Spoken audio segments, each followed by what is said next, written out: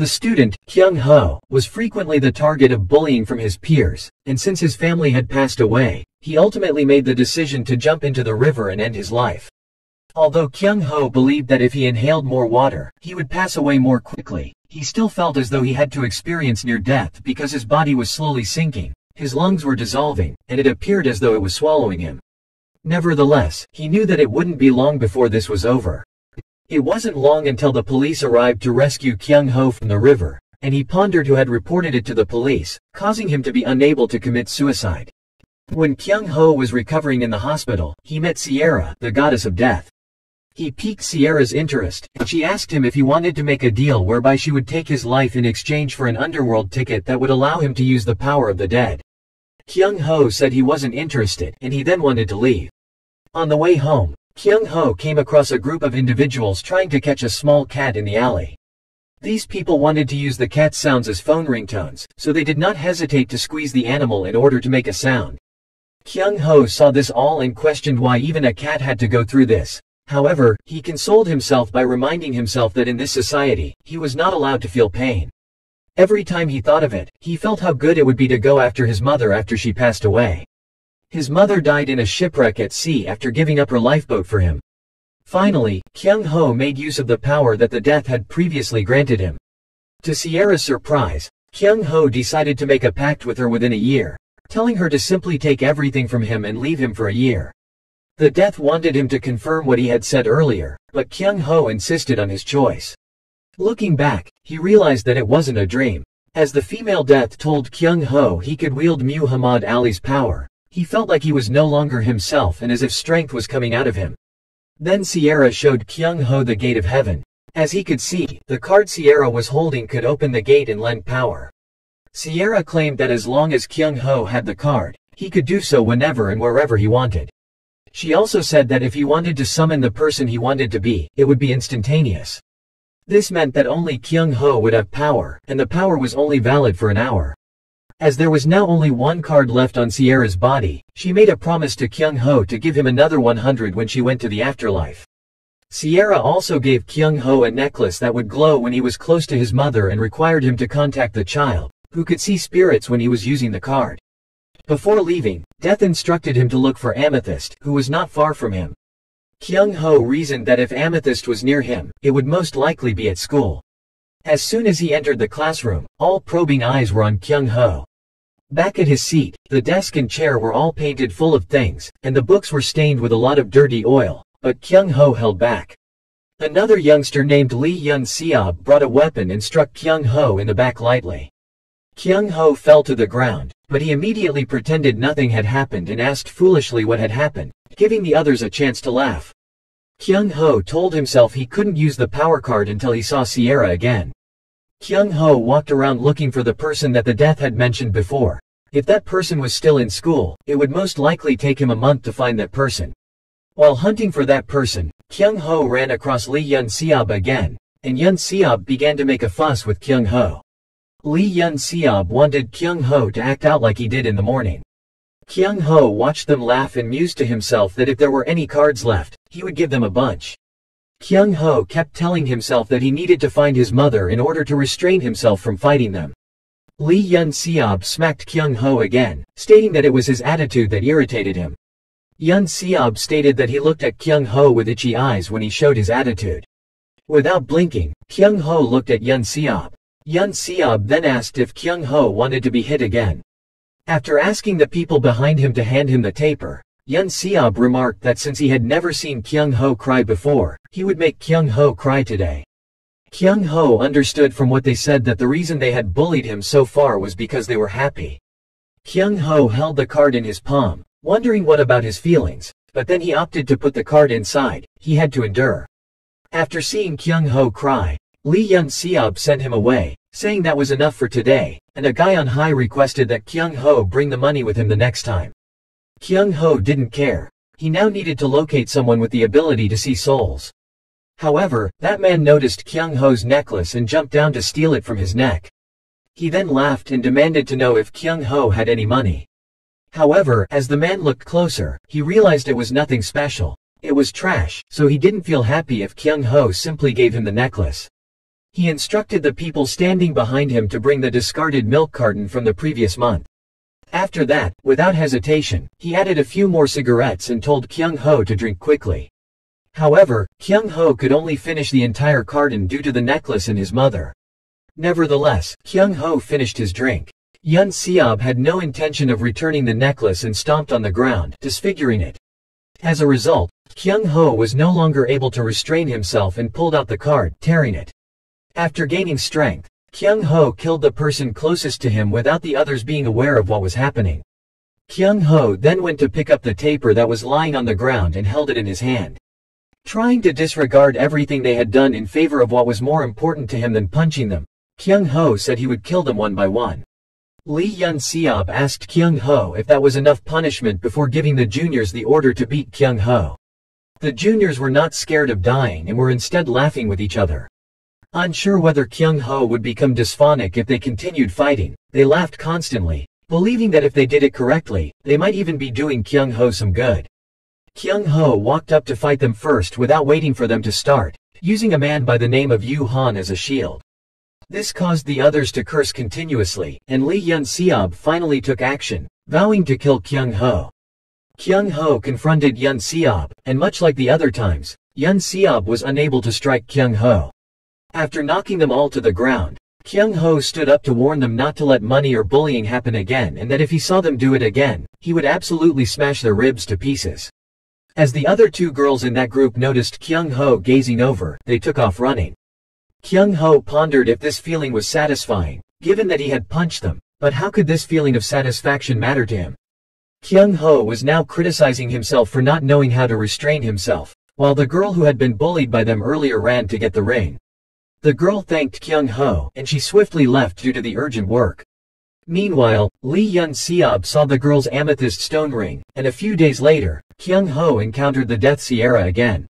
She brought the 100 missing cards as promised and fixed the necklace for him. She came sooner than he expected, but he had to act quickly or it would be too late. Kyung Ho was so eager to get to the appointment with the person who had the amethyst ring that he dropped the passerby's ice cream. He quickly gave the girl the money to buy another ice cream, and after that, he hurried away. After he arrived at the shop they had scheduled earlier, he explained that he was looking for her because he wanted to see his late mother again. That girl claimed she could see the souls of the deceased and that if Kyung Ho really wanted to meet his mother, she would do everything she could to help him. She showed him the ring that had supernatural powers, and when she put that ring on, she could sense the presence of the spirit. The girl who was passing by when he dropped the ice cream and noticed the two talking said there was a soul that had existed for 300 years trying to take over Kyung Ho's body, and if it succeeded, he would suffer the consequences in the coming days. She explained that the ring had been passed down from generation to generation in her family, that she usually had to go to school during the day so she could see her clients at night, that she told Kyung Ho that because he was special, she would help him, and that she was looking at the shop talking nonsense since she heard that the chocolate and orange ice cream here was quite delicious. Kyung Ho stepped inside and asked the girl to wait a little while, but when he came out, the girl was being chased by another person. As a result of chasing these two, Kyung Ho once again ruined the girl's cat house, dropped ice cream, and even argued with her before continuing to pursue. Finally, Kyung Ho received a response from the other man that the girl couldn't see spirits and that the two of them had been tricked. However, Kyung Ho soon realized that the person he was seeking was the girl he dropped the ice cream on, and as he touched her, he discovered that the girl could see souls. The girl claimed she wasn't in a good mood, and if he just did it as a joke, she would get angry. Kyung Ho knew that it was because of what happened between the two of them earlier that she acted that way. Kyung Ho said he knew she could see spirits, but she scolded him, saying he was ridiculous, was he paranoid, and how could she see souls? People around her didn't stop talking about her after hearing these words. They didn't anticipate her being able to see spirits, which was why she always talked to someone. Some even chastised her for being insane, while others blamed her for the illness of that person's mother. At this time, Kyung Ho knew that she didn't want anyone to find out about this. He apologized to her for what he had said earlier during the argument, but he also had something to tell her. However, the girl cut him off and told him not to follow. People who appeared to be gypsies suddenly emerged on the road at this time, searching for the girl. She quickly found a place to hide and begged Kyung Ho to cover her till the others passed. Kyung Ho was confused as to why the others had left, but she was still hiding. There were a few youngsters running past them, screaming that they had seen ghosts, so Kyung Ho and the girl headed in that direction together. Kyung Ho touched the girl's hair to see how bad the ghost was, but he only saw an angry ghost. The girl pulled a cat from the paint canister in the direction of the ghost's view, her mouth constantly repeating that people who did this were so evil. As Kyung Ho took a closer look, he realized it was the cat he had met the day before, and he dashed out to get some water to wash the paint off the cat. As Kyung Ho walked away, the girl overheard an argument nearby, and she realized it was those guys who had put the cat inside the paint can. The girl ran to the men and demanded that they apologize immediately, and just as the men were ready to hit her, Kyung Ho arrived and stopped them. When they saw Kyung Ho, they shouted to their big brother that it was Kyung Ho who smashed them in the alley, that Kyung Ho was also a boxer, and that they had to be extremely careful, but the big brother ordered them to shut up since he already knew what to do with Kyung Ho. Kyung Ho asked the other men about what they had done to the girl before he could teach them a lesson. However, when Kyung Ho put his hand into his pocket to retrieve the card, it disappeared. As a result, he was severely beaten. Once he had been knocked to the ground, he finally noticed the card had fallen nearby and made an attempt to get it. Kyung Ho thought that if he used the card, these bastards would be gone. The man asked Kyung Ho why he kept crawling about like that and if he was trying to find a way to prolong his life. Kyung Ho held the card in his hand, having already found what he needed. The girl thought this was becoming increasingly uncomfortable and decided she didn't want to stay here any longer. She let out a loud yell that she was here, and now the people she was hiding from reappeared. One of them took out his phone to call the president, and he announced that he had found the young lady and that they would bring her back right away. The girl holding the paint-stained cat was unsure of what to do. She couldn't remove the stains, and the cat appeared to be unable to move on its own. But then her father's subordinate approached and inquired as to whether the cat was to blame for how she looked. He then instructed her to give the cat to him because he used to help a vet in a hospital. That guy saw something unusual about the cat, and the mother cat was angry at the moment. Everyone around could sense the coldness of the ghost, so Kyung Ho went to tear the card apart and became a veterinarian, taking care of the kitten. After everything was resolved, Kyung Ho claimed that she didn't need to thank him because he had something to ask for her help with. However, the girl questioned him aggressively, asking what he was murmuring and saying that if he knew how to cure the cat, he should have done it earlier. She stated that if he had been beaten so severely, he probably didn't know how to fight.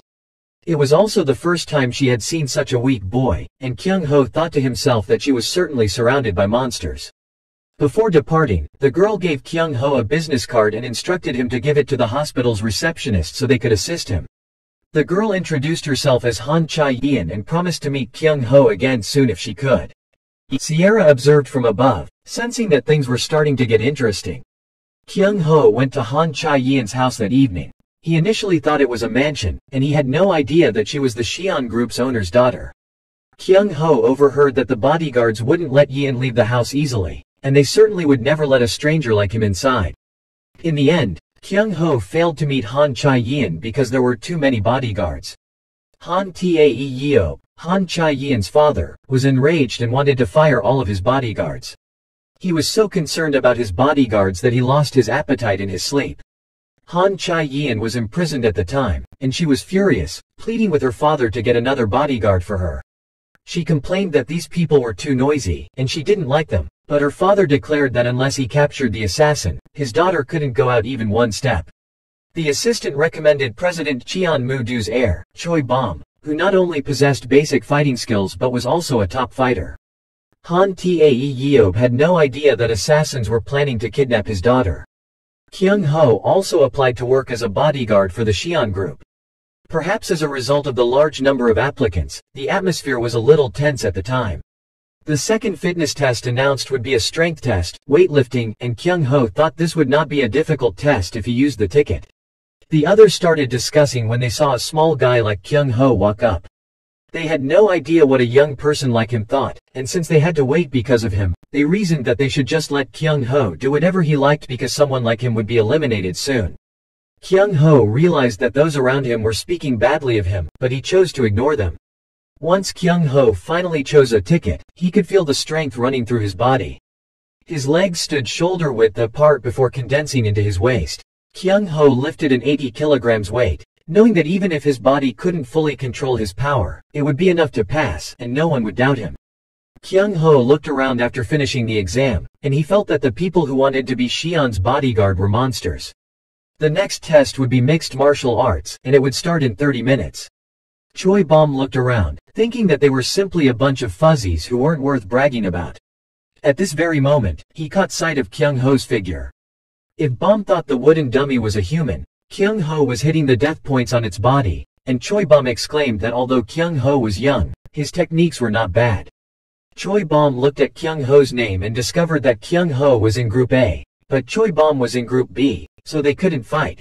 He then discreetly overcame everyone in the group to fight Kyung Ho, but he didn't expect Kyung Ho to conquer him with just one punch. The next people who faced Kyung Ho all failed, and the number of people who looked down on him had also decreased. It appeared that others were growing frightened of him. Kyung Ho had not expected that utilizing the ticket would let him pass this exam so easily. The observer from behind quietly scolded Kyung Ho for daring to defeat Choi Bom and ruining his plan. As a result, he concluded that he needed to find out more about Kyung Ho. This last test would be carried out by the corporation's president, who would interview each candidate. Each candidate would be asked questions and prepared for 10 minutes, and the interview time would be limited to 15 minutes, with everyone being interviewed immediately after. As soon as Kyung Ho entered, Han Tae Yeob's assistant asked him if he was the one who had beat Choi Bom.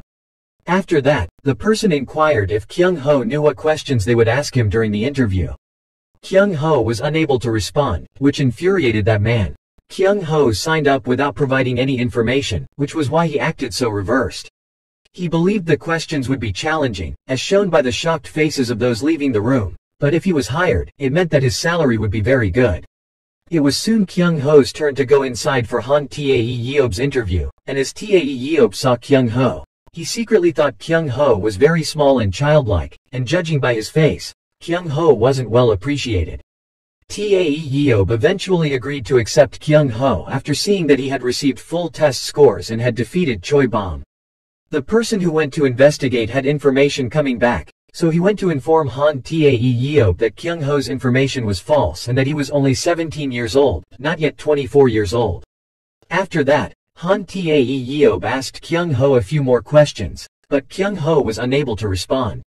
At this point, Han Chae-yeon appeared, and she told her father that she wanted Kyung Ho to be her bodyguard. When he arrived at Han Chae-yeon's house, everyone was surprised since Kyung Ho appeared to be too young, while the other bodyguards here were all in their 30s. Kyung Ho entered the room provided by President Han Tae Yeob.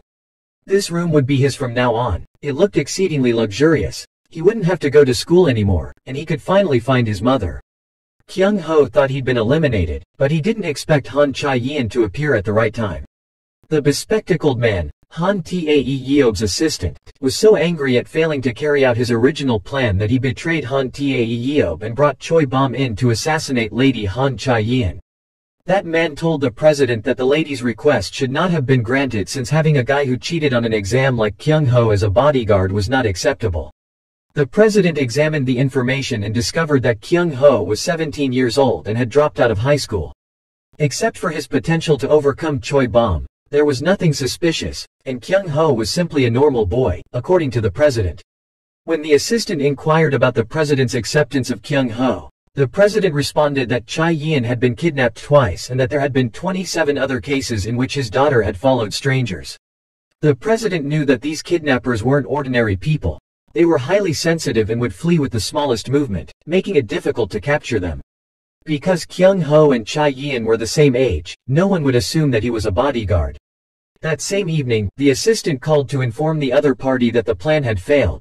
There were some circumstances beyond his expectations, so the hired assassin was defeated, but that was okay because he had already organized another team of assassins.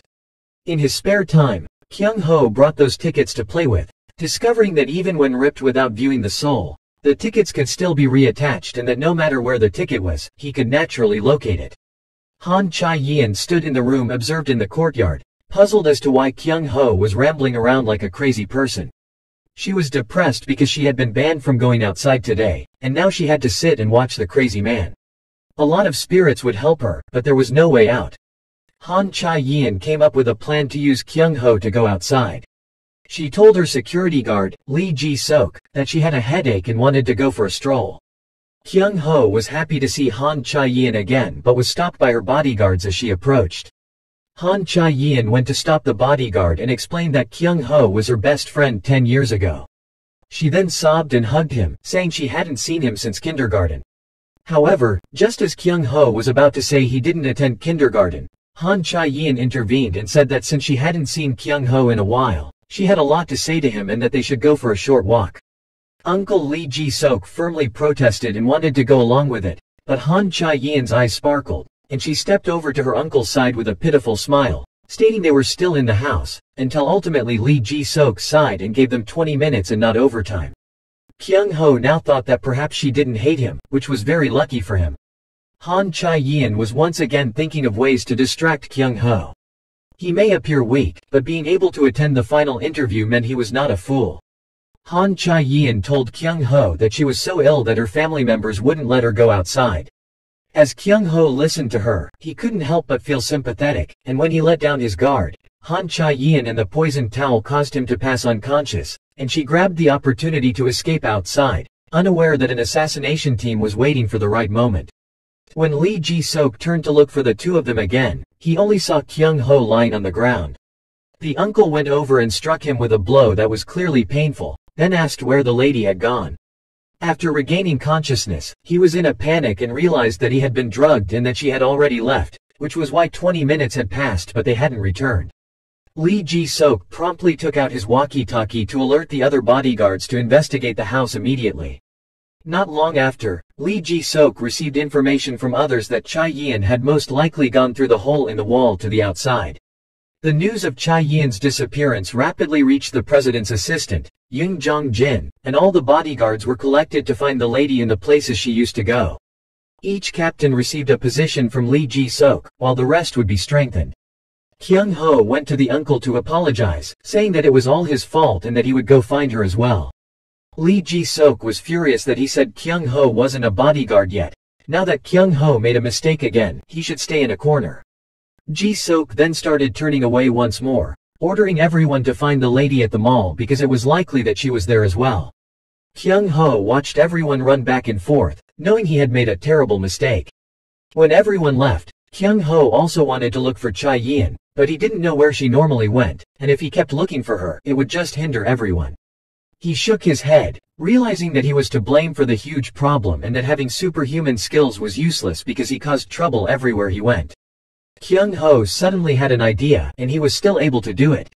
Lee Ji-sok, on the other hand, kept giving everyone the addresses that Han Chae-yeon frequented, but he was unaware that his phone had been tapped. Han Chae-yeon's team had been searching for her for 3 hours when they still hadn't found her. Lee Ji-sok told himself that they would find her quickly because the places she frequented had already been identified. However, after some time passed, he received news that they had searched every store and still hadn't found her. Now that not having bodyguards by her side was really dangerous, she needed to be at peace or everyone would be over. Lee Ji-sok tried to calm down, only to discover her fast when an anonymous person sent a message to his phone with a photo, and from the photo, he could assume Han Chae-yeon was at Sky Park. Kyung Ho, on the other hand, was having a great time right now. Just being able to find the list of activities was the quickest way right now. He could detect information from the bodyguards and assist in this way. Lee Ji-sok was curious who sent it, but he knew he would find out sooner or later, so he assembled everyone first. Lee Ji-sok contacted all the bodyguards to let them know that Chae-yeon was currently at Sky Park. At the same time, the eavesdroppers were also aware of the location. Kyung Ho was examining the situation there via CCTV and swiftly realized that there were several people going after Han Chae-yeon. Lee Ji-sok received a notification that all cars were stalled owing to road control, and Kyung Ho also heard this news, not expecting to be trapped in traffic at this moment. He was going to inform them that there were 2 men following Han Chae-yeon right now, but Kyung Ho seized the card and decided to go there on his own. Lee Ji-sok was furious that there was a traffic jam at the moment because the park was only 7 kilometers away. Coincidentally, Lee Ji-sok's entire team was also stuck in traffic at the same time. Unable to move forward, Lee Ji-sok wondered what the hell was going on and why the accidents were happening. At this time, he received an anonymous message informing him that Han Chae-yeon was in danger, and the photo of Han Chae-yeon being followed by the other 2 was also given to the president's phone, so Han Tae-yeob ordered a quick check of all CCTV in that region. Kyung Ho observed them check the CCTV around, He knew they believed it now and captured those people. They immediately confirmed that the moment Han Chae-yeob was arrested, based on their present location, they were moving towards the mall. After receiving the news, Han Tae-yeob became enraged and attempted to leave with a stick, but the assistant standing next to him stopped him. At this point, their only option was to wait for news from the bodyguards. According to CCTV watchers, there was local congestion as a result of the accident, so Han Tae-yeob knocked on the table and told them to stop making excuses. The culprit was right in front of them, so stop making excuses and bring Chae-yeon straight back. There seemed to be no way, so Lee Ji-sok stepped out of the car and started to jog there. However, the person in the car stopped him since getting there also required a lot of time. They needed to find a solution right away.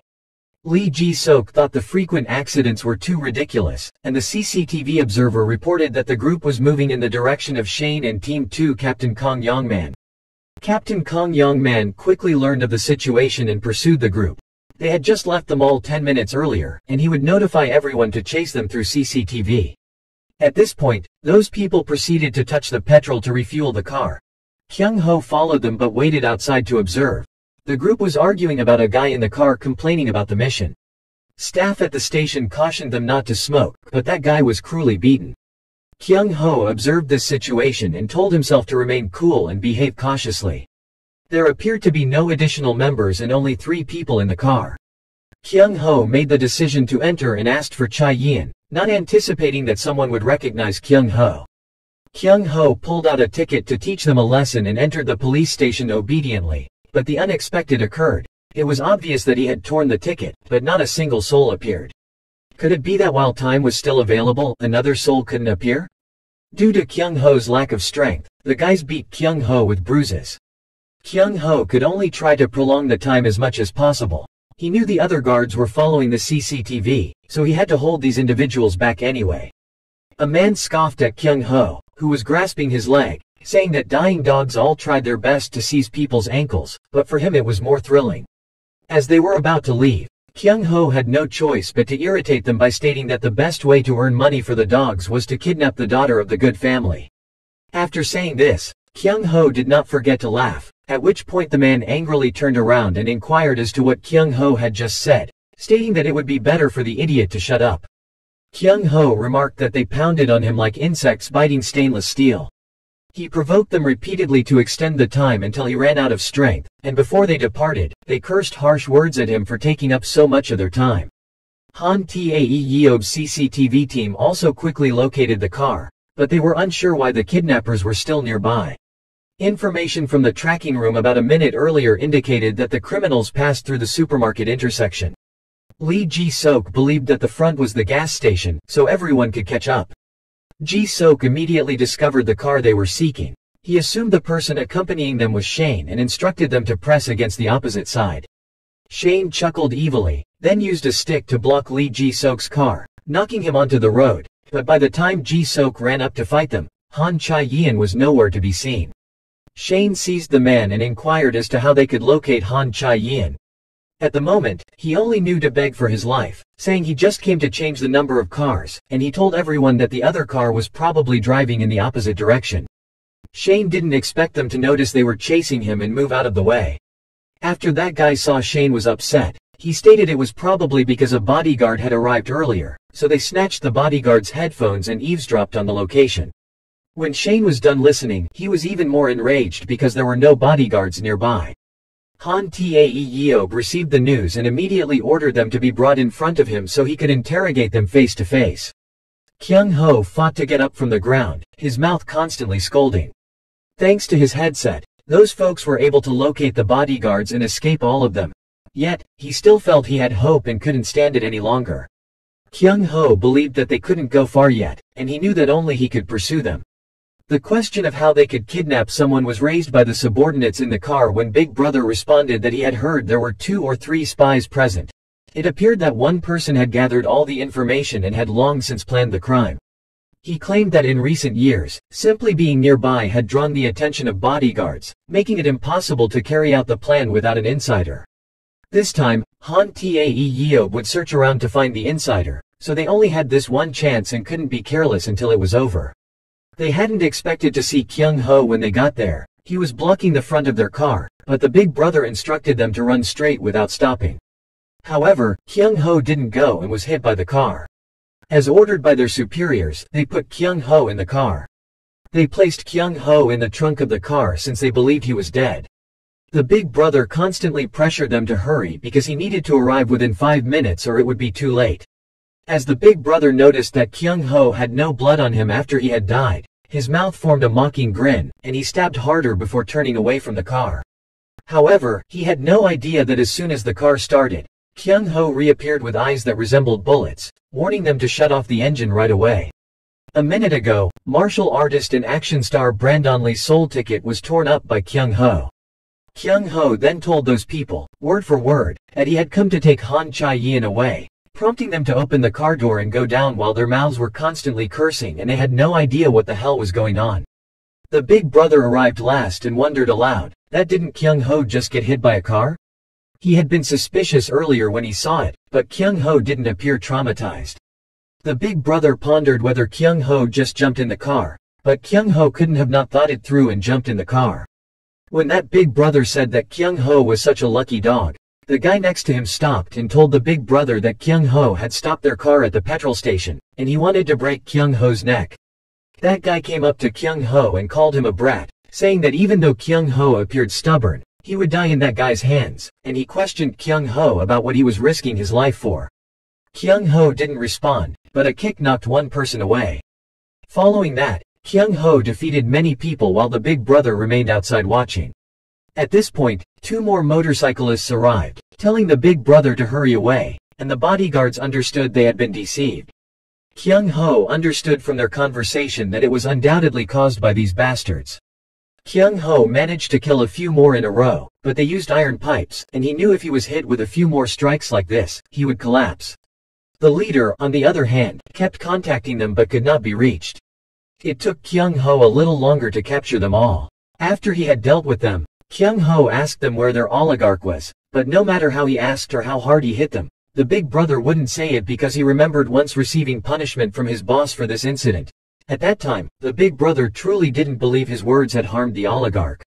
He claimed that it didn't matter what that person did, but as a result, he exposed the location and then coldly crossed a big line near that guy's mouth. The oligarch went out to find them at this time. He came from a distance and asked them, saying he would be there in 5 minutes. However, when he arrived and saw 7 people on the ground, he was rather shocked, asking how Kyung Ho could have knocked down his 7 juniors by himself. He went to ask Kyung Ho if he had done it by himself, but Kyung Ho didn't respond and instead punched him in the face. The man then inquired if this was the answer, so Kyung Ho had to receive the reward he deserved. Kyung Ho didn't pay attention to the man's nonsense, instead, he attacked constantly. However, when the man knocked Kyung Ho to the ground, it was obvious that Kyung Ho had delivered the blow very accurately. The man looked at Kyung Ho, who was in no way hurt. Kyung Ho realized the man's muscles had blocked his punches. The gap in physical strength was too great, but Kyung Ho couldn't run away.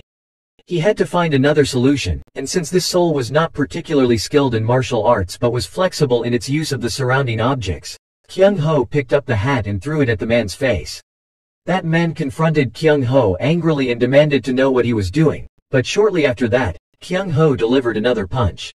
By the time that man realized Kyung Ho was using that position on purpose, Kyung Ho had given up his defense to attack the weak point of holding, and it was already late. This was also the first time he had encountered someone so special. He asked Kyung Ho where Kyung Ho got these martial arts, and if Kyung Ho did as he was told, he would convert Kyung Ho into a lake. Kyung Ho felt that his power, technique, stamina, and battle experience were all at a disadvantage, and he knew that he couldn't defeat that man in this position. At the time, the man was holding Kyung Ho's shirt in one hand and answering the phone in the other. After Kyung Ho heard the man indicate the address, he snatched the man's phone, and as soon as he heard the location at the building site across from Building A, he broke the phone. Kyung Ho grinned at the man because he was the only one who knew the position at this point. The angry man warned Kyung Ho that if he didn't reveal the place, he would beat Kyung Ho to death. Kyung Ho hurriedly entered the factory. The man pursued him and warned that there was no way out and that he would torture Kyung Ho until he revealed the location. However, Kyung Ho asked the man what he was talking about because he had brought him here on purpose. There was nothing more ideal for action actors than a movie set. The man asked Kyung Ho again what the hell an action actor was, calling him an idiot as Kyung Ho was about to record his final scene before he died. The man stepped in and took off his watch and jacket so that he could satisfy Kyung Ho. Kyung Ho recognized that his speed and strength were not comparable to that man's, that he didn't have to battle head-on in this circumstance, and that if he made the most of this soul's power, he would be able to deal with it more easily. That man was now so badly injured that he was screaming and couldn't understand why Kyung Ho's punches were so powerful. By the time he could see clearly, he saw Kyung Ho punching him with his own watch. Kyung Ho felt that wasn't enough for that man and added more sand to his eyes. At this point, the man was so angry that he declared he would kill Kyung Ho. Kyung Ho had been hiding behind the door, secretly thinking that the man's stature and physical strength were formidable. This time, he must absolutely put an end to it. Kyung Ho used a heavy iron barrel, seizing the chance that the man wouldn't notice, covered that man's head, and it was over. That man called for Kyung Ho to open it. He gave up since he wanted to recruit Kyung Ho, but it didn't matter because once he pulled it out, he would break Kyung Ho's arm. Meanwhile, Kyung Ho was thinking that since basic blows couldn't compete with that man's stamina, he'd simply focus on hitting the weak point with continuous punches from now on. That man believed that this idiot was only hitting in one spot, so when Kyung Ho took a break, he tossed out the barrel, determined to shatter Kyung Ho's head at all costs. However, before he could act, Kyung Ho slammed the man to the ground, and in the end, the man lost. That man recalled the 21st National Judo Congress and Kong Jin-mok's 5 years of unbeaten judo competition. However, when he lost for the first time in front of thousands of spectators, the crowd acclaimed him because they had been looking forward to seeing this failed Kong Jin-mok for a long time. His opponent had applauded him for a spectacular wrestling fall, and he was almost in serious danger. At that point, he recognized he was not a judo player and that his desire was not success but rather the appearance of the loser lying on the ground. After recalling the incident once more, the man got up, grabbed Kyung Ho, and declared that he had caught the rat, Kyung Ho, and that he would help Kyung Ho stay on the floor forever. Kyung Ho claimed he only hit that man once, but he couldn't figure out why just one punch made him unable to stand. Sure, the muscles were so strained that they couldn't be used arbitrarily, but it was over when it came to striking his weakness anyway.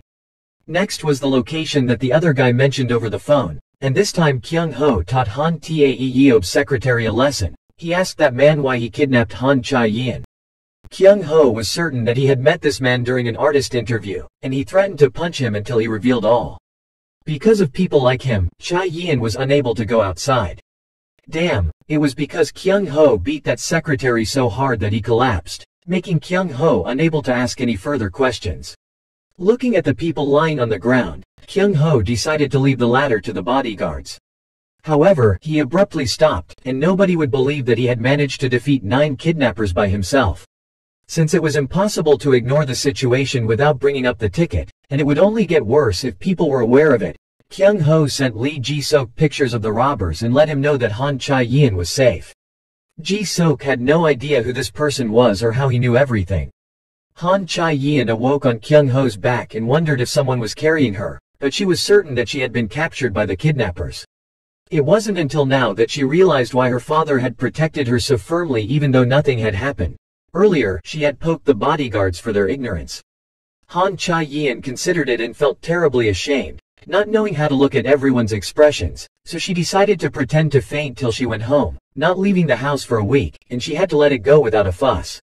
Kyung Ho opened his mouth to ask Chae-yeon if she realized how hard he and the bodyguards had worked to get her back, but this time it was his fault. He wanted her to defend him before the president and everyone else. He also promised to keep her safe from her stalkers when she left the house and would catch them all. However, in exchange, he had a demand. He wanted to see his mother's soul. Han Tae-yeob, upon hearing that his bodyguards had captured the bastards, directed that they be brought here. The bastard's real name was Jung Jong-jin, and he may have changed his name and come here to work. With a stick in his hand and ready to beat the man, the president was about to do so when other guards intervened because so many people were staring at them. Instead, they decided to take the man to the basement so Han Tae-yeob could deal with him. The moment Tae-yeob loudly asked where his daughter was, Han Chae-yeon appeared, apologized, and confessed to her father. Tae-yeob then went over and embraced his daughter in his arms and asked if she was hurt in any way, saying he was not good and that by keeping her in the house like that, he made his daughter miserable. Han Cha-yin finally understood everything and promised to listen to her father. Codename Black Mamba now brought the phone to alert them that their spy had been captured. Codename Anna reprimanded that spy for being a waste. Even though the espionage plan was so well prepared, that spy nevertheless was caught. Anna said that she had to notify their boss first and that the other snakes were also acting, so they had to pay attention. When Black Mamba inquired if there were other snakes than them, Anna replied that this was on a much greater scale than he had thought. Codename 7-Point and Viper were quietly working. In addition, she heard that someone was coming to help when the spy was in danger and gave the order to that person to prevent that spy from revealing any information. On the other side, Han Tae Yeob wanted Ying Jong-jin to quickly reveal who was behind him. However, Ying Jong-jin claimed he simply took the money and did as he was told because those people had previously threatened to kill him and his family if he revealed any information about them. Han Tae Yeob was certain that this man was gagged. But even if he promised to safeguard all of that man's family members, he couldn't force that man to tell the truth. Han Cha-yin asked Lee Ji-sok if he knew anything else about them. Ji-sok stated they all had snake tattoos on their hands and the acronym Liz, and it was probable that those groups worked together, but other than that, that guy only repeated he didn't know anything for 30 minutes. After some time, the president inquired as to whether Ji-sok was not alone in saving Han Cha-yin. Ji-seoj answered that it was true. When Lee Ji-sok arrived, Cha-yin had already been rescued.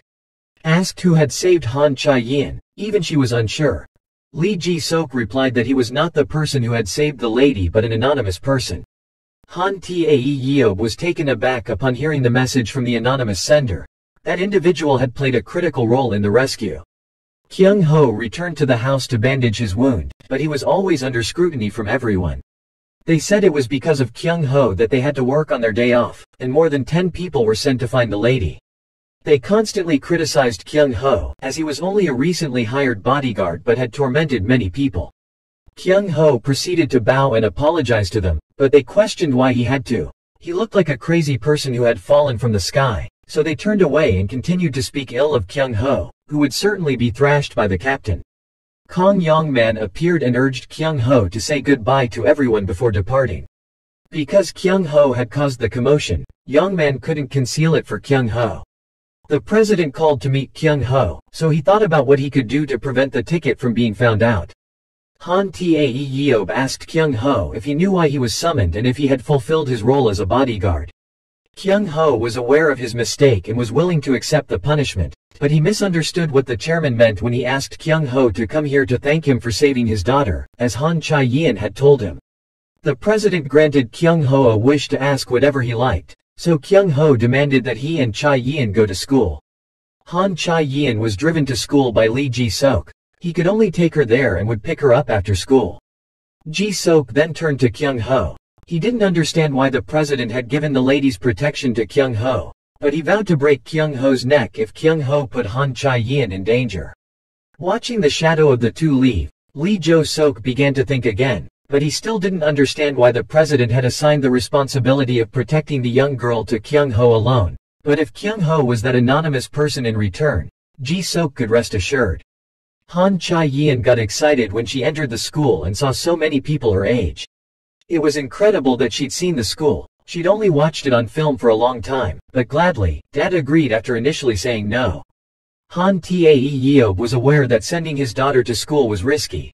Earlier in the conversation, Kyung Ho stated that he had something to ask the lady for help with, so he had to repay the favor. He promised to capture all the other men. Han Tae Yeob claimed that there was no connection between catching those guys and going to school. Due to Han Cha-yin's protection, he had always required dozens of bodyguards over the years, but those people performed so carefully that it was difficult to catch their tails. He asked Kyung Ho if he wanted to send Cha-yin to school so that those people could reveal their faces.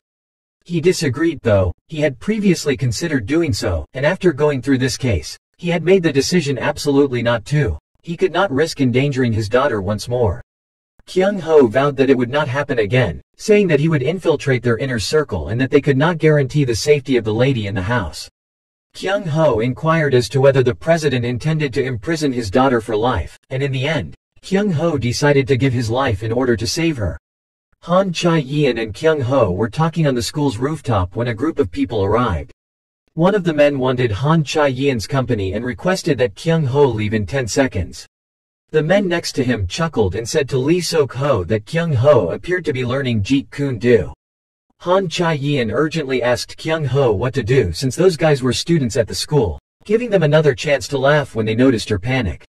She asked Kyung Ho what to do now. What if these guys were injecting drug users? Kyung Ho urged her to calm down. There was no such thing. Lee Sok-ho asked what the two were whispering and whether they were testing his patience. They sounded like brain-disabled boys, Chae-yeon said, and she questioned them if they realized how strong Kyung Ho was because he alone had knocked down so many adults. She then advised them to leave if they didn't want to be bedridden. Kyung Ho looked at her and silently grinned, saying nobody would believe it if she said that. While seeing them constantly walking closer, Chae-yeon nervously requested him to speed up. Kyung Ho was busy thinking about how wasteful it would be to spend the ticket with these youngsters. That 1 minute of indecision cost Kyung Ho the opportunity to rip up the ticket, and they began attacking. They were too strong for Kyung Ho to escape. They were stronger than he expected. The student president, Park Yun-so, entered at this time and informed them that the teacher's office was now discussing expulsion. As a result, Lee Sok-ho's guys ran away instantly. Before leaving, Lee Sok-ho advised them that transfer students shouldn't roll their eyes like that and threatened to kill them the next time. Park Yun-soo urged the two into the classroom after seeing those people leave. It didn't end there, as Lee Sok-ho continued to pick a fight with the two of them and wanted to play a football match, which surprised everyone when they heard about the new student and him competing. Before entering the courtyard, Sok-ho stated that even if he were hurt in this place, it would not be a battle. Kyung Ho heard that guy say this and retorted that he needed to make good use of it because he had played a lot of football since he was a young boy and only needed to trust the two forwards in front.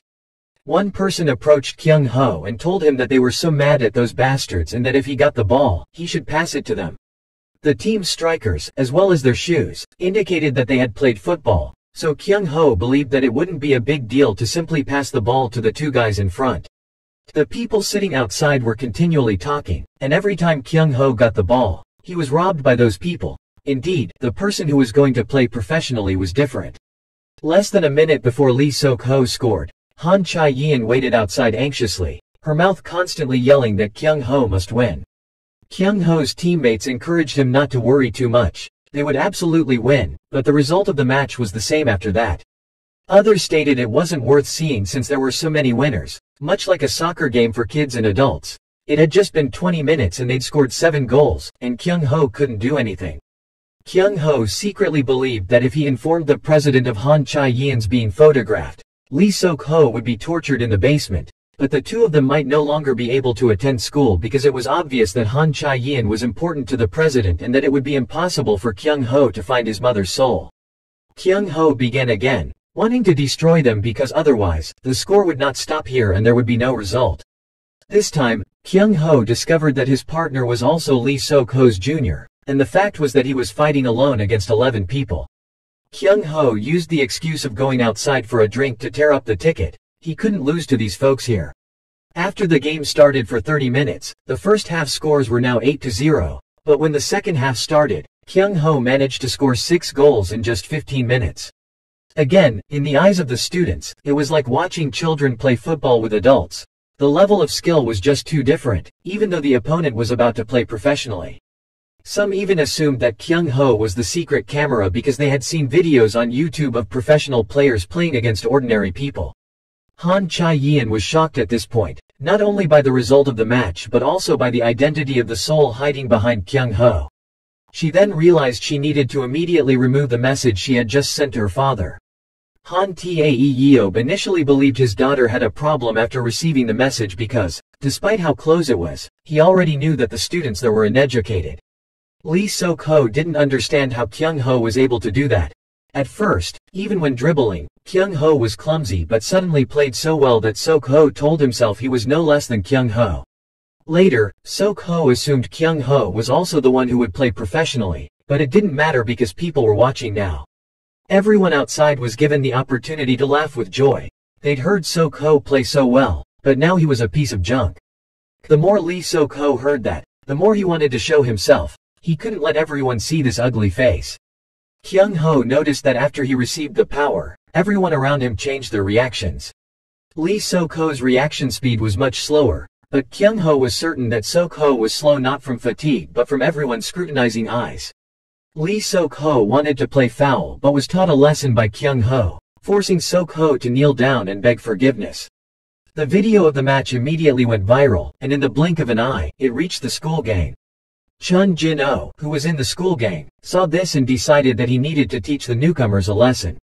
Chun Jin-oh ordered his juniors to bring Kyung Ho here tomorrow.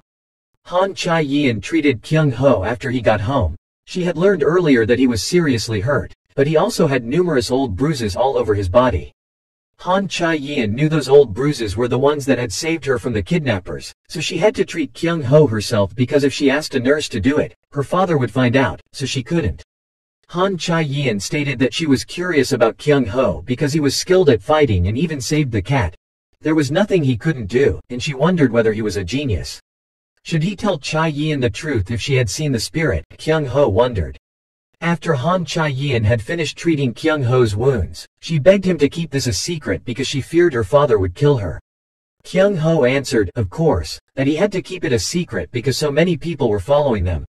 As the two were chatting, Han Tae-yeob approached the door and wanted to enter. Han Chae-yeon quickly found a place for Kyung Ho to hide. When her father entered, he told her that he had heard something earlier. Han Chae-yeon smiled and replied that it was because she was cleaning the room, surprising Han Tae-yeob that his daughter cleaned the room herself. He asked his daughter how she felt about returning to school after so many years. He was worried about his daughter. He should have selected a more prestigious school for her so that she could make good friends and he would be less concerned. Han Chae-yeon told him that this school was also great. She was aware that her father was nervous about her safety, so he let her study near home.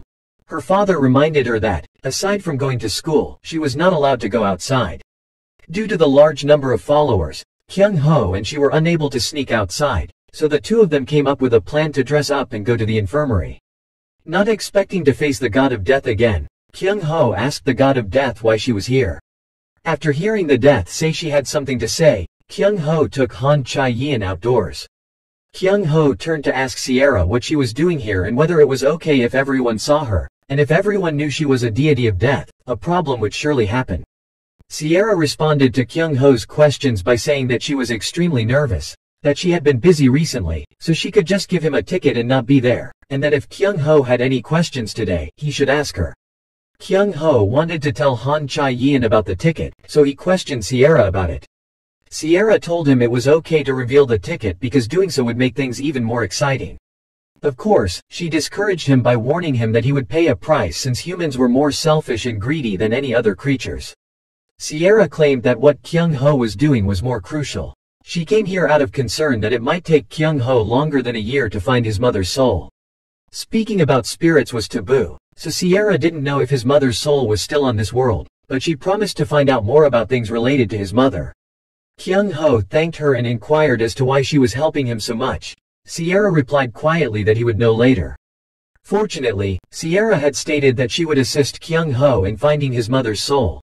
Now that he knew where his mother appeared, he would go there. In contrast, Han Chae-yeon hated Sierra so much. She claimed that Sierra only came to work as a nurse because she wanted to seduce youngsters. The two were still walking when they came across some young men making fun of a girl. Han Chae-yeon yelled at Kyung Ho to hurry up and teach the boys a lesson. But Kyung Ho didn't want to get involved in such unimportant matters. But before he could do anything, Chae-yeon stormed in. Kyung Ho discovered something unique during this fight.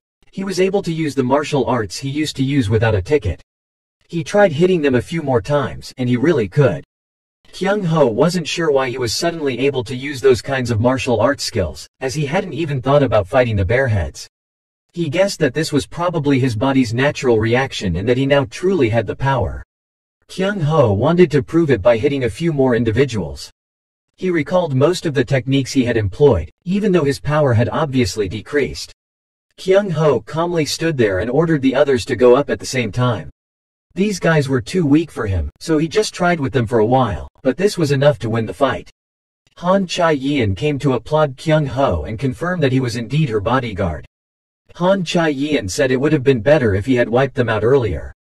One of the men Kyung Ho had defeated got up and warned him not to be arrogant or think he could beat them. There were many men looking for him, and if those monsters caught him, he would undoubtedly die. Kyung Ho was surprised as he heard that they wanted to find him. He wondered whether it was because of yesterday's match. That guy grinned and warned Kyung Ho not to assume it was a normal fight because they were all monsters. After Han Chae-yeon learned about this, she was terrified to ask Kyung Ho what to do. The other man chuckled and claimed that he just knew that and that Kyung Ho was also a monster. That guy even patiently talked about each monster in turn for the two of them. The last individual, Chun Jin-oh, was also the strongest. As soon as that guy concluded, Jin-oh arrived just in time, and Chun Jin-oh went on to say that he came here to see off a new transfer student. Kyung Ho was a quiet person who had little interest in sports or competence, so the kidnappers had always kept an eye on him. Being scorned once would become their target for a long time. Thugs used to be Kyung Ho's nightmare at school, but now the situation was different. The person who had previously been defeated by Kyung Ho lay on the ground, thinking as if a new student like Kyung Ho was not frightened of Chun Jin-oh. Jeet Kune-do attacked with the right fist. There was no preparation. Attack and defense were carried out simultaneously. The last punch was quicker than the first, which was how it felt to transform into Bruce. But Kyung Ho didn't anticipate Lee Sok-ho to launch a counterattack in the space of a blink of an eye, as if he had been struck by a rock. The man on the ground believed it was hard to stop Chun Jin-oh. Kyung Ho reassured himself that he had nothing to worry about as this jerk was not strong. After Kyung Ho was defeated by Jin-oh, he came to the realization that, when he entered the soul, he didn't need to consider how he would have to strike because it was as natural as though he had swung 1,000 times before. Instead, what he needed to concentrate on was the movement of the opponent rather than the Jeet Kune-do technique. Chun Jin-oh glared at Kyung Ho with hatred, believing Kyung Ho didn't realize there was a power difference, and then used his strength to defeat Kyung Ho. Kyung Ho didn't expect his strength to be so different. He assumed there would be a victory without using the ticket. Chun Jin-oh began scolding Kyung Ho for being an asshole who tried to show off but didn't even have fundamental skills. In this combat, Kyung Ho lost badly. When Kyung Ho came back, he questioned whether he was a worthless person for not using a ticket, but he couldn't allow that to happen now because he still had the feeling of the ticket. He needed to learn just one more thing, and the remaining feeling was more than enough. After arriving at school the following morning, Kyung Ho went to the infirmary.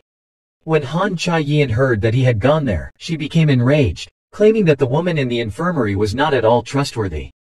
Kyung Ho decided that he couldn't let Han Chae-yeon come here anyway because he had to keep all the details about this god of death a secret. Sierra stared at Kyung Ho's bruised face and questioned him about why he was beaten every few days without using a ticket. Kyung Ho replied that, after all, the ticket was not multi-purpose. Kyung Ho came here today to ask about his mother's soul, and Sierra told him he might meet it if he went to a nearby piano school, but that because it had turned evil, she was unable to help him. When Kyung Ho heard those words, he secretly believed that a demon connected to his mother's soul was present. When Kyung Ho and Han Chae-yeon returned, they encountered an evil spirit. Han Chae-yeon hadn't anticipated that such a cunning evil spirit would be present inside the piano academy. The information about the devil was in the newspaper the two had picked up. Student Lee Hee-yeon committed suicide by jumping off the roof of this academy, passing away in the midst of everyone's grief without anyone knowing why. At this point, Lee Hee-ju, the deceased student's sister, came to chastise the two of them and curse them if they had to come here to destroy evidence. Kyung Ho asked her what she meant by saying destroying evidence, and if she didn't recall anything else. He said he was the one who had saved her earlier from the thugs. While watching the girl's back run away, Kyung Ho thought he had to comfort her while he was misunderstood. After he came home, he continued to practice Chi-Chi. Upon seeing it, Lee Ji-sok wondered why a young person like Kyung Ho would learn Chi-Chi, considering it to be a waste of time and Kyung Ho to be such a poor child. After observing Kyung Ho for a while, Lee Ji-sok was startled by one of his moves. Despite knowing that Kyung Ho had been hurt while training, Lee Ji-sok purposefully inquired as to what was wrong with Kyung Ho's hand. Ji-sok had asked Kyung Ho if he had a heart but no skill, so he felt guilty about accepting the money. But if Kyung Ho's hand was wounded, who would defend Han Chae-yeon at school? Lee Ji-sok warned Kyung Ho to think about what can happen before doing anything, because youngsters who practice without thinking like him merely cause more injuries that bring nothing, and whether it was before or now, Kyung Ho was still useless. Lee Ji-sok wanted Kyung Ho to go to the gym every day at 10 o'clock in the evening because seeing Kyung Ho alone as a farce was a humiliation to the bodyguards. Therefore, Ji-sok would make Kyung Ho useful as fast as possible. The following day, Han Chae-yeon and Kyung Ho went in search of Lee Hee-ju once more. When they arrived, they saw the little girl sitting next to the piano when another girl and several people with cameras appeared. That girl then instructed the two people who followed her to play the piano there while the two of them recorded the audience. The moment she noticed Lee Hee-ju sitting there, she pretended to be astonished, saying she hadn't seen Hee-ju in a long time. She then requested the little girl hurry away and let her take the video, and she added that Hee-ju was still as rude as before because she didn't care about answering adults. She asked Lee Hee-ju to have a good look to see how she attracted people in one go. Exactly like she said, everyone gradually gathered. Lee Hee-ju annoyingly claimed that her sister played much better than that and that girl was just pretending to be good, when in fact, Hee-ju could even do it. However, when that girl asked Lee Hee-ju to go there and play the piano, she was unable to do so. She couldn't play the piano without her sister by her side. As she did so, everyone outside couldn't stop laughing. Eventually, Han Chae-yeon walked up to support her. The melody that she often plays with her older sister, Han Chae-yeon will help her play. As soon as the sound was played, everyone cheered in unison. It feels like being revived. A piano piece like this is better than a lot of stereotypical songs. Kyung Ho thought to himself that even though he didn't know anything about music, he was sure the people around him were feeling the same way. Everyone knew that the girl's strength was far different from that of the other girl. Han Chae-yeon went to ask the girl just now to apologize to Lee Hee-ju. Even though she knew everything that happened to Lee Hee-ju's older sister, she still wanted to ask. Han Chae-yeon angrily asked her to apologize for offending the deceased. She calmly pretended to ask what happened. She didn't know anything. Lying, she apparently picked up the newspaper announcing Lee Hee-yeon in front of the academy. How could that girl not know what happened inside her academy? Everyone around heard it and was also surprised. What a joke. If so, it's all because she messed with that girl and pretended to be the victim. A few angry people began to curse. It was too disgusting. Just now, what did she say about humanity? What capacity? It turns out that if you're not mean, you're also empty-headed. These words made the other girl blush and quickly leave. After everyone left, Kyung Ho asked Lee Hee-ju about her older sister. She said that her sister is very good at the piano, so she wants to learn from her sister. Every day she will sit next to her to teach her, but the time to practice together is decreasing. Lee Hee-yeon began to dress revealingly and interact with the delinquents.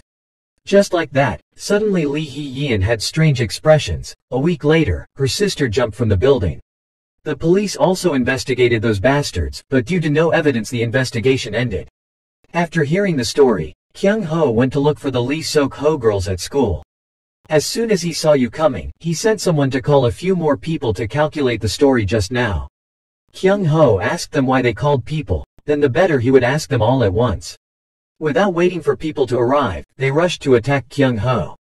Pointing to the attack Kyung Ho had defeated on himself. Even if it was just a little, it was certainly the Captain Lee Ji-sok who helped him.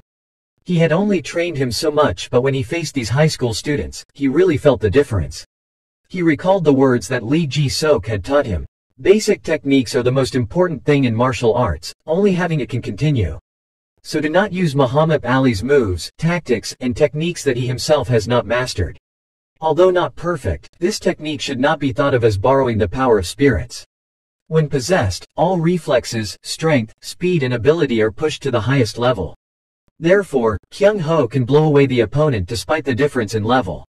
But now, his senses and combat experience were lacking, and he always had to think of himself as a high school student. Kyung Ho is following Lee Ji-yeon's instructions to wait for the opportunity to counterattack. Sure enough, these guys only know how to do colors, so when they're scared, they're done. This is also the best opportunity to test how far he has improved. At this time, Park Yun-soo appeared to help Kyung Ho escape from those people.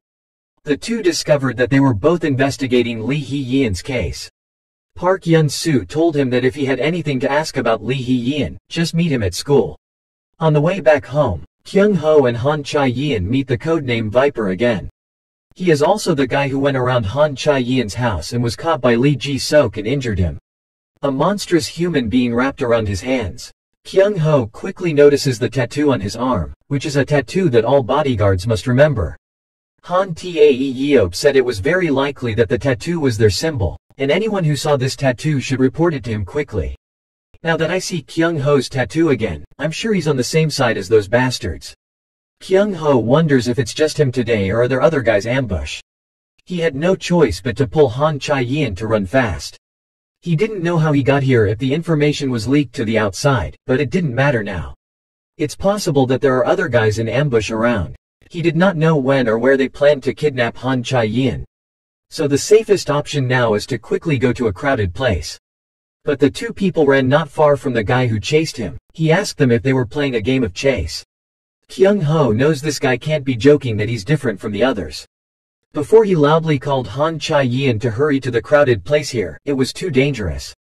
She didn't listen to what Kyung Ho said, but sprayed pepper spray in his eyes. He angrily said that it would be better to run away, a young lady of a tycoon, to be so stupid. Kyung Ho went up thanks to that, and you realize that he has many loopholes. He took the opportunity that he was still negligently attacking his stomach for Han Chae-yin to run away. Even so, he was not angry, but laughed and said that you were interesting. Kyung Ho now needs to determine how many of them there are. Moreover, as long as Han Chae-yin can escape alone, he is relieved. On the other side, Lee Ji-yin is still thinking about this guy. Although his hands are tied, his flexibility and reaction speed are on another level. Not only that, but the most worrying thing is that he learns martial arts to kill people. At this point, he was beaten to the ground by Kyung Ho. He wanted him to tell him before he got hit. He is an extremely bloodthirsty person. He is the one who made a grudge with the mafia abroad. But one thing is for sure, his ability can kill that mafia alone with the nickname Viper. In particular, he does not need any other compensation, other than enjoying the fear of his opponent. Viper's ability is enough for him to infiltrate the mafia headquarters and kill the leader by himself. Now Viper didn't expect him to be defeated by a kid with just one punch. He was wondering if his ability was better than that of the school captain. This can't be ridiculous when this kid is just a bodyguard. No matter how good Kyung Ho is at fighting, according to him, he can't be better than the captain. Viper decided not to despise the enemy anymore, as long as he didn't get killed. But again he was beaten mercilessly by Kyung Ho. Viper discovers that Kyung Ho is a non-trivial person, different from the captain. Speed, technique, all are top-notch that a student can't have. It had been a long time since he had this feeling, meeting such a great person. Just like he had experienced dozens of battles, could this be the ability of a child gifted by a god? Kyung Ho now feels something strange. He must quickly destroy this guy and eliminate the consequences later. Strangely, no matter how many times he was beaten, he still kept the smile on his face. Kyung Ho couldn't help but ask him why he was smiling like that, if he had called in more teammates. Again he smiled and replied that he was not, because he was very interesting. After fighting for a while, Viper decided to untie the chains that bound his hands. Kyung Ho couldn't believe his eyes. He was able to open the chain by himself with strength. Viper says now he starts playing for real. Kyung Ho discovered that after being attacked, his speed did not slow down at all. Breaking the chain, each movement combines together more naturally than before, and the speed is also different from before. Viper kept saying interesting, first time he met such an interesting kid. Although he has faced many people, Kyung Ho's whole body exudes a different look. Even when facing a Muay Thai master or when meeting the mafia. Those guys are all trained in martial arts methodically, and they will fight stably within that framework, without the original human emotions. But Kyung Ho right in front of him is different. He is a monster. Viper said the warm-up was over. It's been a long time since he'd been able to relax, so his whole arm was numb. He tells him that he finds him very interesting and is the strongest of the men he has ever faced. So he was a little curious if he would beg for forgiveness like a normal person. Will Kyung Ho be like the Muay Thai master, feeling empty and broken or bursting into tears like the mafia? Kyung Ho said he has adapted to it now. It took him a long time for his soul to adapt to his body. During the battle he observed that he wanted to end the battle as quickly as possible. Viper asks if Kyung Ho is exhausted. His strength keeps decreasing. He asked what kind of person he was and why was he still sober after being beaten like that. Viper says that wherever he goes, people will die. The matches only end when his enemies lie down. Their living situations are different, and he admits that Kyung Ho is a very strong person. But now he will limit you, then hook the key to the chain using it as an offensive weapon. When using a chain like this, he gave off a killing intent that scared people to the point of getting goosebumps. Kyung Ho is not afraid to die to pull the chain. After extending the distance so that he couldn't get close, he wanted to apply pressure from afar. At this point Viper could only utter one word. This kid seemed fearless. Kyung Ho thought Viper was beaten so badly that he could still get up. Maybe he wanted to be beaten to death. Kyung Ho doesn't know what to do next. His arm is already broken. Viper asked him if he wasn't afraid of death. He sensed that he wasn't. It didn't matter to him whether he lived or died, but he couldn't die yet. He said you died with him, it was too easy so far, you're the most different from everyone he has met. Kyung Ho said that if there was that difference, then he was the one who prepared for death a long time ago. Viper told him, saying that would only make him even more interested. At the same time, he thought that there was no need to take a big risk now and get nothing. He could kill him slowly in the future. Seeing him leave, Kyung Ho felt lucky. His arm was broken and he couldn't even try to hit him again. When Kyung Ho woke up again, he was inside the hospital with Han Chae-yeon. Fortunately, his arm was only broken, not broken like he had thought before. When Lee Ji-sok returned home to see Kyung Ho's arm, it was quite uncomfortable. Kyung Ho lied because in school he fell and broke his bone. He started scolding Kyung Ho and asked him to try to protect the lady. As a bodyguard, you can't take care of yourself, you can't fall anywhere while going to school. Lee Ji-sok felt powerless and asked him to hurry and focus on curing him. He suspiciously asked if he had run into a beggar with his arms tied. These days he's been hanging around here. If you meet him, don't be foolish to fight. Lee Ji-sok agreed. After returning to his room, he tore the ticket online to find information about that guy in the organization, but an hour passed and he still had not received any valuable information. Viper on the other side immediately contacted Park Yun-soo, the head teacher of the two of them, to find a way to deal with Kyung Ho. Park Yun-soo planned that if he took advantage of the thugs at school there would be no problem. He will also try to get the two of you closer to the school without anyone noticing. It all revolved around money, he realized years ago. After his parents died, the inheritance of 100 million won was too big for him, and it was also difficult to say that wealth was not important. Money can make up for all his lack. Not long after realizing that money can help him with everything, Park Yun-soo went bankrupt within 3 months.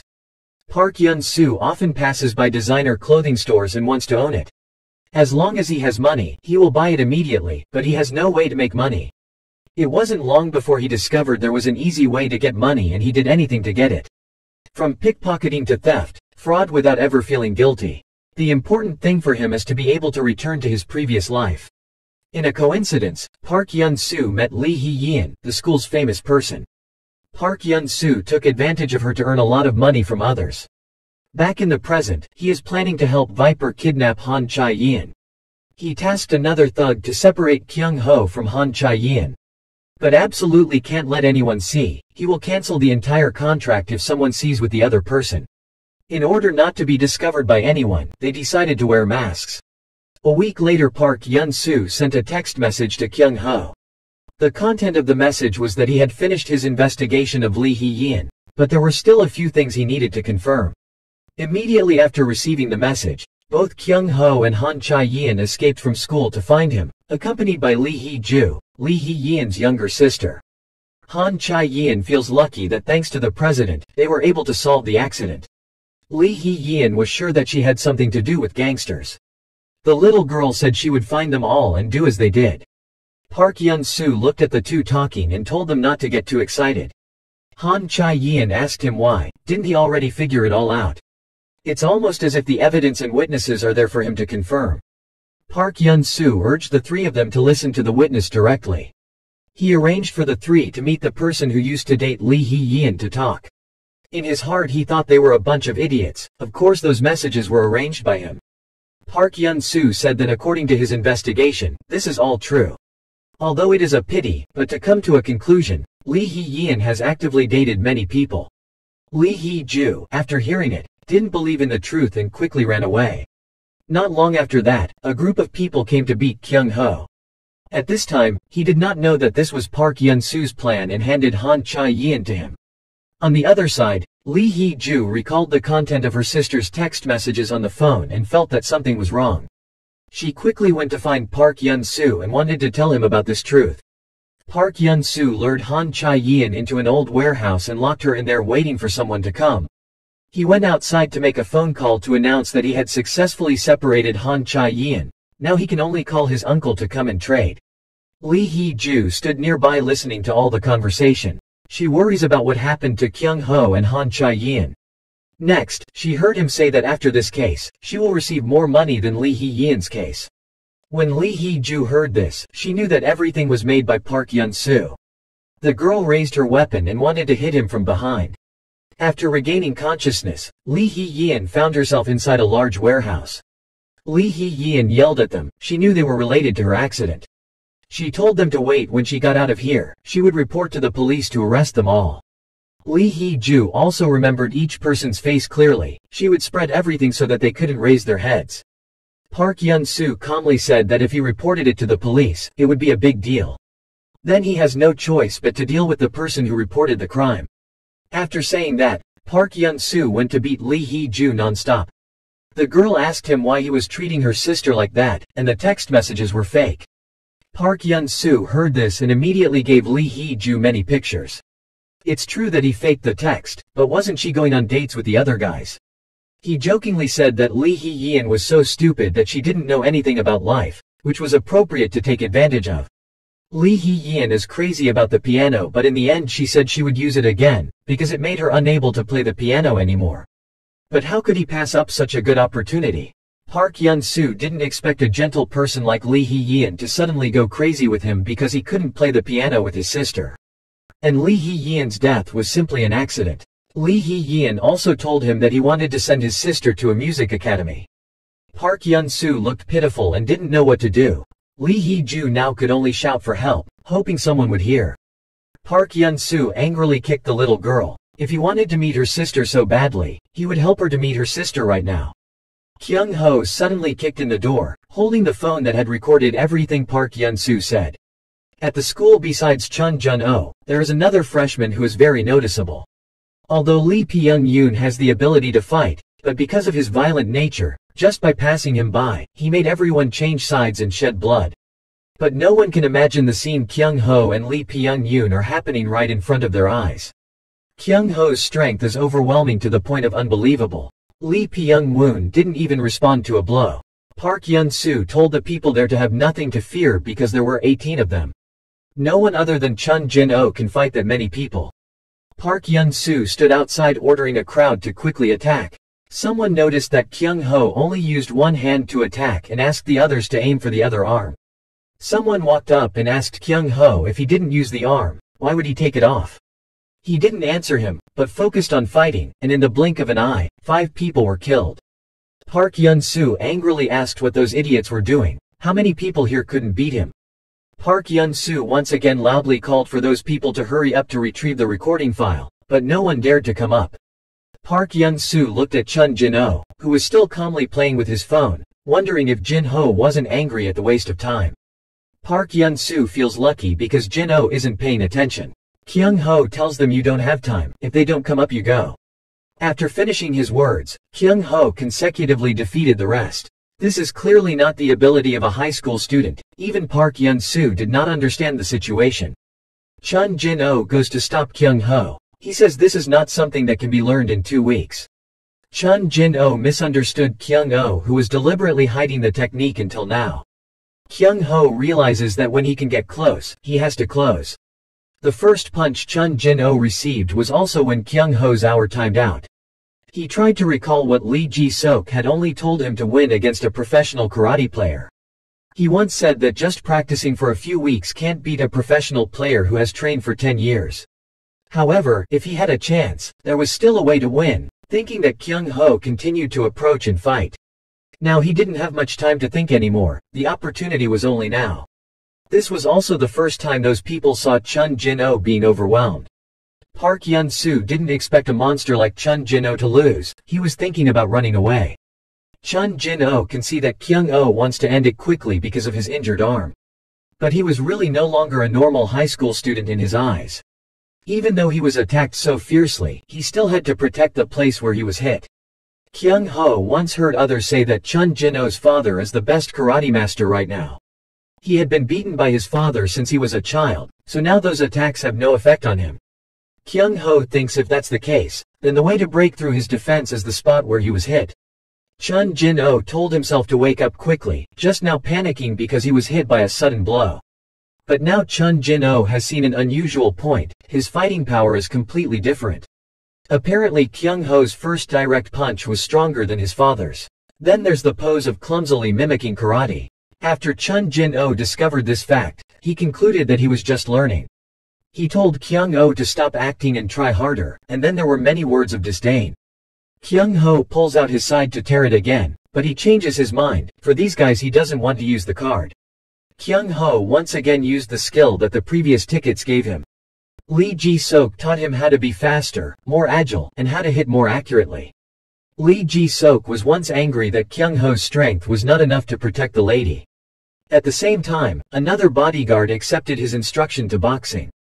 At that time, Lee Ji-sok thought that just because the guy had that tattoo, he couldn't rest assured. If Han Chae-yin was attacked, he was afraid that Kyung Ho could not stand it for 10 seconds. Lee Ji-sok expected a lot from him, but now he doesn't know what to teach. But unexpectedly, when Kyung Ho learned boxing, he constantly received many compliments from the other bodyguard. Currently, Kyung Ho is using those moves to fight with Chun Jin-oh. Thanks to the captain, he found the right boxing style. No need to avoid small attacks, must focus on the shoulder. The most important thing is not to imitate like a parrot, but to understand himself first, but because of that, he has no advantage over Chun Jin-oh in this battle. On the contrary, the longer the time, the more unfavorable. Kyung Ho's physical strength has reached its limit. Now even a small blow would make him like a broken bone. The only thing he could do was deal a blow to the stomach that Chun Jin-oh was trying to protect. And the best way to deliver a decisive blow to that place is to endure until his attack ceases to waver. Chun Jin-oh's body still hadn't fully recovered from the previous blow. Even so, no one had ever evaded his punch, but this time Kyung Ho did. It was at this moment that Chun Jin-oh was in the air when Kyung Ho struck. He had no way to dodge. Kyung Ho really won against Chun Jin-oh in front of everyone's surprised eyes. Park Yun-soo, after seeing that he couldn't fight Kyung Ho, ran to the door. Kyung Ho asks him where he wants to go. It's best to stay there. One boy said it was enough to make the hearts of everyone there drop out of their chests. And just a small voice is enough to break that quiet atmosphere. Suddenly Park Yun-soo knelt down to thank Kyung Ho. He said he was the hero who saved them because they were always threatened by Chun Jin-oh. Even the illegal things they can't help but do when threatened. Park Yun-soo said it was impossible to deny the bad things they did. But he thanked Kyung Ho for helping him escape the hell on earth. Park Yun-soo was thinking that there was no other way. If Kyung Ho knew that he kidnapped Han Chae-yin, tens of millions of won would be lost. Park Yun-soo wants to make Kyung Ho on his side at all costs. Before that, just in case Chun Jin-oh lost, he sent a message to Viper to notify him. Kyung Ho went over and grabbed Park Yun-soo's hair and pulled him in front of Lee Hee-ju. He wanted her to hit him at will. Kyung Ho took out his phone and told the police that they wanted them to confess and turn themselves in. The reason was fighting and confessing to Lee Hee-yin's accident. He warned them that if anyone were to be released because they lied, it wouldn't be just an arm. Kyung Ho again approached Park Yun-soo lying on the ground and asked him where Han Chae-yin was. Until now, with only half his life left, he still lied and brought Han Chae-yin to safety. Lee Hee-ju was the one who told everything she heard to Kyung Ho. The two quickly leave together. Han Chae-yin is in danger. When they got there, Viper was opening the door to that room. There was not only him, but also another man wearing a snakeskin mask. Kyung Ho didn't expect that there were even people from that organization. 2-on-1 he didn't have time to think anymore. Black Mamba approached him. He said he wanted to let him escape now. Not yet resolved with Kyung Ho, the two Black Mamba and Viper had an argument. Viper asks him if he wants to take his upper hand. Why is he showing up now? Black Mamba appeared because he was ordered to control everything related to Han Chae-yin. He told Viper that if he understood, he didn't need to say more. He was not allowed to cause harm to the other person because that would be against the rules.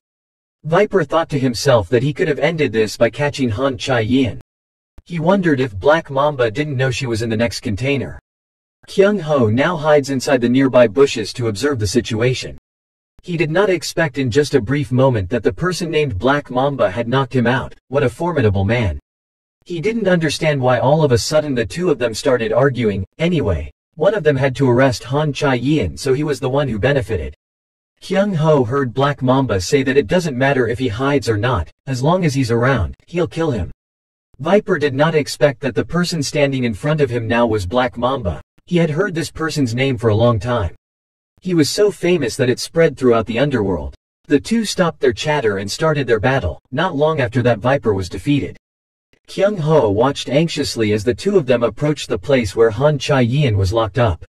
Just when he took out the ticket to tear it up, Han Chae-yin appeared behind him. Kyung Ho asks Han Chae-yin how to get out of there. It's the outside lock. Han Chae-yin simply said that she was helped by the spirit. The spirit saw the password that Park Yun-soo pressed. Even if she made a noise, no one would come. And the soul couldn't open that lock, so she had to open it herself. Han Chae-yin used a brick to make a hole to open it. After that, Park Yun-soo and the remaining 18 were detained at the police station. All their crimes are exposed thanks to Kyung Ho's recording. Deleted KakaoTalk messages are restored. At the same time, all lies and threats to Lee Hee-yin were clarified. In the end, Lee Hee-yin's suicide also changed to being murdered. Lee Hee-ju thanked Kyung Ho and Han Chae-yin thanks to the two of them that the case was solved. It is true that she hated them very much until it became clear and they were arrested. Every day Han Chae-yin thought how good it would be if she could get them to the station. Only then would she be able to get out of the suffocation. But now Lee Hee-ju feels uncomfortable for some reason. Kyung Ho tells her it's because the person most important to her is no longer there. Because her older sister was gone in the first place, even if she caught them, she wouldn't feel comfortable. When he called this matter, the two of them couldn't help her, so she had to deal with it on her own. If Lee Hee-ju stays here looking for the deceased, the depression will only get worse. This is also the shortcut that leads people to go crazy. Kyung Ho advises her it's best to just let it go and not try to forget it. Then the two took her to the piano academy where her sister used to study. Han Chae-yin tells Lee Hee-ju about her ability to see spirits. Through Lee Hee-yin's soul, Kyung Ho also inquired about her mother's soul information. After asking, he angrily went to find Sierra. It wouldn't be her who tricked him and left. When he opened the door, before he could say anything, Kyung Ho was taught a lesson. Sierra once said she wouldn't allow Kyung Ho to be rude to her. She's even 500 years older than him. Kyung Ho apologizes to her because he is not awake. Sierra is also a god. He is so angry right now that he does not notice. Kyung Ho thinks to herself that since she's here, there's no such thing as a scam. Sierra says there's only one reason for him to come here. She asks if the spirit has nothing to do with his mother. Kyung Ho recalls Lee Hee-yin saying that she had seen his mother for a long time but now she doesn't know where. Kyung Ho is disappointed. He thought he could see his mother again this time. Lee Hee-yin said she felt his mother was a very special person. When she died, resentment and anger made Han Chae-yin not know what to do. She wanted to forget about it but couldn't. At that moment, she met Kyung Ho's mother. She told her that she listened to her. It wasn't a grand or flashy statement, but it made her feel comfortable and let it all out. She was really amazing for a week and didn't stop listening to Lee Hee-yin. Although she said nothing, she felt extremely relieved and sometimes asked her about the future. Lee Hee-yin remembers that she mentioned him a sentence. She said that her son hates humans. On the other side, Lee Ji-sok is constantly investigating the name with the snake tattoo.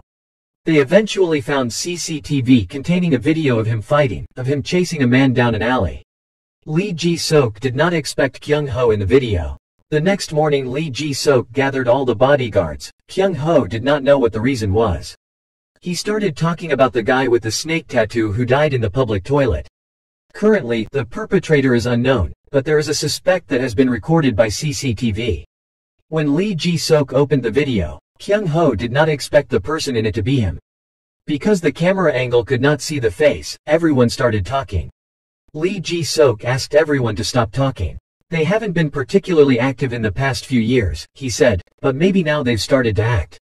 So Lee Ji-sok will increase surveillance around their school and reorganize the patrol team. Kyung Ho thought to himself, why didn't he think of the CCTV case? He did everything he could to hide it. Lee Ji-sok in short, he will strengthen his defense. Everyone can leave except Kyung Ho. He asked him to protect Han Chae-yin while at school, giving Kyung Ho a special pager. Looking at Kyung Ho's back leaving, Lee Ji-sok thought it was certainly not him. The day before, he confirmed that the person in the video was Kyung Ho, but the bodyguard next to him said no. That bodyguard had fought with Kyung Ho several times before. He didn't move like that.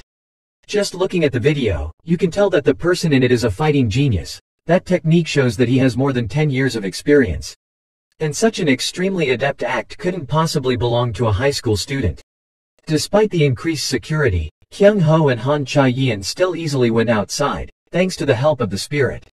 At that time, the two thought that just be careful with snake tattoos. But the two of them wouldn't have expected the problem to come from within. That person was a person with an unexpected position, Lee Ji-sok. Kyung Ho is still on his way through spirits to find his mother. He thought that if his mother had listened to Lee Hee-yin's story for a week, then his mother would have listened to the spirits that were about to turn into demons. At first, he could only wait for information from Sierra and go around the streets with Han Chae-yin. The two now meet a ghost that is an elementary school boy sitting above a building. Kyung Ho wants to approach but is stopped by Han Chae-yin. Because that spirit has now become a demon, in this case the two cannot talk to the child. Suddenly the ghost jumped down from above to see a person performing magic tricks nearby. Han Chae-yin said that if she became a demon, she can't leave this place. Both of them can see that this child really likes magic tricks. When Kyung Ho thought about it, there was no guarantee that this demon was definitely related to his mother. Kyung Ho asks Han Chae-yin to leave, but he can't talk to him anyway. Han Chae-yin angrily asked him if he forgot their contract. While searching for his mother, he had to help other souls as well, so he had to help this demon as well. The reason why Han Chae-yin went out was also to help these demons. She said he didn't know she couldn't do anything all day just thinking about demons. Kyung Ho goes to the magician to borrow a deck of cards from him, but he refuses. For those who had no knowledge of magic, he could not tell. Kyung Ho asks him not to worry about it because he is also a magician. He could now feel the boy watching him but pretended not to look. Kyung Ho tore up the magic ticket to do a few tricks that made everyone excited. Right at this moment, Lee Ji-sok appeared fortunately and was hidden by Kyung Ho. The boy's angry attitude when he saw Lee Ji-sok surprised the two. Kyung Ho on the bus to school kept thinking about what the devil was yesterday. Judging from the clothes he wore, he certainly didn't have a family when he was alive. A child who loves magic in a tattered suit and clearly resented Lee Ji-sok. Seeing as the two of them had nothing in common, he didn't know what kind of relationship they had. All day yesterday he and Han Chae-yin ran around asking, but no one around there knew anything about it. Kyung Ho wonders if that child isn't the usual grudge, but the captain involved in its death. When getting out of the car, Kyung Ho also saw that Han Chae-yin didn't sleep like me last night. She also thought about Lee Ji-sok's story. He also asked the other bodyguards. They said that the school team often goes out these days. So Kyung Ho decided to follow the captain. He put the ticket on the car to locate the location. When he entered the class, he heard rumors everywhere that Kyung Ho beat Chun Jin-oh. He thought to act more quietly, not letting this news reach the ears of the bodyguards. However, among them there are also those who do not believe that rumor. Kim Hae-chun said he was not injured anywhere and his limbs are healthy. Han Chae-yin doesn't understand the talk that Kyung Ho is currently the strongest in school. Kim Hae-chun still kept his thoughts that Chun Jin-oh couldn't lose. So he was always trying to talk to the two of them, and in the end it was Chun Jin-oh who hit him. The two discovered Lee Ji-sok's location and immediately went there to monitor, but did not expect that there was a camera in that area, causing the two to reveal their location. Han Chae-yin asked the spirits to come inside to see the situation, but the spirits disagreed because there was a bad omen inside. In the end, the two went inside by themselves, and when they discovered the danger, it was too late to leave. A person named Taipan appeared to stop the two of them. Seeing that thing, they were not allowed to return. Before Kyung Ho could run away, they were suddenly attacked from behind. The tattoo on his body that he had seen at the time was probably the same organization as the Black Mamba. Kyung Ho looked for Han Chae-yin. Luckily she was still sleeping on the land next to it. Kyung Ho had countless unanswered questions and even Lee Ji-sok why he was here, but first he couldn't let them find the ticket inside his pocket. If they weren't from the Snake Tattoo organization, then he would take a chance and wipe them out. At this time, another person was brought into the room by wandering around. The person who just entered said that it seems that the people in this room are not on the same side. There are already 5 people walking around. That person asked the big brother if he was going to play the game again this time. If it was like this, the boss wouldn't believe it. The big brother looked at Han Chae-yin and said he seemed to have seen her somewhere. Although he was not in charge, but before deciding to keep her locked up, maybe she was the person he was looking for. Kyung Ho feels lucky that he doesn't know, but he's pretty much determined that they're related to that organization. One of them looked at Kyung Ho and said if he still hasn't calmed down, he needs to wake up. The big brother said no need. If he wanted to sleep, he had to let him sleep. He then used a poisonous knife to shoot at Kyung Ho. Luckily he escaped. He said he had seen him squirm a while ago. He had also suppressed his intention to kill him many times. He looked around to see that everyone was awake. He said the game would be started. In front of the lie detector, the simple rule of not lying can be passed. After a few turns, Kyung Ho finds out that he doesn't care if he's lying or telling the truth, so he'll kill him. Because he just wants to play with other people's lives. Soon it's Kyung Ho's turn. He says he's not a god. Because you are the one who has seen the gods. That big brother didn't expect that when Kyung Ho said he was divine, it was now true. He thought the machine was broken, so he wanted his people to fix it quickly, because Kyung Ho couldn't fight him right here, so he talked about the gods. You need to find a way to interest him. Kyung Ho said that even if he asked him to say it again, he would still say that he is not a god. If he was a real god, he wouldn't play with other people's lives so rudely. Taipan angrily asked Kyung Ho if he wasn't afraid of death or didn't know what kind of situation he was in.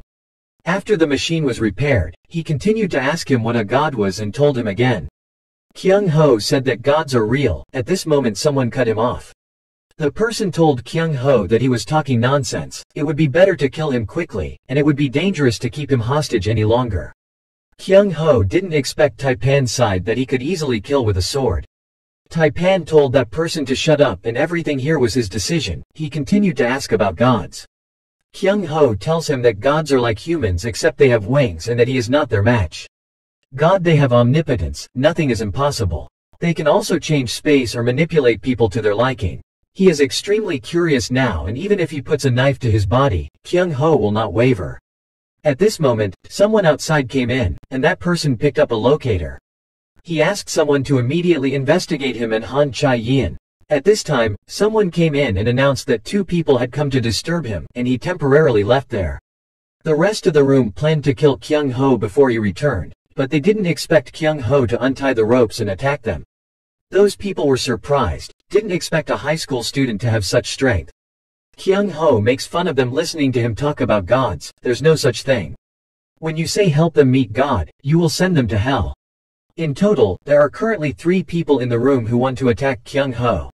They all received a lot of blows from him after that, just like a bunch of thugs. Those people who couldn't fight back began to curse loudly. None of them who dared to rush forward were afraid of Kyung Ho's strength. They said you weren't a joker, and they couldn't find your loopholes. At this time, a guy came up with a way to attack Kyung Ho with a knife.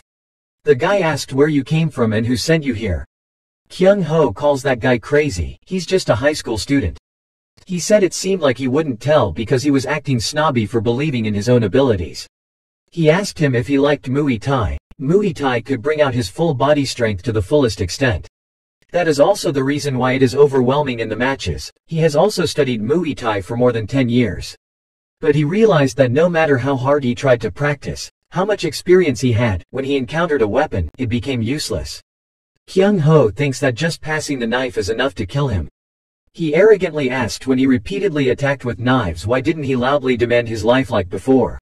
But not long after that Kyung Ho also defeated him. He brought the knife to find the only person left in the room.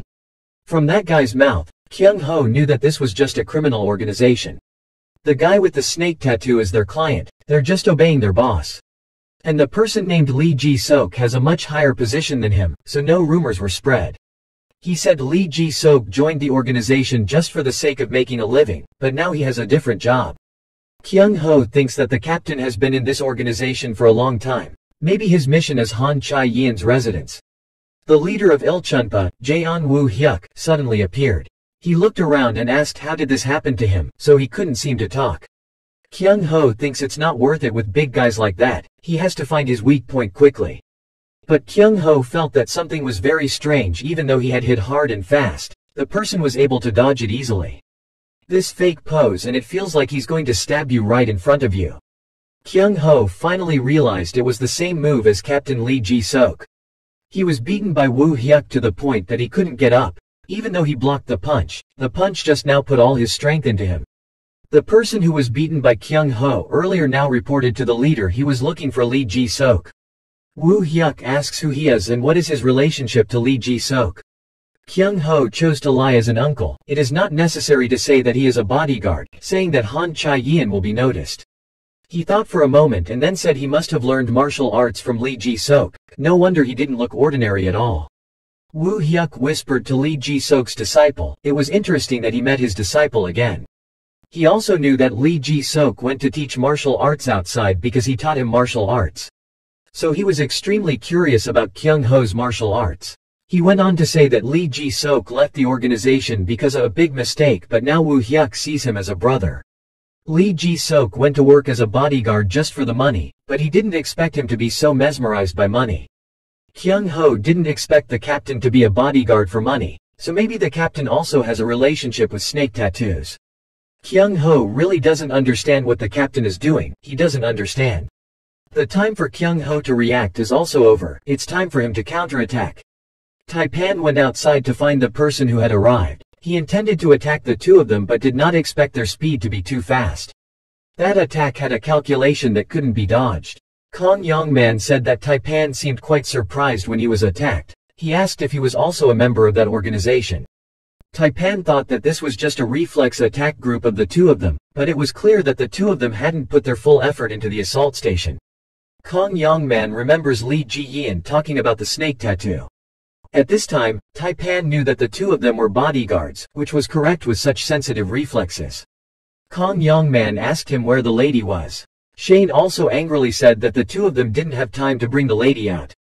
Taipan brought out a knife to prepare to attack the two. Originally he did not use a knife when fighting outside, but the two of them would be an exception. But he did not expect the two to combine so perfectly. One found the enemy's loopholes, the other delivered a decisive blow. Taipan thought it was true that he was not afraid of the enemy, just afraid that the enemy would combine so well.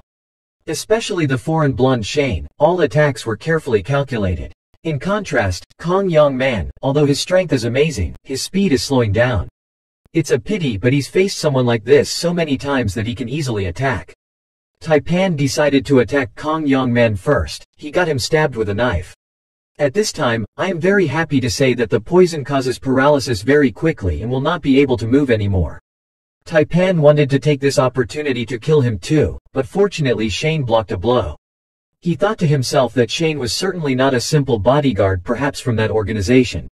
Most likely Shane will endanger that person. Taipan has to destroy the aftermath. Fortunately for the two of them at this time Kyung Ho appeared. Taipan did not expect him to be attacked by Kyung Ho. He reassured himself that the conditions were too favorable for him. He's still thinking Kyung Ho is being held hostage. This kid is no ordinary person. He asked him how to get out of here. Isn't there the leader of the organization downstairs? Kyung Ho calmly told him that he had already dealt with that leader. Taipan thought to take care of the leader of this organization too. In that case he would have to be on par with Shane or better. Kyung Ho is also thinking of his own. It seems that both Shane and the captain of the second team are tired. As expected, the people with tattoos are not simple. The guy in front of him looks strong, but he didn't feel the same fear as when he met the Black Mamba. If so, then this was his chance to take advantage of when he was busy thinking about Kyung Ho's attack. He was almost able to kick him off defenseless. Kyung Ho thought he could easily defeat him when he didn't use a weapon the longer he was at a disadvantage. The two only fought a little. He then tried to retreat. Before leaving, Taipan said Ya group has become much stronger than before. It was a gathering place of hundreds of monsters that had passed the test of their strength. They were all unscrupulous people. Han Cha-yin also just returned to school in time to call Kong Yongman again. They just thought the locator was faulty. When they returned, Lee Ji-sok said that their bodyguards were at a complete disadvantage, so they had to quickly bring back Commander Yu Woo-jin. Kong Yongman also didn't know what would happen until the commander returned. Through this, Kyung Ho decides to spy on Captain Lee Ji-sok. That night, Kyung Ho followed Lee Ji-sok. He discovered that he had sold his bodyguard's secret book to Taipan for 1 billion won. Trading time will be at dawn tonight. While eavesdropping on the conversation, Kyung Ho took pictures with his phone but forgot to turn off the flash. The person who accompanied Lee Ji-sok said that it seems that there are already some mice here. When that guy came to the light-emitting side, only the phone was visible. He silently cursed the idiot who left the phone and ran away. When he bent down to pick up the phone, he was attacked. He yelled at Lee Ji-sok, who ran away when he heard their plan. Lee Ji-sok said it was okay. The two of them had no time to waste. The person asked if it was one of the bodyguards, what should he do? Lee Ji-sok calmly said no matter who the person is, the plan will not be changed. Kyung Ho on the run still can't believe that Lee Ji-sok is the spy. Trading at dawn this morning, the battle between the guards and the snakes will be a sea of blood. Kyung Ho knew that if Lee Ji-sok sold the bodyguards confidential information, those snakes would infiltrate. He quickly called to inform Han Chae-yeon of this, but she did not believe this fact. Kyung Ho said he was acting strange before and he just heard his plan. He asked Han Chae-yeon to understand after watching the recording file and the picture he sent. Right now, he was in a hurry and he wanted her to quickly report it to Captain Tu and Shane. At the trading place, Taipan said his aim was not Han Chae-yeon but a large-scale killing game. Not long after that, Lee Ji-sok also appeared. He did not expect their transaction time to be 1 hour earlier. Kyung Ho doesn't know if he eavesdropped, so they traded earlier. According to Han Chae-yeon's message, the group of bodyguards had gone 2 hours ago but had not yet arrived. Kyung Ho thinks that maybe Lee Ji-sok has played the game before, now maybe he has to take action. Because the number of bodyguards was not enough, Kang Yong-man went to find President Han Tae-yeob and presented the incident. Lee Ji-sok's childhood was an orphan. A long-lost child like Lee Ji-sok was very natural to join other runaway kids. There were already a bunch of other kids who wanted him to go with them, which would be more convenient than going alone. It was the first time Lee Ji-sok felt happy because he finally had a place to belong. When joining the group, Lee Ji-sok not only was not afraid of the leader, but vice versa. After being tempered by being beaten, he became the strongest of the group. Then, based on the right and wrong that he determined, he defeated the thugs and received a recruitment offer from the Loan Association. Lee Ji-sok's mission is to find and catch those guys who borrowed money and then ran away. In such situations, the leader always treats his subordinates as slaves, but in the end they both kneel and bow in front of Lee Ji-sok. That was the first time Lee Ji-sok saw the leader's face of fear that put his head on the floor. Money can control everything. Since that time Lee Ji-sok seemed to be caught up in the powerful vortex of money. Lee Ji-sok is at the forefront of solving all illegal money matters. The other side, when listening to Kang Yong-man talking about Lee Ji-sok betraying the president, remained calm. Han Tae-yeob said he had a reason to do this secretly. Lee Ji-sok told him that he had a problem to deal with in the past, that he always hated the organization he was once embedded in. Just like the president said, when the other party received the money, Lee Ji-sok immediately burned the matches and burned the money. What he brought to the transaction was just blank paper. Kyung Ho hid behind and really didn't know what was going on. Lee Ji-sok brought out a weapon and scolded these people for being a group of activities based on oppressing the weak. He will destroy this organization. Jaeon Woo-hyuk looked at $1 billion burned in anger. He asked if he was more of a money man than anyone else. Why would he do that? Lee Ji-sok thinks it's true that he used to be like that in the past, but now he hates money. When Lee Ji-sok was a member of the organization, he did everything for money. Because of that, Lee Ji-sok became a famous evil person in the organization.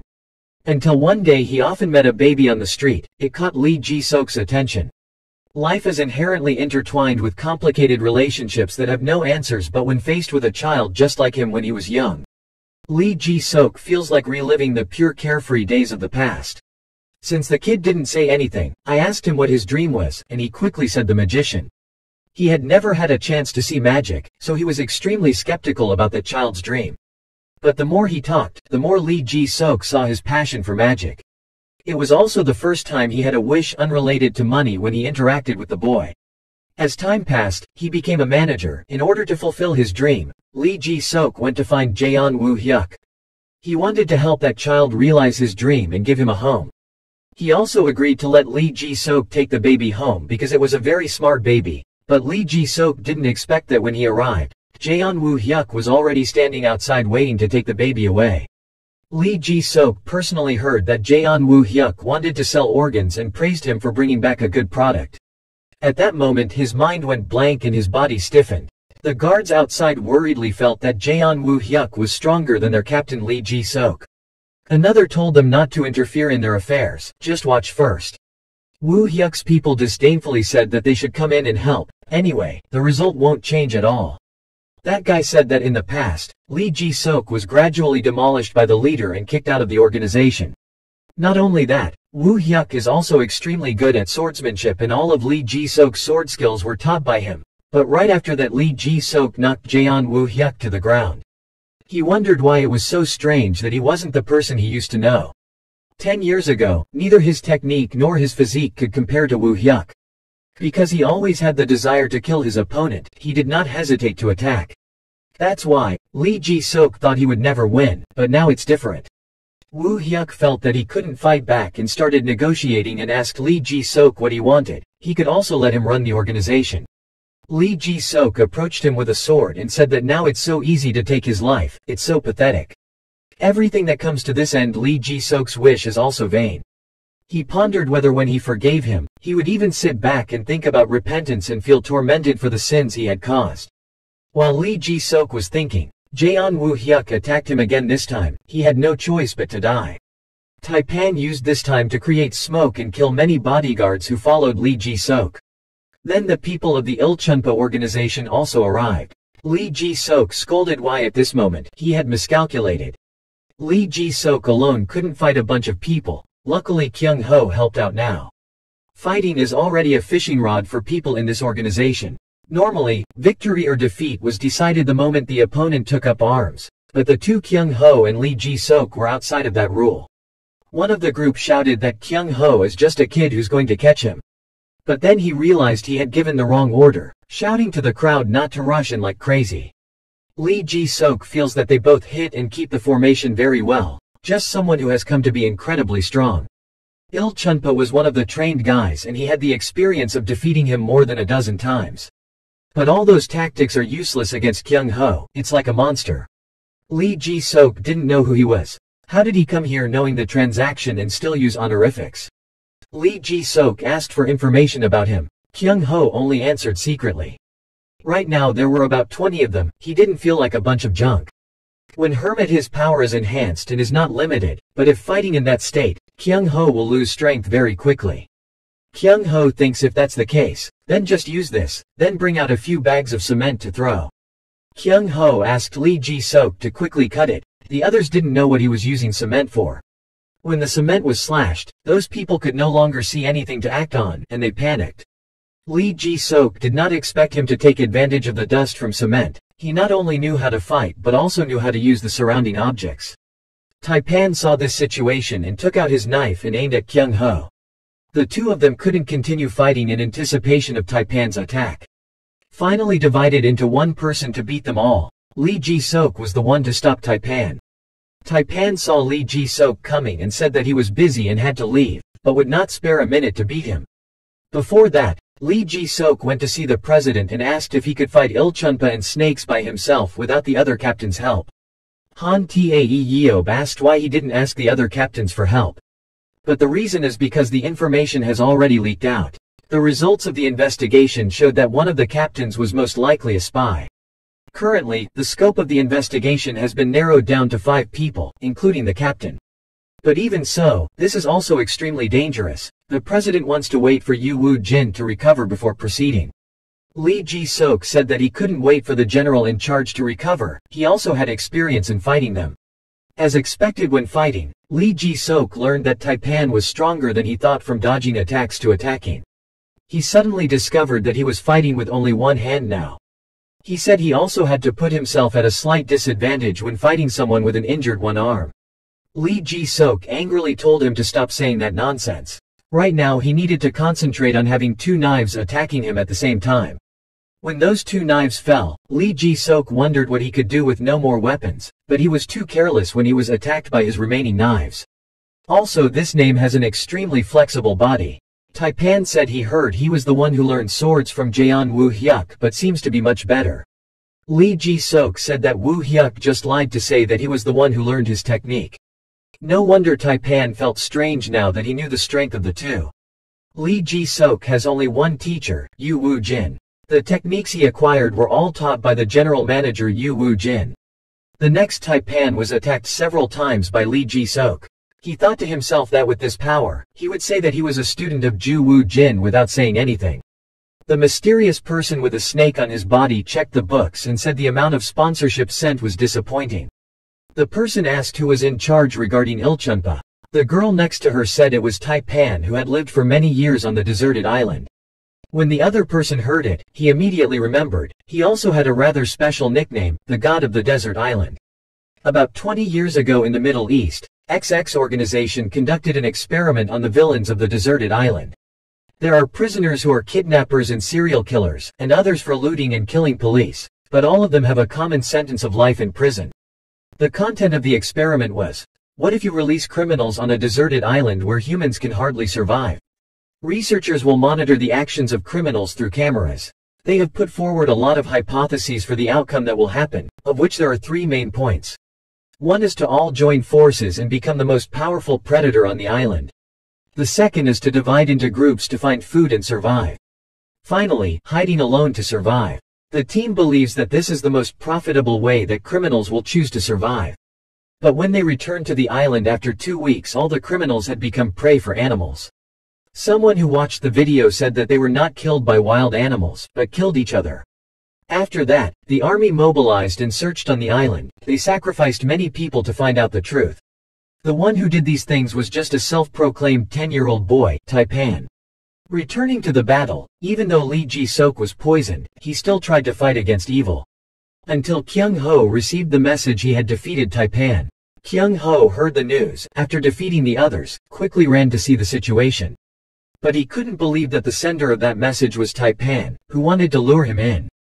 Kyung Ho agitatedly attacked Taipan, who said that the more excited he was, the easier it was for him to dodge.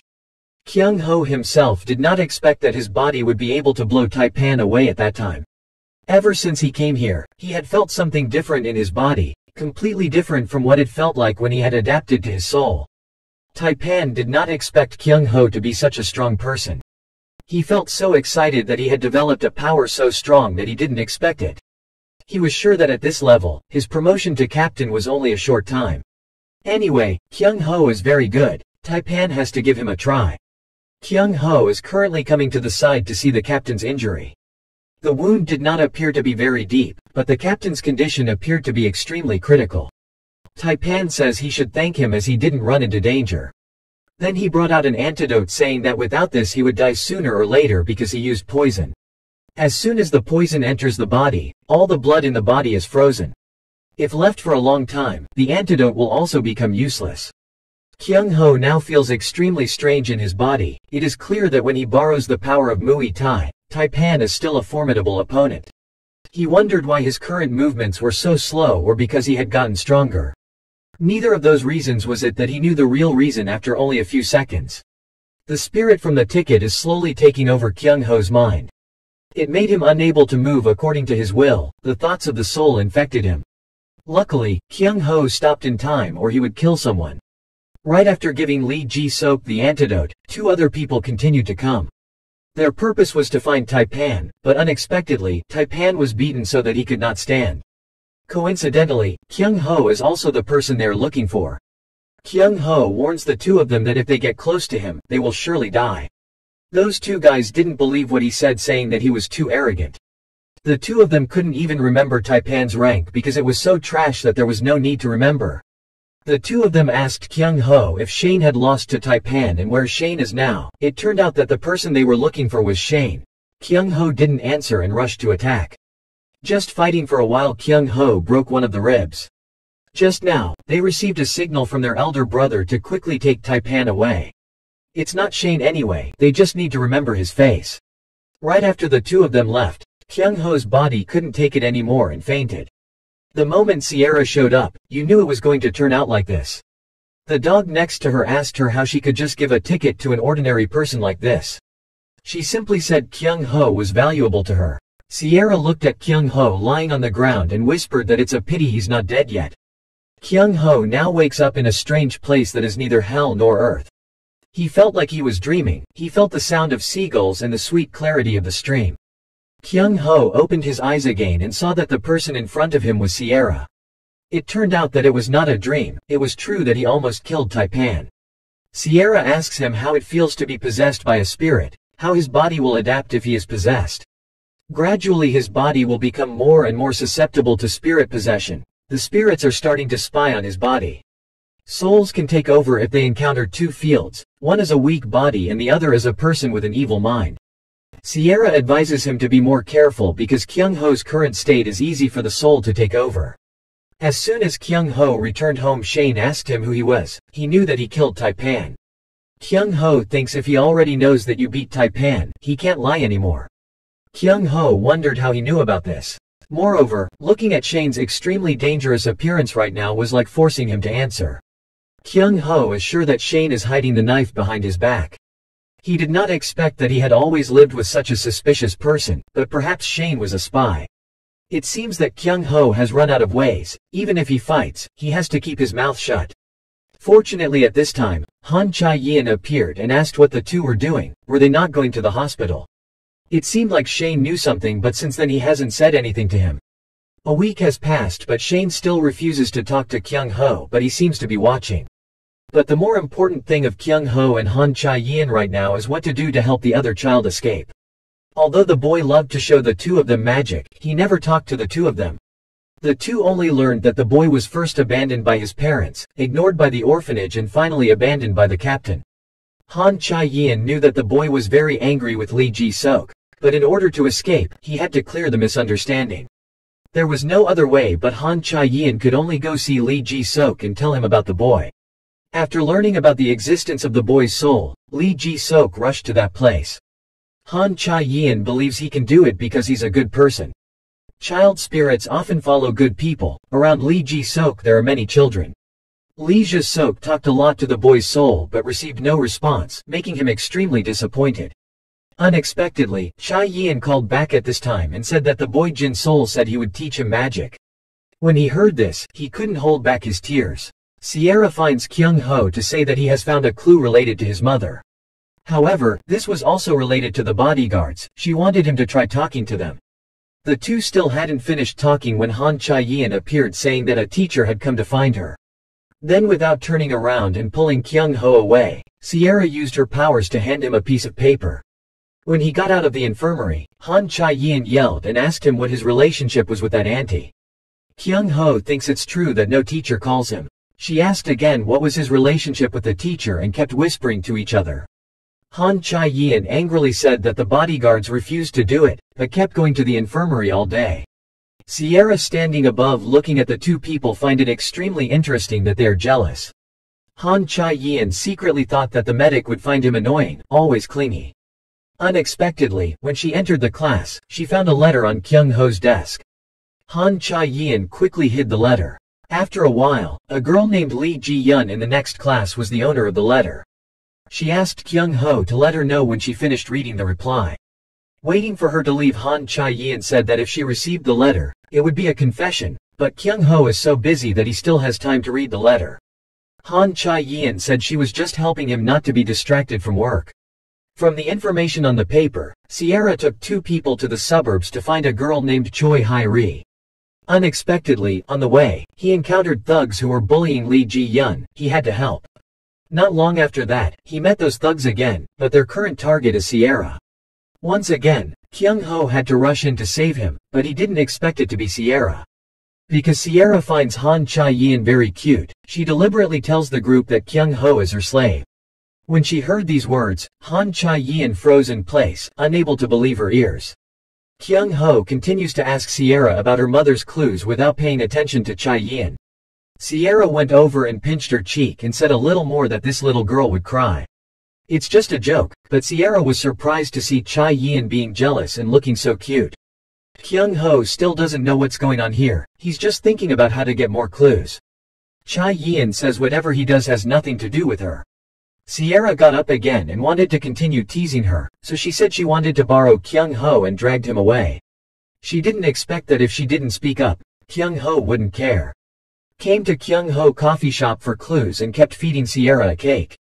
After that, the two also went shopping with Sierra and took pictures. Kyung Ho holds a camera in his hand, complimenting Sierra's appearance that reminds people of the goddess Aphrodite. Even more so now she is the goddess herself. Looking at Sierra choosing clothes, Kyung Ho complimented her that any style would suit her. Sierra asked disgustedly if he didn't have a new expression. She got excited again and wanted to tease Chae-yin, asking her why she looked so angry. Chae-yin said that it was because the weather was so hot that she was so upset. Outside, Chae-yin constantly thought that she had become her bodyguard but also became a slave to others. Unexpectedly outside, Chae-yin met the soul of the girl Kyung Ho was looking for. She went to ask Choi Hai-ri what she was doing in this place and stared intently at the ball. She didn't expect that someone would see the spirit, so she wanted Han Chai-yin to take a picture of the people inside for Choi Hai-ri. The guy inside found out that Chai-yin was recording and got angry and wanted her to delete it quickly. Kyung Ho just now came and asked the other guy to quickly put the dangerous weapon in his hand and talk. He laughed and asked if he didn't take the stick out of his hand. What would you do? If you were good at it, hit him. Kyung Ho didn't expect that guy to be so tall. He didn't know if he could beat him without a ticket. Kyung Ho used his mouth to talk to Chai-yin and asked her why she was here. If she hadn't gone out alone, this wouldn't have happened. Chai-yin angrily said she was helping him. The spirit told her to take the video and send it to the police station. He saw two people talking and asking them if he was a toy. Looks like he has to help them understand the current situation better.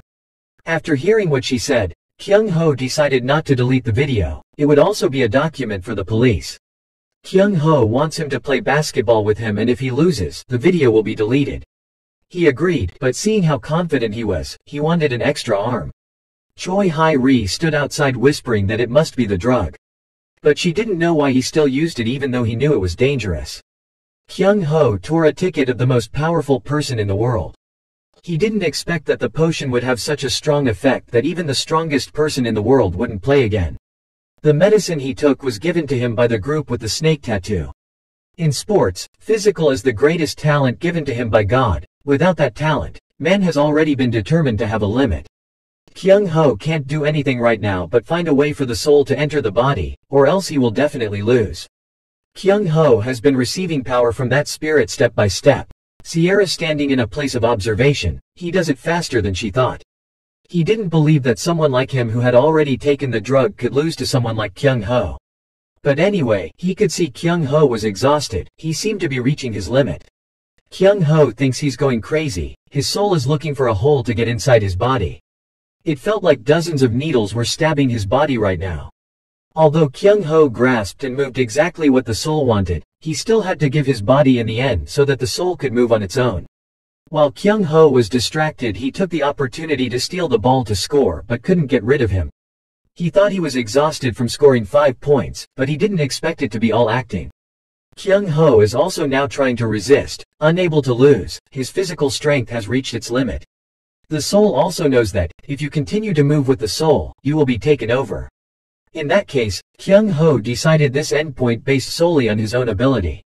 Seeing that he got the last point made him extremely angry. He wanted to kill Kyung Ho. Before he could do anything, he suddenly fell to the ground and had to call an ambulance to take it away. Choi Hai-ri said it was a side effect of the TX drug, that's why he fainted. She wants the two of you to go to an abandoned laboratory. As long as you bring back the documents at that place, she will help Kyung Ho find his mother. Because this place is a place where the spirits are afraid to enter, Choi Hai-ri does not enter with them. Little did the three of them know that the organization with the snake tattoo was also snooping on this document. The two people who entered this laboratory were larger than they thought. Han Chai-yin said it looks like they made it so big for something, but the difficulty is that everything here looks the same, they get lost easily.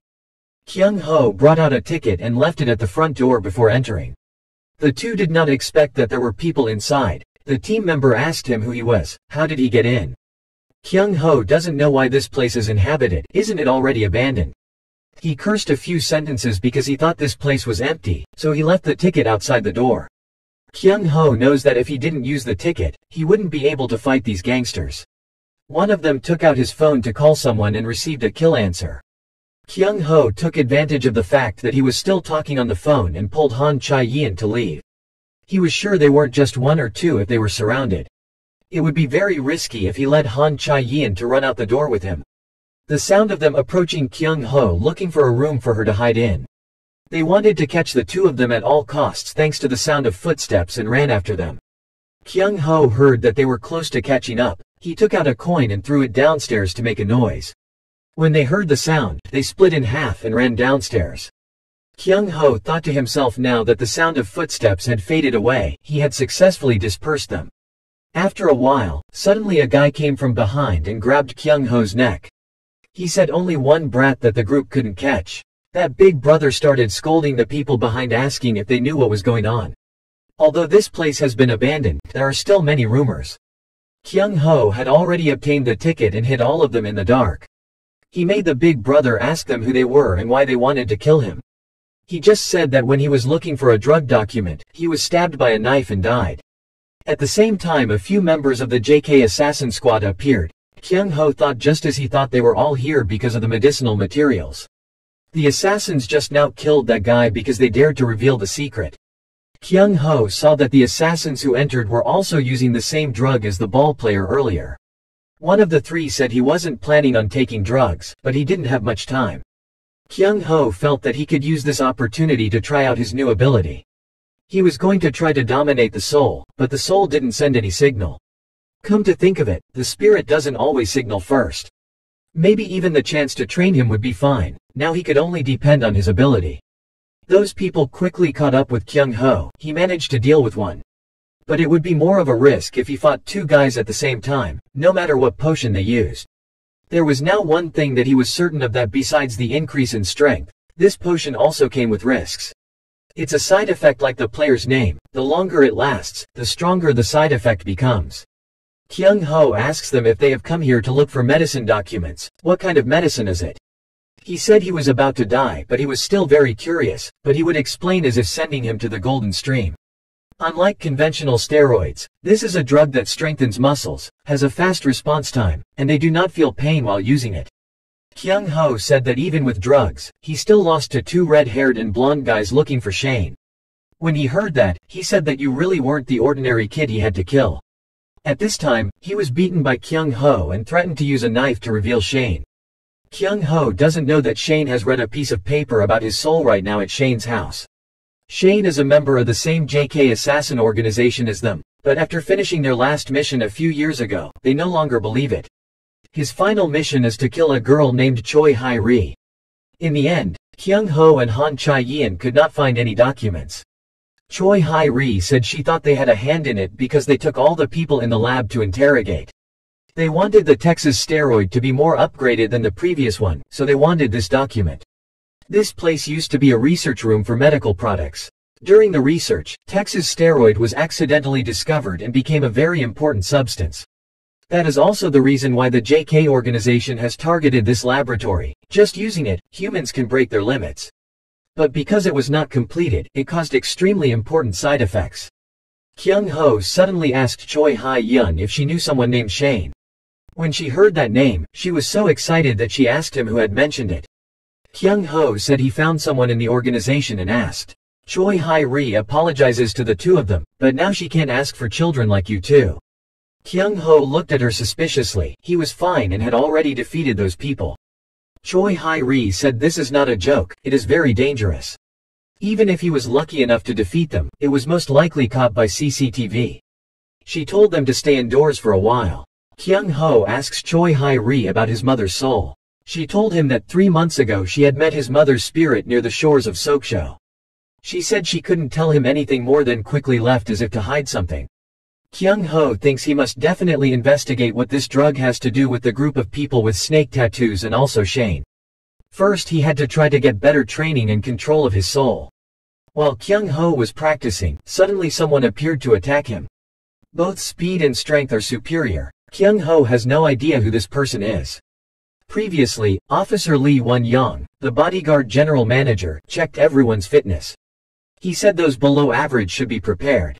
Kyung Ho thinks the fitness test is a good opportunity for him to learn more about his abilities. Fitness test for bodyguards has many categories. All achievements will be aggregated and divided into many levels. Lee Ji-sok and Kang Yong-man are both A level, except for Shane who is B level. The reason Shane is B level is that he can only use knives. In addition, he can't use other martial arts. Kyung Ho feels this has nothing to do with him. The next part is a duel. The strength of the soul is also getting stronger with the development of physical strength. Captain Lee Ji-sok also regularly trains him. Kyung Ho also has feelings left over from spirits, so it doesn't matter who he fights. Unexpectedly, the opponent was Shane who had B level. Kyung Ho thought that even if Shane was only using a knife, he would not be his opponent. Lee Won-young watched the match between the two and thought it was no surprise to him. Later, he had to do a special training for Shane before he could know anything but knives. Kyung Ho also didn't expect that fighting with bare hands and using weapons would make such a difference. All thanks to the experience gained when Kyung Ho borrowed the power of the soul, also knowing that his basic skills had greatly developed. Back to the present, Kyung Ho doesn't understand why this guy is so difficult, or that he used drugs. Kyung Ho is completely defeated by that guy. He has all the abilities he has ever known. That guy said he knows your ability, so he will deal with you right here. Kyung Ho thinks that this last attack he will have to deal with it all right here. But in the next battle, Kyung Ho breaks the mask strap, causing him to rush to leave. Kyung Ho thinks the person who came to attack him knows all kinds of martial arts just like him. He also went to find Sierra to ask if the girls were gone. Was he the one who used the ticket?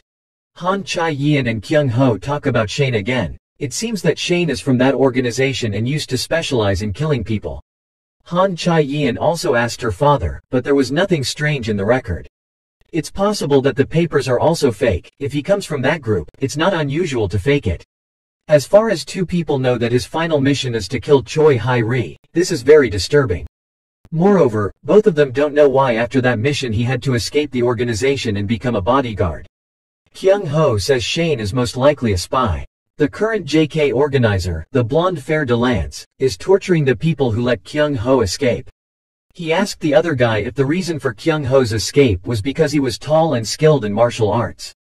That guy thought that if he said he lost to a brat, he would instantly get ripped off his neck. Fortunately, there was no CCTV in that area.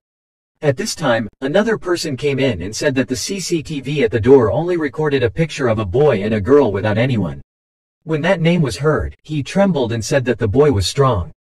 Fer de Lance of course knows Kyung Ho is strong. He even dislocated Sidewinder's ribs. In anger, he decided to kill the guy for lying to him. Choi Hai-ri turned to look for the two Kyung Ho. She heard the spirits say that they were investigating some of the people who appeared in the research room. The person they were looking for belonged to the JK organization. She also mentioned a USB stick. This reminds Kyung Ho of the person who came to kill him during a fight with a USB stick on his neck strap. In addition, Choi Hai-ri wants the two of them to stop investigating Shane anymore because he is very dangerous. Kyung Ho decided he would go inside that research center again. Inside the current center has arranged many people in CCTV.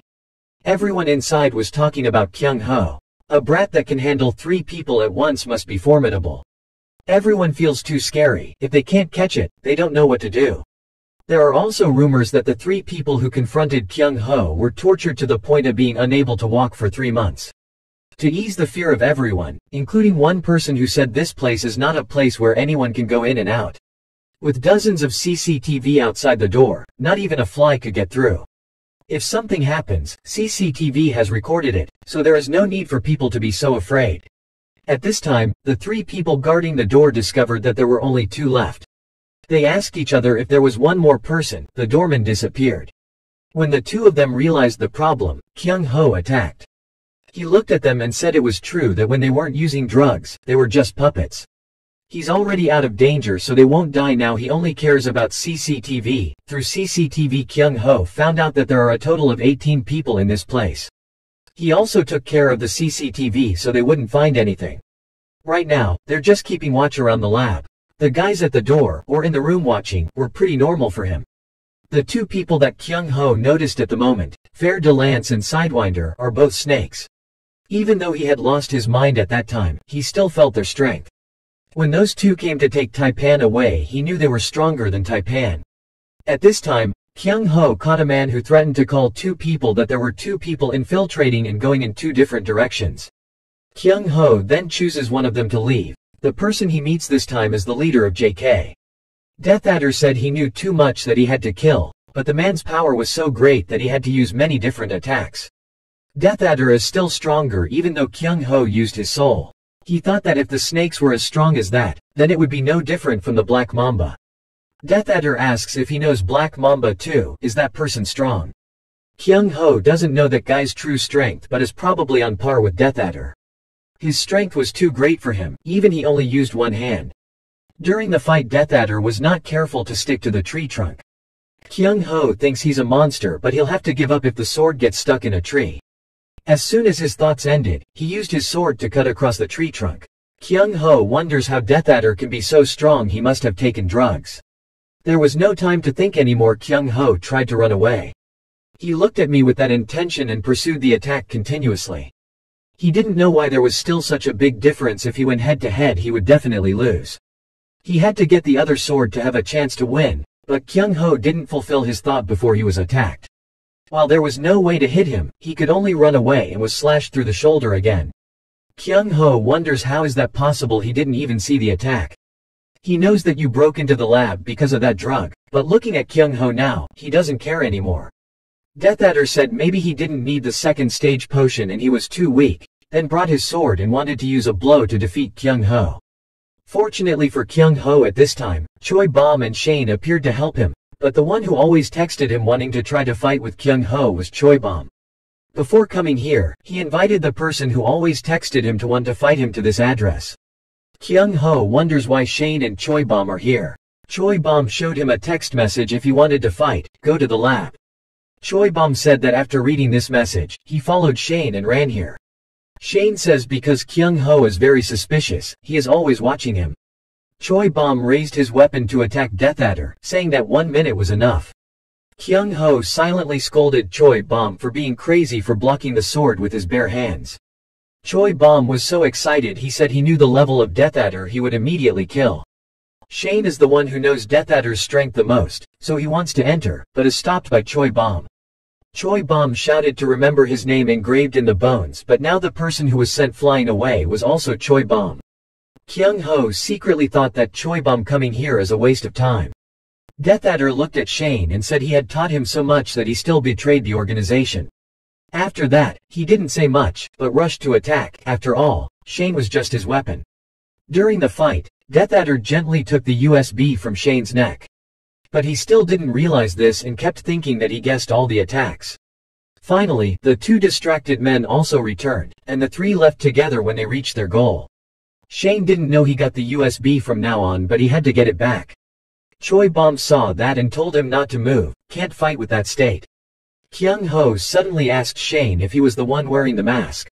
He said he had doubted his intention to become a bodyguard. Shane thinks he's a spy, but maybe he was wrong when he saw that Kyung Ho had just had a fight with Death Adder. Shane asks Kyung Ho to stop worrying about this from now on and then leaves. He goes to JK's organization. Shane whispers he will get it back and end it all. Previously, Shane was in the JK assassin organization and the most basic thing was to always move in groups of at least 2 people. Although not all, most of the members have to undergo fer de lance's training. It would be very difficult for a person to win if they did not grasp their weak points. Even more difficult is that der Lance is always with Winder, and if someone is unlucky to meet Death Adder, that person should pray. But no matter what, he definitely had to get that USB back. The base of the JK organization has only one door to the second floor, plus a fingerprint recognition system. Shane couldn't break into the candle like someone opened it from the inside, so for now he could only wait. Finally, 2 people came out from the inside, one before and the other yawned and called out quickly to go back to sleep. The people behind reminded them to be careful not to let them go. They didn't know what was going to happen, but it wasn't long before that sentence was over when they were attacked by Shane. He easily went inside and dodged a large number of people inside. Shane didn't know that since he came here Choi Hai-ri had been following behind nervously. She didn't know he was such a strong person, maybe he was still working for JK. Choi Hai-ri is worried that he will be injured in the previous fight. She hopes he will not have any dangerous injuries. At the same time, Shane picked up a teddy bear on the floor.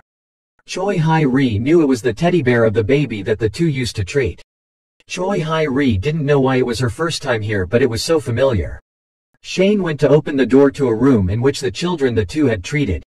But 3 years on, they have not changed and are still being tested. When seeing this image, Shane fell to the ground with 2 legs without strength. Choi Hai-ri's ghost also did not believe what was in front of her eyes. Death Adder now appears and easily catches Shane. They want to know what the password of the USB is. Shane now didn't care about what they were saying, but remembered the past. He is JK's assassin and has a mission that needs him to complete. That mission was to steal documents belonging to a pharmaceutical company and assassinate Dr. Choi Hai-ri. This is also the most important task of JK, so they gave him the one who never failed. As soon as he entered the institute, Shane tried to log in to get the document. As soon as she thought of the intention to threaten Dr. Choi Hai-ri, she immediately appeared. Choi Hai-ri asked him what he was doing. Why was he trying to log into her documents? Shane calmly gave a message to the manager asking him to work overtime. Since then, Choi Hae-ri has always been on guard against him, and the documents have also been kept more secure. At this time, another person came to give documents to Choi Hae-ri. He could feel the killing intent on the person's body. It's not the JK organization, it must be another organization. Before, he always hid his murderous intent, but today he revealed it. Shane thought that something was bound to happen, so he had to pay more attention. As he had guessed that night, he had threatened her to get the documents. Fortunately, Shane had arrived in time to help. He heard her say that with just one swipe, you can delete all documents, but it seems that you have to change the plan. Shane decided to get close first and then get the documents. One day, seeing Shane standing alone on the rooftop, she thought he was not okay and immediately came to care. He asks what her dream is. She wants the kids to be well dressed and go out to play. Seeing them living in the laboratory for years broke her heart. Her mission was to find a cure for them. Another time he spilled all her research items, but she only cared about Shane's injured hand. From those things, for the first time in his life, he failed the mission to kill the girl named Choi Hae-ri. Fer de Lance said that his actions proved that he betrayed the organization. He realized that was the reason he cut off contact during the mission. Choi Hae-ri is bored with her colleagues because she has to work at night. Time flies like a new blink of an eye and winter has arrived.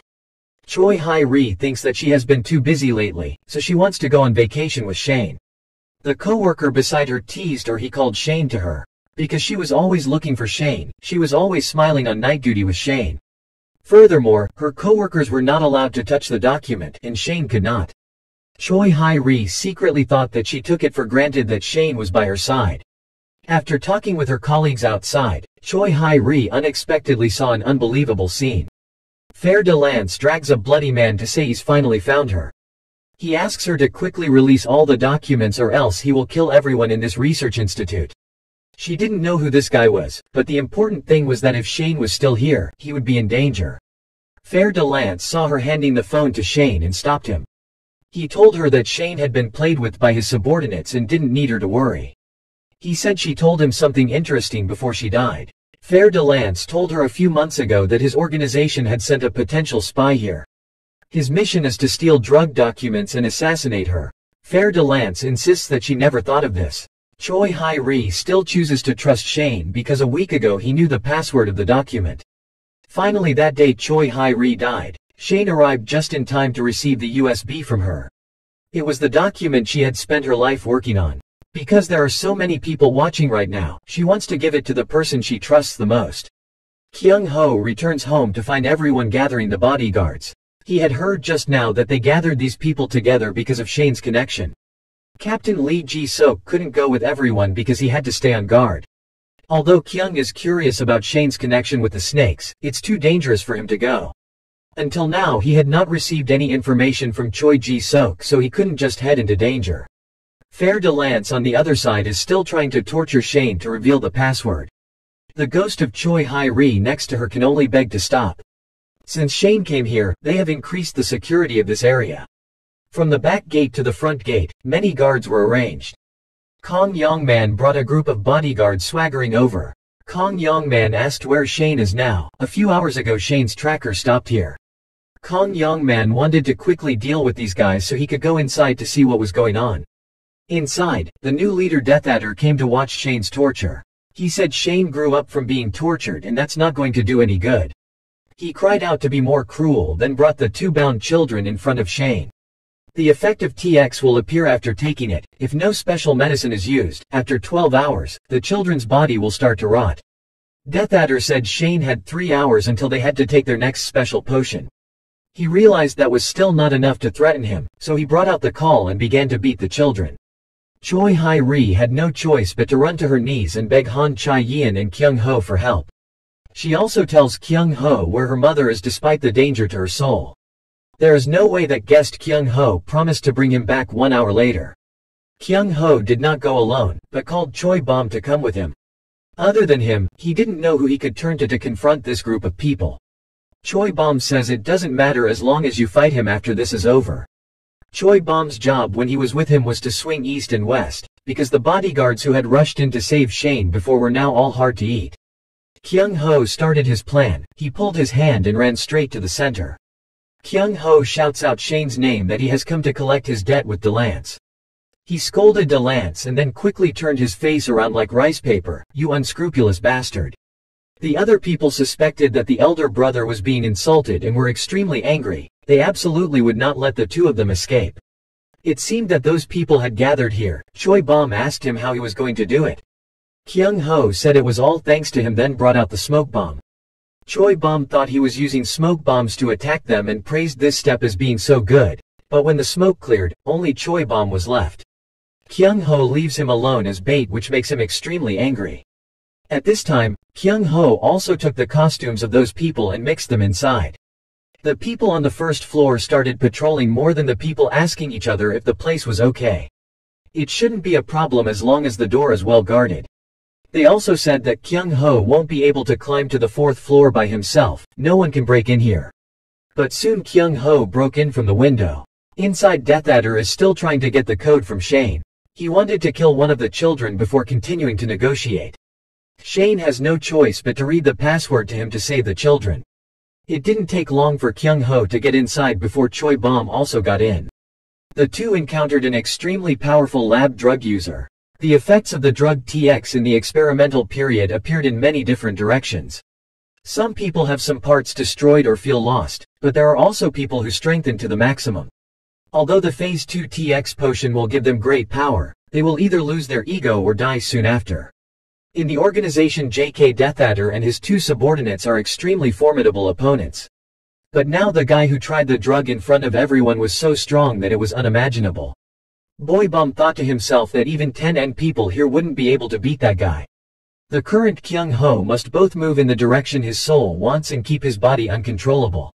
But since the spirit did not come here voluntarily, he could only relax when he moved according to what the soul wanted. Kyung Ho tries to stay focused and maintain his composure while acting on the will of his soul without losing himself. So far with what has happened, he is being trained to do very well. Kyung Ho slashed at the monster even though he didn't intend to kill him, but the cut was deeper than he thought. Right now Kyung Ho is once again being controlled by the spirit. Choi Bom didn't know what happened. He only saw him holding his head, then there was a great strength. Kyung Ho in turn killed everyone present right here and also Choi Bom. Kyung Ho, while attacking Choi Bom, he always told himself to wake up or else he couldn't save Shane. Fortunately at this time, Choi Bom beat Kyung Ho to faint, making him awake. The two split the task of Choi Bom to go to help Captain Kong Yongman. Kyung Ho will be the one to go to the cell to save Shane. Just in time, he arrived just in time to block Delance's slash at Shane. After being tied up by Kyung Ho, Shane walked in front of Delance. He said that he came here just to get back the USB that Choi Hai-ri left behind, but because their people dared to take the children she treated for experiments. So this time I also changed the purpose and I will kill them all. After saving Shane, Kyung Ho left him to deal with Delance while he went to find the children. Shane says Death Adder took them away, probably to the lab. Shane now goes up to attack Delance, giving Kyung Ho a chance to leave. He acknowledged that Shane's strength had not diminished over time at all. He knew that because of the children, he could easily attack and capture him before that. Delance didn't stop thinking. He knew Kyung Ho was good at hitting sticks and swords, but he didn't expect it to be a dagger this time. It's crazy that Kyung Ho is harder to eat than Shane, but Kyung Ho escapes his sight when Shane starts attacking. Currently, Delance has only one way to hide and then surprise attack. Shane thought his plan was so obvious that he easily realized it. Delance told Shane that after he left this place had changed a lot. He wanted to show him how this place had changed. Shane doesn't know if it was Delance who took the Texas potion, but apparently he stopped him but got slashed in the back. He laughed and said that from now on he would have to work hard to dodge the attack. Choi Bom on the other side is helping Kong Yongman deal with Winder. But that guy's power is a monster. His movements are also extremely fast. This was the first time he had fought against an opponent stronger than him, even though he had heard about the TX potion. Choi Bom felt like he was fighting a monster right now. At this time, the organizers of the Snake Group also received information about breaking into here. Among the bodyguards were Shane and the brown-haired boy and Choi Bom. They began to analyze their strength one by one. Death Adder now has also found the last information about the drug TX. Unexpectedly, the blood of the children in the laboratory turned out to be so close to him, but he did not know it all these years. Kyung Ho arrives in time to stop Death Adder from killing the children and fights him again. Death Adder asks if Kyung Ho's full strength is just that. Besides, you can kill other people but you can't kill him. He realized that he was reducing the excess movement to a minimum in order to bridge the gap in physical strength. After a while, Kyung Ho laughed and said that his sword almost killed him. Death Adder on the outside says it's just like a mosquito bite in stainless steel, but on the inside, he thinks differently. Anyway, there's something strange about this kid that's very different from a normal person. Choi Bomb is facing many difficulties with Winder. His speed increased so much after taking off his handguard, he wondered if this was his real ability. Choi Bomb couldn't stop attacking and found an excuse to anger Winder. He said he is really heavy like a pig, so he can definitely make 30 trays of meat. Winder was really angry and asked him to shut up his dog mouth. He said you'll regret giving him a chance to take TX and he'll rip you to pieces. Delance asked Shane how was he knowing all of his attacks but couldn't do anything about it. He told him to keep fighting to see how many more hits he could dodge. He said that his sword can change direction freely. Besides avoiding the mess, he wouldn't be able to do anything else. He also understood how Shane dodged, now just reverse it and it's over. Choi Bomb finally found a way to control the Winder. He said he had to thank him for rushing at him like crazy to create so many loopholes. It is true that the wild boar is stupid, but its limbs are developed. Winder couldn't move because Choi Bomb had hit him. Death Adder is still confident in the drug TX and says he will crush Kyung Ho. But because he used the TX potion, it created more loopholes in Kyung Ho's favor. Because the fighting style of Thao Qian Dao is mainly aimed at acupuncture points, it must be absolutely supported by other skills.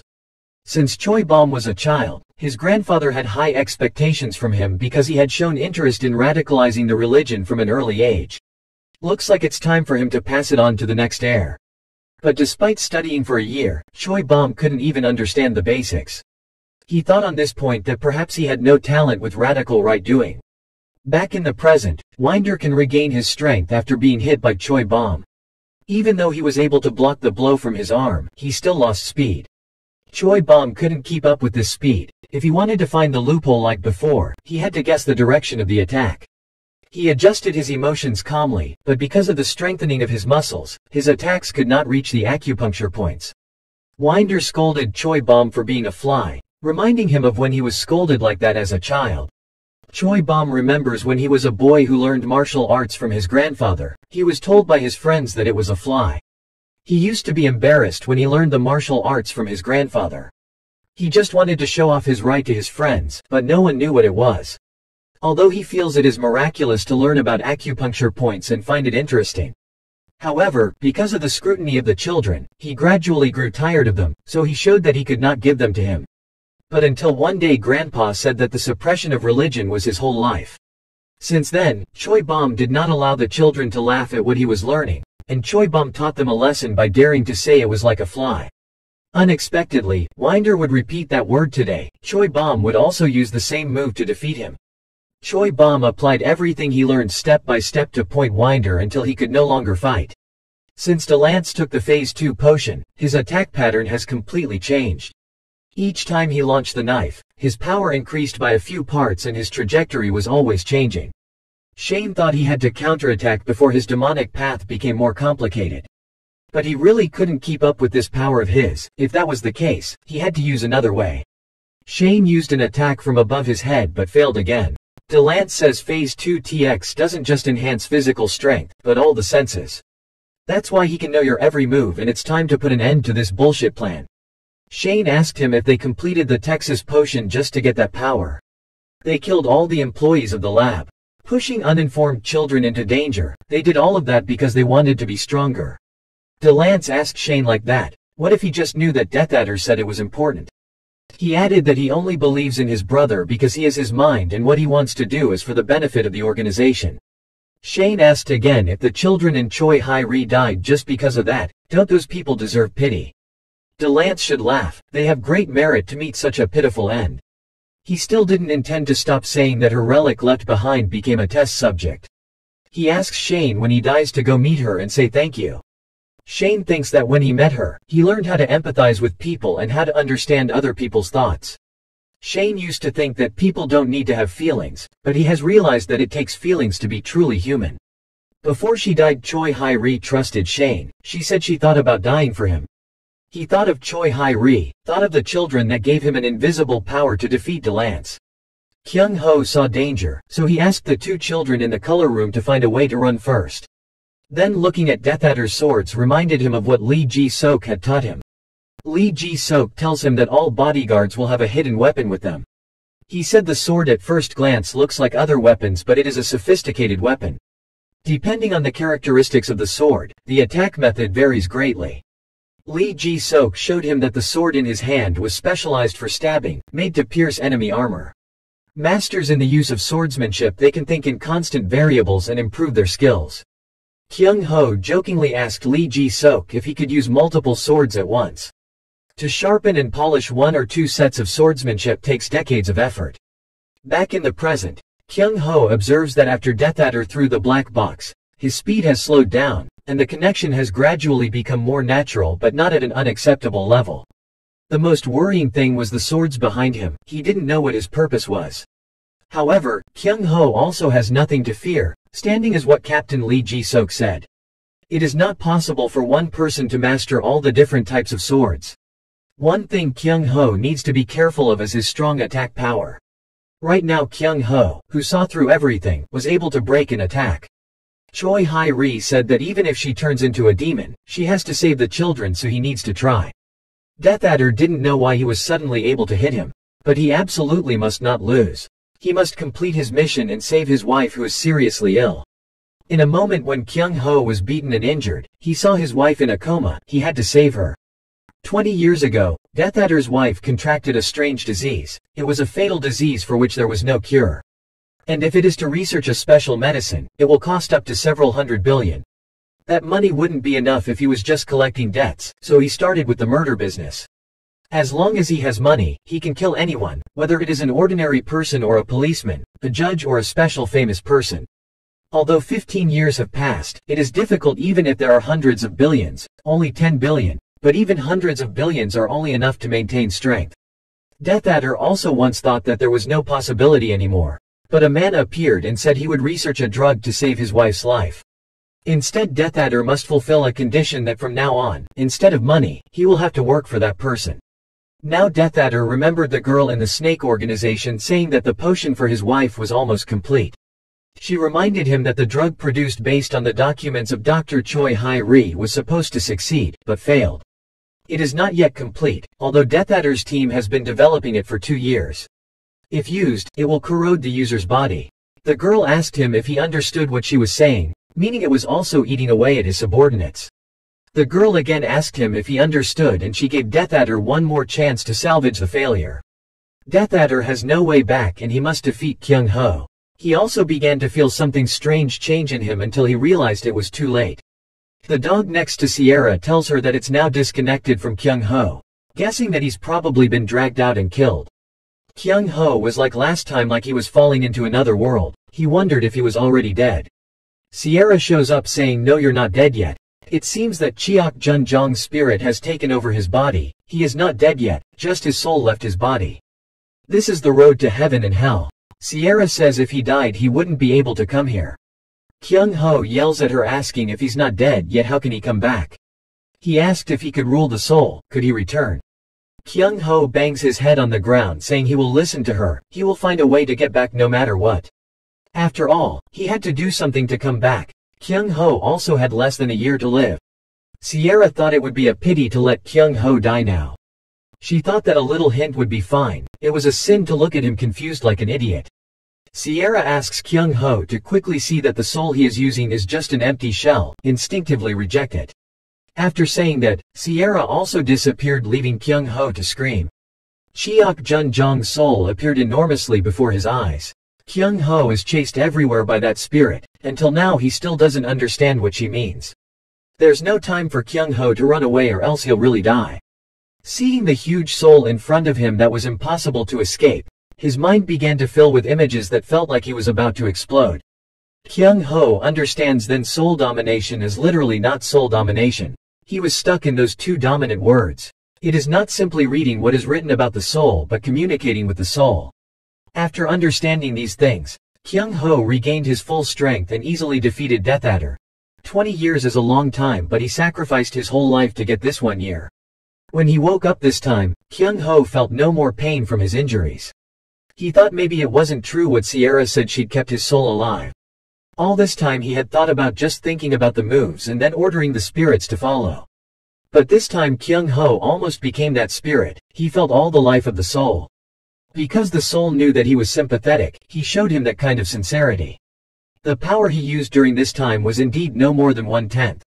Death Adder lay on the ground screaming for him to kill him. He had no meaning to live anymore. Kyung Ho asked him where he transferred Dr. Choi Hai-ri's USB. He asked him again if he said no or wanted him to move. He didn't have much time. Death Adder said he wouldn't tell anything about that person. He gave up and you just killed him. Kyung Ho approached and asked who that person was to be able to command him like that.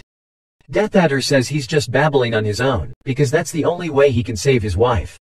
Even if he went to the edge of the world, he had to make money at all costs. Kyung Ho went over to continue hitting him, asking if he didn't find it funny saying these words. What Death Adder did to save his wife was to use the children as experimental subjects, that there were so many lives to die. When Black Mamba arrived, the entire JK organization was destroyed. He was a step late. The people who came later did not find the last document of Choi Hai-ri. That also means that the drug research process will stop. Although it has proven its effect to help people exceed all human physical standards, but it comes with a body that is corroded. Once again Kyung Ho woke up in the hospital. When he woke up, Han Chae-yeon was extremely happy to hug him. Han Chae-yeon reacted so strongly because Kyung Ho had been unconscious for 2 days. Kyung Ho asked about Shane and Choi Bom's condition. Knowing that they were all safe, did he feel secure? Kyung Ho is curious if Dr. Choi Hai-ri has gone to find Shane. In Choi Hai-ri's USB, there is no research document but another folder. Shane didn't know why it had a password, but it must have been because it had important documents inside. The two Han Chae-yeon and Kyung Ho went to find Shane and found him playing with the rescued children. Shane thanks Kyung Ho for helping him. He was also quite surprised when Kyung Ho was able to defeat Death Adder, and also asked Kyung Ho to clarify everything with Captain Lee Ji-sok to handle everything well. Han Chae-yeon asked Shane what was so important that he had to go there alone to deal with it. Shane said that USB is very important because there is a folder he has not been able to open. Kyung Ho asked him if he wanted to ask directly. According to Kyung Ho's speculation, Shane is the one who used the ticket of the masked hell messenger before. Maybe like him, just touching Han Chae-yeon's body can see the soul. Kyung Ho asks Shane if she's heard about ghosts. He asked him to try touching Han Chae-yeon's hair to see if he could see Choi Hai-ri's soul. Although he had heard that Chae-yeon could see spirits when he first entered, Choi Hai-ri was really here later. But disappointing the three, when he touched it still nothing happened and no soul was found. Han Chae-yeon wanted to pass on the words of Choi Hai-ri to him, but she refused. Choi Hai-ri said that you don't need it, she just asked the two of you one more thing. Lee Ji-sok talked on the phone with manager Yu Woo-jin about this incident. If Shane was a spy, there was no reason for him to be determined to destroy that JK mercenary organization, but there were two people at the scene besides Shane that Lee Ji-sok didn't expect. The first is Choi Bom, who is the successor of the godless religion and passed the special entrance exam 2 months ago. The other is high school student Kyung Ho. He is the one who meets the requirements to protect the lady in the special recruitment.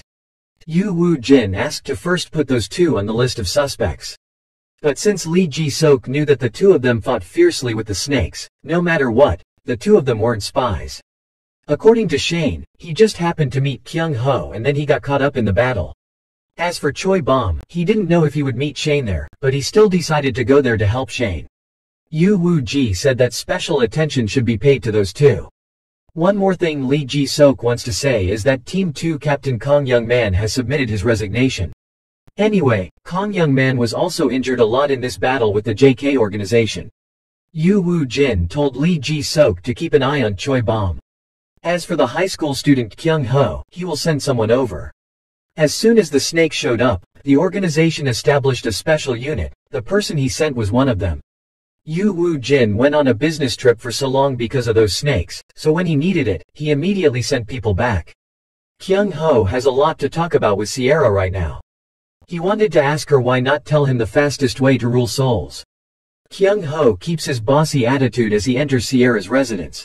He said she'd better stop looking down on his answers from now on. Sierra said she saw him with the true form of a spirit. In the class of 2 people suddenly appeared a stranger. He just came to class and asked Han Cha-yin who he was and said he was on a mission for him. Kyung Ho feels that this person is too suspicious. More importantly, he is looking for Han Cha-yin. She herself did not know who that person was. Both of them wondered why he had just come to look for her. Kyung Ho asks Han Cha-yin if she is engaged. After all, her family is also a tycoon. Kyung Ho feels ridiculous, but he is most likely a snake man. He thought to himself that he would verify today's final PE exam, but when he wore his uniform, Kyung Ho noticed that there was no snake tattoo. Kyung Ho couldn't believe the gym class that young man could do 200 push-ups. He also heard that within a minute he could do 110 push-ups. The average bodyguard could only do 80. Not only that, but his long jump, sit-ups, pitching, reflexes all got the highest marks. Moreover, with that score even higher than professional athletes. Kyung Ho thinks he should report this to Captain Lee Ji-sok. In the class, seeing that his likes are so high, there are people who want to talk to him. The other guy wanted him to fight because he was attracting attention. He just gently said that he was able to say what he was doing. Kyung Ho asks Han Cha-yin to be careful with him and he feels uneasy. While he was talking on the phone with someone, Kyung Ho overheard. He told the other party the plan would go well. He's a high school student anyway, so there's no big difference. Kyung Ho thought he was really suspicious. As soon as he finished talking on the phone, Kyung Ho stopped asking him if he was a snake man. He asked Kyung Ho in return, what would he do if it was real? Kyung Ho is still curious about soul assimilation, so he wants to go to Sierra to ask. He told Han Cha-yin to go to a medic for a while and told her to stay inside the classroom. He thought to himself that there was nothing strange about the newcomer Ha Jin-do anyway, so it should be fine. Sierra didn't expect him to still have questions about soul synchronization. She tells him that it is possible to synchronize souls even when using the power of souls. But Kyung Ho can only synchronize souls for 10 minutes and then the validity of the ticket will also disappear. He can also synchronize souls at any time depending on himself. The entire life of that great soul will enter Kyung Ho within a few minutes. If it was more than 10 minutes, he would lose his sanity. And if your soul thinks the ticket's soul will harm your mind and body, your soul will push it away. Kyung Ho thinks that if he uses the powerful soul of Chiak Jun Jeong, there is nothing to regret. The dog beside Sierra snorted coldly. He couldn't use the martial arts of the soul anyway. Kyung Ho recalls how he had assimilated with a spirit before and saw its past. Sierra says it's because he has a deep empathy for the soul that he can do it. But even so, it has limitations. Just using it once, the effectiveness of the ticket will disappear. Kyung Hun asked her if it was really just once. Sierra says he doesn't need too much now, he's doing well. Listening to the condition Sierra said, Kyung Ho thought he would think carefully about how to win and then use that. Kyung Ho returned to the classroom after answering the question, but he was nowhere to be seen. He overheard the other students saying that Ha Jin-do took her away. Chun Jin-oh was curious, so he went to Ha Jin and the others earlier. He saw Kyung Ho come in and then thought he was an idiot who dared to randomly enter here. He didn't know if Kyung Ho could use karate with his arm in a cast. Chun Jin-oh waits to see the scene where Kyung Ho is crushed. Seeing that Kyung Ho had just entered, he rushed in to fight. Not knowing what happened, he enthusiastically reminded him. Chun Jin-oh said he didn't know anything, he just followed the others here. He told Kyung Ho that the new student made the second years do this. Kyung Ho heard that and ran upstairs to ask the rest for Chun Jin-oh to handle. Ha Jin heard him ask him where Han Cha-yin was. He asked him if she was still alive. The two fought for a while. Ha Jin said that as expected, Kyung Ho didn't use core. Kyung Ho thought to himself what core he was talking about. Ha Jin heard that there is a very strong bodyguard at school. It seems that the strength of other bodyguards is just that. At this time, Ha Jin brought out his phone to announce the mission he had completed, just a kid. He told the other party that the strength of the bodyguards of the Shan group was also quite similar to their predictions. The enemy gave Ha Jin a new task. Kyung Ho heard him say that Black Mamba is just a small timer. Why is it so easy to assign tasks? Han Cha-yin from the outside of the entrance. Ha Jin went to the end to say hello. He is the bodyguard under the command of the Commander-in-Chief Yu Woo-jin. He came to Korea on a mission from his grandfather to kidnap Han Cha-yin and test Kyung Ho's abilities. The reason is that recently the snakes have targeted the lady and discovered that there is an insider inside. Ha Jin turned to Kyung Ho and asked him to quit. Both Kyung Ho and Han Chae-yeon were surprised by Ha Jin's statement. During the practice session of the bodyguards, Ha Jin disparaged the exercises of Captain Lee Ji-sok. In the end, the two decided to go to the arena to fight together for a better match. At this time the former bodyguard commander-in-chief Lee Won-young appeared to prevent the two's actions. He asked the two of them who were so enthusiastic about the practice, both of them apologizing to him in turn. Ha Jin thinks this person is the superior of the commander-in-chief Yu Woo-jin, the former commander-in-chief Lee Won-young. He rushed in before their swords clashed, and Ha Jin heard that Lee Won-young also uses core. Lee Ji-sok then told Kyung Ho that Ha Jin was in the special team under the commander-in-chief. It was a completely different organization from the mission to the exercises to the way it was organized. Kyung Ho met him at school and his strength is truly amazing. Lee Ji-sok also told him that core until now is still a power that has not been analyzed specifically. Because people just discovered it not too long ago. He didn't know how the commander-in-chief Yu Woo-jin was, but Ha Jin hadn't received it for 2 months. What Lee Ji-sok knows about it is just a rumor. All the specific content and the power it brings are kept secret. In a recent report he learned that the leader of the Snake Time also used it. Lee Ji-sok said that until now only the commander-in-chief and Ha Jin knew this. Kyung Ho was surprised why it was him, because he was once a snake. Because Choi Hai-ri said earlier that Kyung Ho's mother is in Japan. Han Chae-yeon used every means to ask her father to go to Japan for a picnic. Ha Jin disagrees because Han Chae-yeon is also a target of them. If there were no people capable of dealing with the leader of the snakes, they couldn't go. But when Kyung Ho went, it would be different, so Ha Jin accepted this time.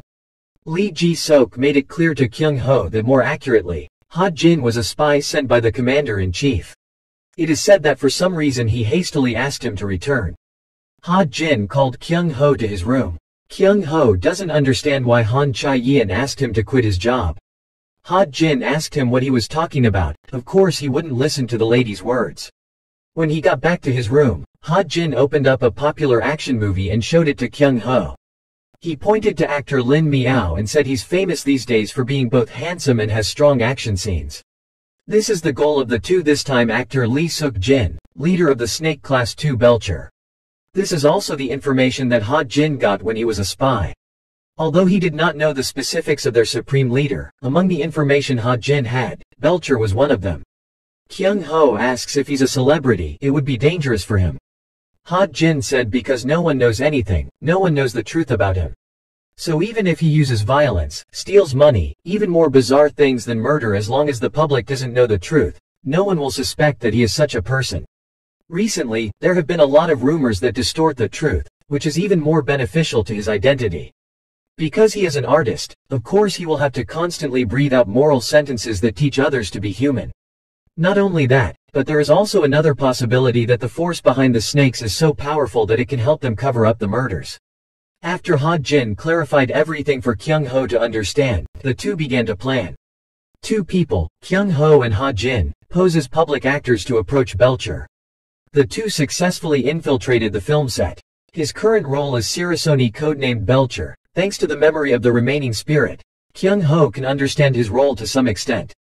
Kyung Ho thinks he's done a lot of research on the role. Belcher's acting is quite similar to what he remembers about Sirasoni. Kyung Ho regrets that if he could use that soul now, he would have easily caught him. Ha Jin reminds Kyung Ho after this scene is the scene where the two have to act according to the plan.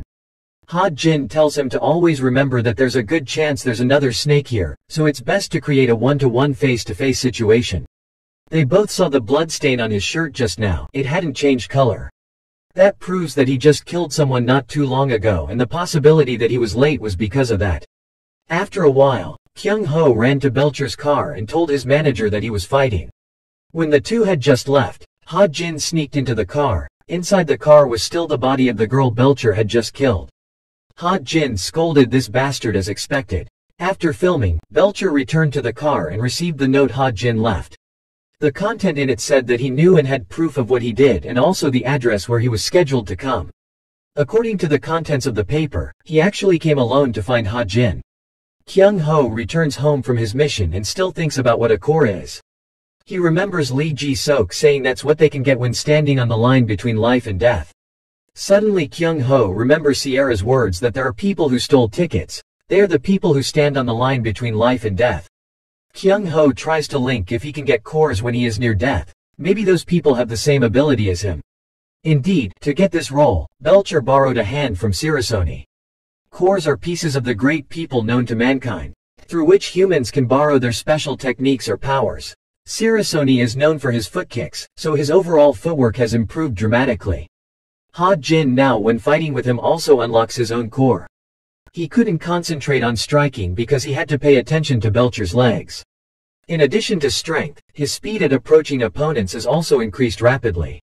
Ha Jin realizes that even rushing to attack will give him more motivation, but all of his movements show airflow. When he performs a movement, the entire body's airflow will be linked together to create the ultimate power. No matter how fast Belcher was, as long as Ha Jin watched that airflow, his attack wouldn't hit him. Ha Jin recalled how his teammates were all killed while on a mission. A mercenary's job is different from that of ordinary people, strength related to survival. He became a mercenary from a young age and was trained in everything with the aim of being able to survive. Ha Jin has lived with a single goal of getting stronger. So there is a wall in front of everyone. That is the limit that humans must overcome to become stronger. A person appeared saying that the limit of man was indeed a phrase for someone like him. Ha Jin said that any limit a person's strength can reach has already been determined, so he knows he can't surpass someone much stronger than him. The other said there are still people who don't have that wall and that even though the percentage is very low, there are also people who have overcome their limits. The underworld exchange is where the dead people's abilities can be obtained, and that's where Ha Jin gets the core's power. Ha Jin's core is having magic eyes, who can see how the opponent will move and how to use power. Belcher now remembered that a few months ago he had received a special instruction. The special forces under Yu Wu Jin of Shan Group, as long as they detect who is a snake, they will be targeted. Only then did Belcher wonder if Ha Jin was the one who could learn the martial arts of his opponent. Seeing Belcher standing still, Ha Jin took this opportunity to attack him. He tried to stay calm and not panic. What he needed to do now was to keep him from keeping up with the schedule. Besides, Belcher needs to find Ha Jin's loophole. He thinks he doesn't know the martial arts he hasn't used yet. Belcher now attacked again with confidence, but if he wanted Ha Jin to be good, he could follow suit. Ha Ji goes up to fight him, calling him stupid because he can possess the skills of his previous opponents. Ha Jin didn't expect how long he had not been able to beat Belcher when the manager who came with him appeared. He was also a snake. Fortunately, Ha Jin dodged the attack just now, or else he would have lost his life. If he was hit directly, the bones of his head would have broken. It seems that even though he's level 2, he's stronger than Belcher. He had thought he was just a mere accomplice specialized in cutting tails, which was a fatal mistake. The manager looked at the wounded Belcher and asked what happened. Belcher said he's not an ordinary person with special skills learned from an opponent's attack. The manager said that even so, it's impossible to waste time here as it's almost time to summon. That manager is really strong. Even realizing that Ha Jin used to be an insider, fortunately Kyung Ho came to help him in time, or else would have lost his life because of him. Seeing that Kyung Ho was about to attack the manager San Ho, Ha Jin stopped him. He thinks Kyung Ho can't do it because he's not the one who awakened the core. Sa Ho asks if Kyung Ho is also Yu Wu Jin's person. It seems he hasn't awakened the core yet. Belcher feels that Kyung Ho is too weak to be just a bodyguard of Shan Group. But they also don't need to think much because the person who sees this scene won't leave with all their lives. Seeing Belcher about to attack, Ha Jin panicked he wouldn't be able to block it, but everyone there didn't expect Belcher to fly away with a single kick. Belcher sat up and wiped the blood and asked if he was the one who awakened the core. Sa Ho said it was not true. He couldn't see anything when he used his strength. There are only two possibilities. One is that Kyung Ho has passed the core, or else he is a monster. But Sa Ho can be certain that a high school snake can't fight Kyung Ho.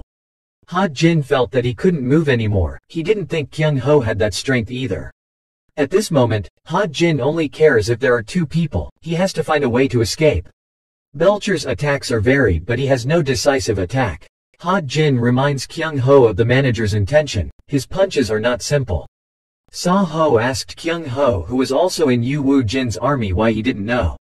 He feels pity when a talent is buried. Sa Ho punched his fist to prepare to hit. He said it was only now officially started. Both Ha Jin and Belcher, who were injured outside, thought he wouldn't fight San Ho. Kyung Ho asked him if he was using Kim Do-han's core. San Ho was surprised when he guessed the secret when he never told it. Kyung Ho says it's because he can only steal part of the dead man's abilities. He can tell by the way he moves. Kyung Ho has now synced his soul with Kim Do-han. San Ho felt a strange feeling. The first time he received the core, he also had this feeling. The feeling of his body being squeezed to the point of goosebumps. It was like a giant rock was pressing on his back. Belcher, who didn't realize the danger, was still cursing it as a trash move. He told San Ho that Kyung Ho's damage is getting stronger. If the two of them hit him directly again, he will most likely be able to stop him. When Belcher called to get ready to go, San Ho was still bewildered, but Kyung Ho's kick just missed, made the two run away. San Ho, on the way to escape, still has not had enough of the scary feeling just now. Even a level 1 snake does not have such amazing pressure. Ha Jin witnessed everything just now and thought that it was the entity of a great man in the past. He guessed right in Kyung Ho, not using cores but real strength. Ha Jin secretly thought that he was too delusional. If he had fought directly with Kyung Ho, then he certainly wouldn't be here right now. Bodyguard General Manager Lee Woo-young asked a subordinate about the recent situation. That person said it seems there are more senior snakes than they thought, and that among the high-level snakes they were following, someone was starting to disappear. The person said it looked like something was going on and wanted him to be careful. There was also a bodyguard on the side of the headquarters who accompanied Ha Jin while hunting Belcher. When he heard that person's name was Kyung Ho, he was quite surprised. He was also the one who was involved in the Shane case. He instructed Ha Jin to follow him, but Ha Jin took Kyung Ho on a mission. Lee Won-young thought he had to conduct an interrogation. Besides, he also found someone to come to be a high school student to support. The next day the three went to school. Ha Jin discovered the figure of an acquaintance. He said his task force had a terrible sister. He thought that person's strength was the same as everyone else's, but during a training session she nearly broke Ha Jin's spine. When that girl went to make Ha Jin freeze, it was Baek Yeji. She told Ha Jin that she didn't come here for any good reason, but he had to be careful with his mouth.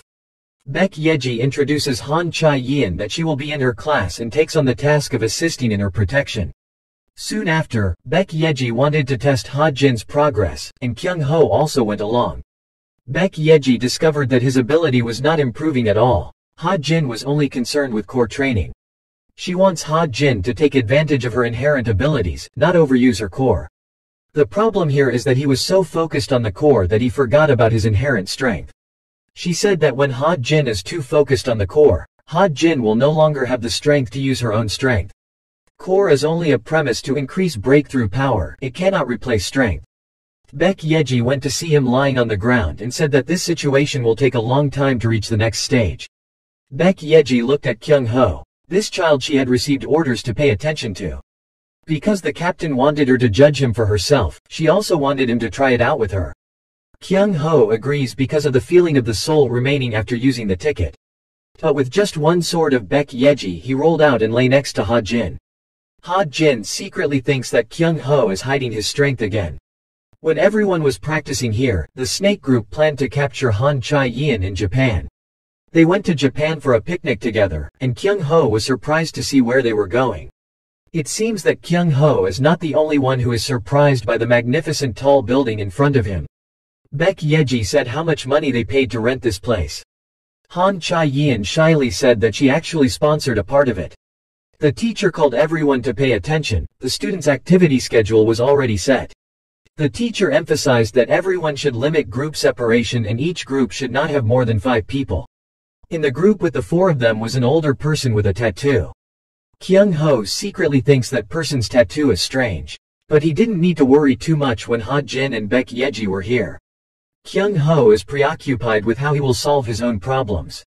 After 5 days of the picnic will be over, he still doesn't know what to do to meet his mother. Kyung Ho intends to ask the other spirits, but if after 5 days he still can't find his mother, he doesn't know what to do. Kyung Ho did not expect that he would meet Sierra in this place. She said it because she had a hunch that something interesting was about to happen. Kyung Ho asks her where he should go in this vast Japan to find his mother. Sierra says this suggestion will be different from previous suggestions. The clue to his mother's soul is related to a snake. Here Lee Won-young has received information that many level 2 snakes have come to Japan, As expected, they grasped the information too quickly. He said it would be nice to have more staff with him, but not because he has his own plan. At this time, Choi Bom appeared and asked former Captain Lee Won-young if he wanted to transfer the corps. Lee Won-young knew he showed up during the battle with Shane. He secretly thought that Choi Bom would be useful in sweeping away the snakes. Kyung feels that snakes are more and more closely related to the soul of his mother. If so, from now on Kyung Ho will also pursue those snakes. The group of 5 of them went outside the next day for a walk. Baek Yeji always reminds everyone to try not to get lost. Kyung Ho thinks he has to find a way out of here to find his mother. Baek Yeji and Han Cha-yeon talked non-stop. The two were talking about how Han Cha-yeon had never been outside before. Because the bodyguards were so strict that she couldn't go outside, this was also the first time Han Cha-yeon was able to go to school. A person nearby picked up a speaker to talk about the lucky draw event. The reward for the shortest person was a trip. After hearing the announcement, many people rushed to make the group of 5 separate. By the time everyone exited the crowd, Kyung Ho and the person with the tattoo had disappeared. Everyone was annoyed because there were so many people here. The person with the tattoo started talking to Kyung Ho, wanting to see how the yen turned out. Even if he said some bullshit, he didn't care to make the person with the tattoo uncomfortable. He heard that you were the one who defeated Chun Jin-oh, so he wanted to go with him. Baek Yeji tried to call but couldn't reach Kyung Ho. It seems she has to find it herself. She asks Han Cha-yeon and Ha Jin to find seats first. When Kyung Ho of the same name had a sitting tattoo, a group of people came with snake tattoos and asked if he had tattoos related to them. Kyung Ho didn't expect that someone was also looking for those snakes. Because they did not receive an answer, they rushed to fight. Baek Yeji arrived just in time to save the tattooed man from danger. Baek Yeji didn't understand why all of a sudden the Yakuza would come and cause trouble. Even so, there was no need to move. If they want to approach Han Cha-yeon, she alone is enough to handle it, but until now she still doesn't know Kyung Ho's strength. Baek Yeji rushed in to beat them step by step, pointing at Kyung Ho. Baek Yeji didn't expect this kind of person in Japan. Kyung Ho told her that they had given him the phone a while ago to see the snake tattoo inside. But he doesn't know Japanese, so he doesn't understand what they say, but it seems to have something to do with snakes. Maybe they still have a Korean Yakuza, but that person has already run away. When Baek Yeji said that, he had to catch the guy to ask. The 3 of them went to explore the surrounding area to find it. Kyung Ho didn't expect Baek Yeji to find him by asking them one by one and hitting all the suspicious people. But the result was that no one saw him. He probably left the area. She didn't feel well, so she split up people to find them. They didn't have much time left. Kyung Ho thinks he doesn't even know who the Yakuza are anymore, but he still thinks they're related to snakes. Kyung Ho guessed it was very likely that the guy would return to the park when he was fighting to find him. On the other side, the snakes named Jararaka also brought Han Cha-yeon's picture everywhere to find and beat people. But unfortunately, when he was just leaving an alley, he met Han Cha-yeon, who was walking with Ha Jin. Kyung Ho just went to the park when he met a group of people who were also looking for him. That Korean guy told his accomplices Baek Yeji wasn't here, that he wasn't strong, so let's catch them first. Kyung Ho thinks it's too much to use tickets against these guys. Since his fight with Shane, he hasn't fought a match without a ticket. Kyung Ho decided to try this time. He beat for a while, then Baek Yeji heard the movement and came. Baek Yeji brought out a large pair of pliers to break their teeth without revealing who was behind. That guy was afraid to reveal that they were the Yakuza of the cruise shipping business. The two forced them to confess and took their business cards and left. At this time they also received an urgent call from Ha Jin. Ha Jin looked at Jararaka and said that he dared to act in broad daylight, too bold. He could see that the core ability he was using was shoot shoes. As a famous general of the puppet dynasty of the Three Kingdoms period, Cao Cao's bodyguard martial artist. That person is famous for being a loyal god of outstanding martial arts. It seems that he is not easy to fight. Before Ha Jin asked Han Cha-yeon to find a place to hide, their opponents were not easy to deal with. Jararaka said the two grasped the situation fairly quickly and then attacked. He asked Ha Jin if he was the one who fought two trash on his side. He meant Belcher and Sanho, but he didn't understand why he called his teammates trash. Hearing that, he became even more angry, attacking while saying he didn't have two trashy teammates. Ha Jin secretly cursed. If he knew it would end like this, he would have brought a real sword. His speed is too fast and he doesn't even use weapons. Ha Jin thought he must have hidden his weapon somewhere. He had to find his loophole. Once again Jiraiya attacked, and even if he had to use everything Ha-Jin had, he still wanted to block the blow. But again Ha-Jin failed and took the punch. Even if he didn't use the core, he was already a real monster. Ha-Jin knew he was on a different level than Belcher. He felt the same feeling now, the feeling of his first training with Baek Yeji when he had just joined Yu Wu Jin's task force. From that time, he learned how to operate the core from her sister. Even after the end of the battle with Belcher, he had never been lazy to practice once. But today, once again, Ha-Jin was defeated by Jiraiya. He wanted him to quickly reveal Han Chai-Yian's location, or else he would cut off his tongue. As soon as he got off the knife, Baek Yeji arrived in time. Ha-Jin once learned about celebrities in case they had to face opponents with their cores. Hua Chu was a famous general with a talent for using weapons of the Wei state. And Tru Van is a great general of the Thuk dynasty, currently being used by Baek Yeji and Jiraiya. Both of them were crouching tigers, hidden dragons, having defeated the enemy's army of more than 50 men. He didn't expect to see the battle between the two of them now. Jiraiya didn't expect Baek Yeji to be calmly facing the match. He thought it was not easy to hurt her. She had carefully calculated to be able to counterattack as soon as she dodged his attack. However, her speed was not too formidable compared to his. Baek Yeji thought he was stronger than she thought. Jiraiya compliments her that she is also quite good and knows how to rotate in the air to dodge attacks. Suddenly she called Ha-Jin's name. She said she would teach him more analytical information about the core.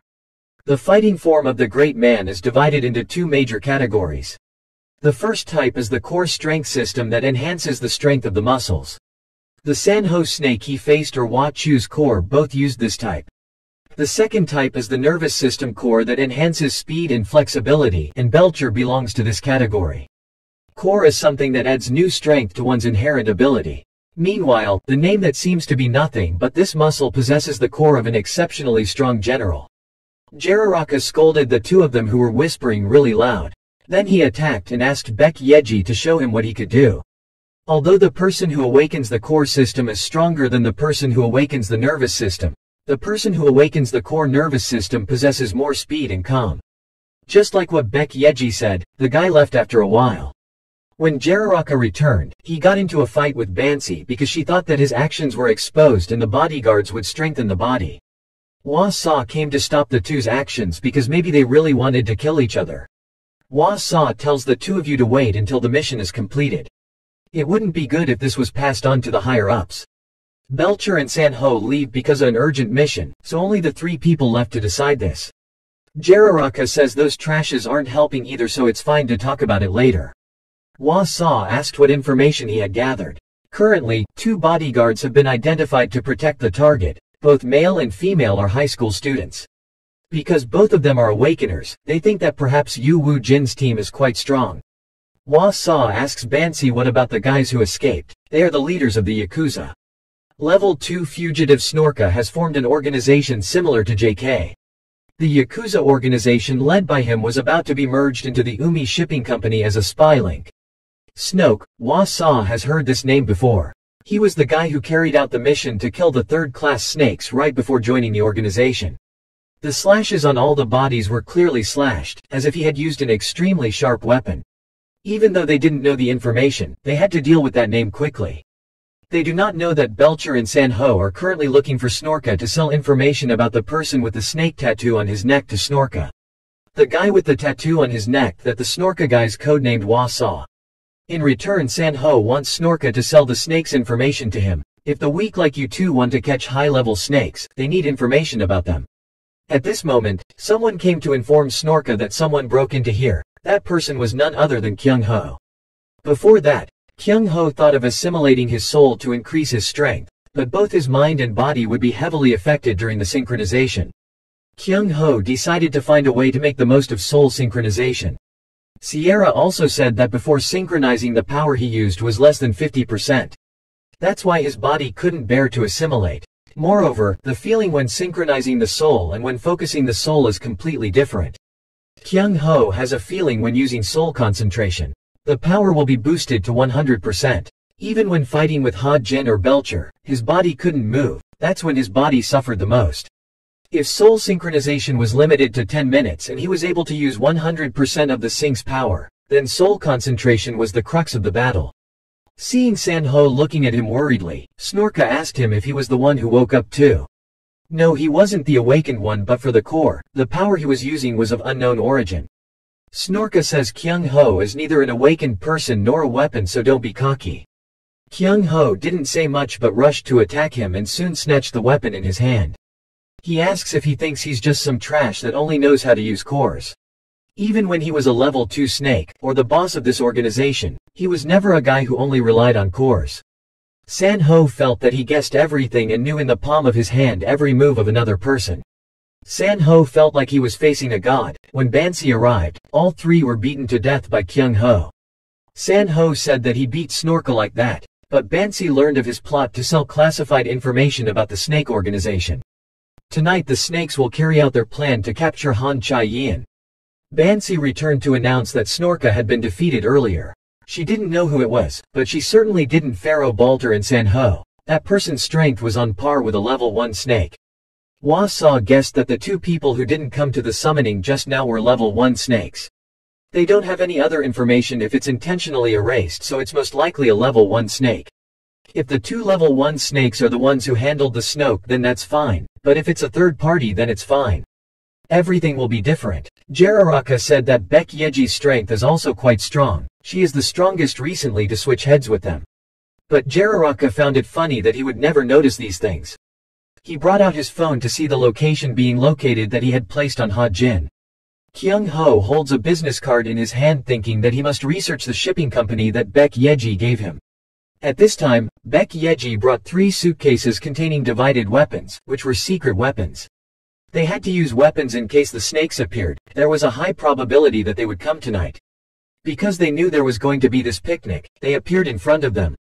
Furthermore, if they attack during the day, a lot of people will notice and the picnic will be cancelled immediately. Baek Yeji affirmed that tonight would be the best time for them to attack again. That night, they came based on Ha Jin's location. They split the act of the two going to the room where he stayed the longest. Jararaka will follow the navigation leading to the park. The 4 of them were trying to run away from that place, but unexpectedly there was a location on their bodies. Jararaka appeared and attacked Ha Jin. Fortunately, Baek Yeji blocked the attack in time. She asked the 3 to leave before she would stay to deal with Jararaka. Ha Jin said the name just now told them which direction to run, so the next ones will surely chase them quickly. So, without hesitation, the 3 of you had to quickly run away from this place. Jararaka says Baek Yeji should know she won't finish the match easily. Baek Yeji laughed and said that he didn't expect him to understand her so much. She also really likes to compete for rankings. She thought to herself from the way he held his long spear that she knew this battle would not end easily. His attacks had a very rhythmic connection. She couldn't take it lightly. Jararaka asked her when she was so energetic just now, but now she can't do anything despite carrying a weapon. Baek Yeji didn't care about those provocations. The important thing now was that she had to lure him into a dead end and sever that link. Ha Jin has now discovered the locator hidden in his shoe. He didn't expect him to be so quick-witted. Now he knows why those bastards know the location. There is no locator anymore. Now 3 people can safely run away. Kyung Ho worriedly asked Baek Yeji if he would be okay, but he told him to worry about the snakes. On the other side, Baek Yeji successfully tricked Jararaka into a wall and attacked him. She said that seeing how he calculated every step of the way, he was still very young. At this time Jararaka knew that she was not deliberately cornering him. That was also the reason why he had to be careful with Yu Wu Jin's team. In the end, Jararaka was defeated at the hands of Baek Yeji thanks to Hwa-saw and Bansi, who arrived in time to save his life. The 2 of them couldn't find the locator anymore, so they returned here. Bansi looked at Jararaka, who was covered in wounds, and mocked as if he had a pretty fierce battle. Baek Yeji saw the people coming and thought that the situation was not good right now, and those 2 newcomers must be the ones who woke up. Hwa-saw asked how is Jararaka's wound, but he said it like this: it doesn't mean anything. Bansi said that with a strength equivalent to a level 1 snake, she was most likely the one who killed Snorka. Baek Yeji felt that the situation was not right. Their cores were all masters. She was sure they wouldn't let her survive after exposing this core. Bansi was the first to go up. She even had 2 swords to fight. While focusing on fighting with Bansi, the other 2 also went to attack. Baek Yeji cursed under her breath and almost forgot that there were 3 of them. Hwa-saw's core is Miyamoto Musashi, who is using the length of his sword to widen the distance. She laughed at the thought that their ability to work as a team would separate her as they continued to bicker. But whether it was due to their ability or not, they charged at her without thinking. Baek Yeji scolded them for being a bunch of cowards who only knew how to watch me when she was fighting and rushed in. Baek Yeji knew she would have to do something. They were simply level 2 snakes, but their teamwork was very strong. They wouldn't easily show openings. If that was the case, then she decided to lure them in first. It would be difficult for her to take down 3 at once, so she would lure Jiraraka first. Baek Yeji's plan succeeded in luring Jiraraka up to the building. The other 2 would go to the back and chase it up. When she reached the rooftop, Jiraraka was pleased because she thought she had run out of track. Baek Yeji calmly said that she ran up here to buy time to defeat him first. She successfully defeated him, but the other 2 arrived faster than she thought, so Bansi slashed him across the stomach. Baek Yeji only had to run away, but because of his severe injuries, his speed also decreased. Fortunately at this time, a mysterious person came to save him. Kyung Ho earlier because he didn't want Baek Yeji to recognize him, so he disguised himself. Baek Yeji didn't know who that person was. Why would he help her like that, if it was an acquaintance? Bansi pointed his sword at Kyung Ho's face and asked if he was also a member of the Special Task Force Yu Wu Jin. Hwa Sa asks Bansi to watch over Baek Yeji and he will take care of him. He asked him why he was wearing a mask. Would something big happen when his identity was revealed? Baek Yeji behind yelled at him to be careful. He was using a sneak knife. Hwa Sa didn't expect Kyung Ho to react immediately when he saw the knife in his hand. After a while, he realized he could predict every move. Kyung Ho asked if he was using Miyamoto Musashi's core. Hwa Sa felt annoyed when he didn't say anything that he could guess right. Hwa Sa secretly thought that he wouldn't let him guess every core movement correctly. He replied, Kyung Ho, he's not using Miyamoto Musashi's core. He tried to change another attack, but Kyung Ho guessed everything. Now he can't rely on the core alone anymore. Suddenly Hwa Sa changed his mind to attack from behind. Baek Yeji was the one who ran to save him. She thought that one person couldn't deal with 2, so she could safely give her 1, but at this moment Bansi also went to cut her old wound. She said if Baek Yeji wanted to interfere, then she couldn't let her sit back and watch. Kyung Ho tells Baek Yeji that her wounds are pretty deep and quickly hides and let him handle them. Baek Yeji can't believe his ears. Do you really want to face them alone? Right after that, Kyung Ho showed his ability when he kicked Bansi away. Baek Yeji hid behind the thought of not knowing who Kyung Ho was. In her task force, there were only one person with such a strong ability that could be counted on one finger. Kyung Ho hid Bansi and Hwa Sa in turn. Both of them were not lightly injured. Bansi had grown up in a place where all sorts of filthy, foul-smelling trash were gathered and surrounded by billions of flies. In such a landfill, worrying about what kind of life she would live in the future was too luxurious for her, because she didn't even know what she would do today to survive.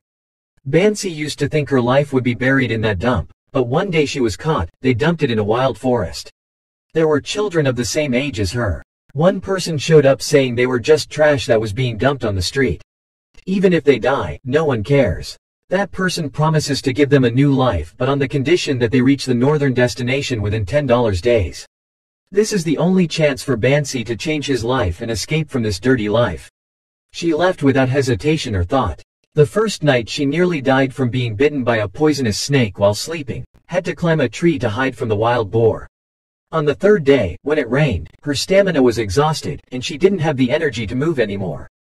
Hwa Sa was the one who came to wake her up and gave her an apple. He guessed that she hadn't eaten yet, so he gave her that apple and told her to eat quickly and then continued walking. At this time, Black Mamba appeared with a hammer in his hand and looked at someone, making them both scared. But in the end, the Black Mamba killed the wild boar behind, and the 3 of them had their first full meal. Then the 3 of them set out together to leave this place. They go to the Snakes organization together to train and grow up, but after 10 years their final test is to kill each other so that only one can enter the organization. Black Mamba chose to attack 2 people only because they were weaker than him. He didn't want to leave. He didn't want to go back to his previous life. That day she even thought it was just a dream, when faced with the boundary of life and death. It wasn't a dream, and when she used her power, she realized that the spirit had passed on to the 2 of them tremendous power. That night, both Bansi and Hwa Sa were lucky to escape death. All remaining bodies were burned. That bastard didn't even hesitate to hit the 2 of them even though they've been together for 10 years. Bansi advises Hwa Sa to calm down. She thinks Black Mamba won't change so easily. This was already part of his plan. After that, both of them dreamed of revenge. Everything happened that helped them increase their power, and the two decided to split their actions to avoid being tracked. Later, the Snake Tattoo organization contacted Bansi. She was curious as to what kind of person the person nicknamed Anna was and why she was looking for her. As soon as she appeared, Anna got straight to the point, saying she needed Bansi. Anna wants to trade, then she gets what she wants and Bansi gets what she needs. Anna said she was interested in Bansi's power and learned she was looking for someone. Bansi excitedly attacked him with a sword and asked where he was. Anna calmly says she was in a hurry and don't point the knife at her, let her check first. At this time, Winder appears, saying that she wants Bansi to defeat him. At that time Bansi was able to use the power of the soul, but was only able to partially imitate Sasaki Kojira's technique. She could not perfectly reproduce the techniques with only the feeling of the soul in her hand. At this point Anna gives her the sword, asking her to use it as part of the test. In fact, as soon as she used the sword she felt the power of the soul. Anna says that if Bansi follows her, she promises to give proper training in sword and core usage. She will give you the power to take revenge as well as a billion-1 sword. Bansi's memory of the past events made her determined to use the strongest move of the soul to attack Kyung Ho. But again, against Kyung Ho's power she was unable to execute the perfect slash. Perhaps it was because Bansi forced himself to train his core excessively to achieve the most perfect state, so his stamina was consumed. With that power, Bansi's blade barely passed through his shoulder. Swallow moves sky high, muscular strength and improvisation ability to overcome swordsmanship that do not follow a certain direction. Makes the opponent almost impossible to fight back or dodge. It's normal for them not even to react in time, but it seems that Kyung Ho has been through countless battles. Kyung Ho asks them what is their purpose, why they want to kidnap Han Chai-yin. Bansi says they only follow orders, also because following orders will be the fastest way for her to achieve her goal. Kyung Ho asks if they really have to go that far. The two of them asked in return if Kyung Ho knew what it felt like to be betrayed.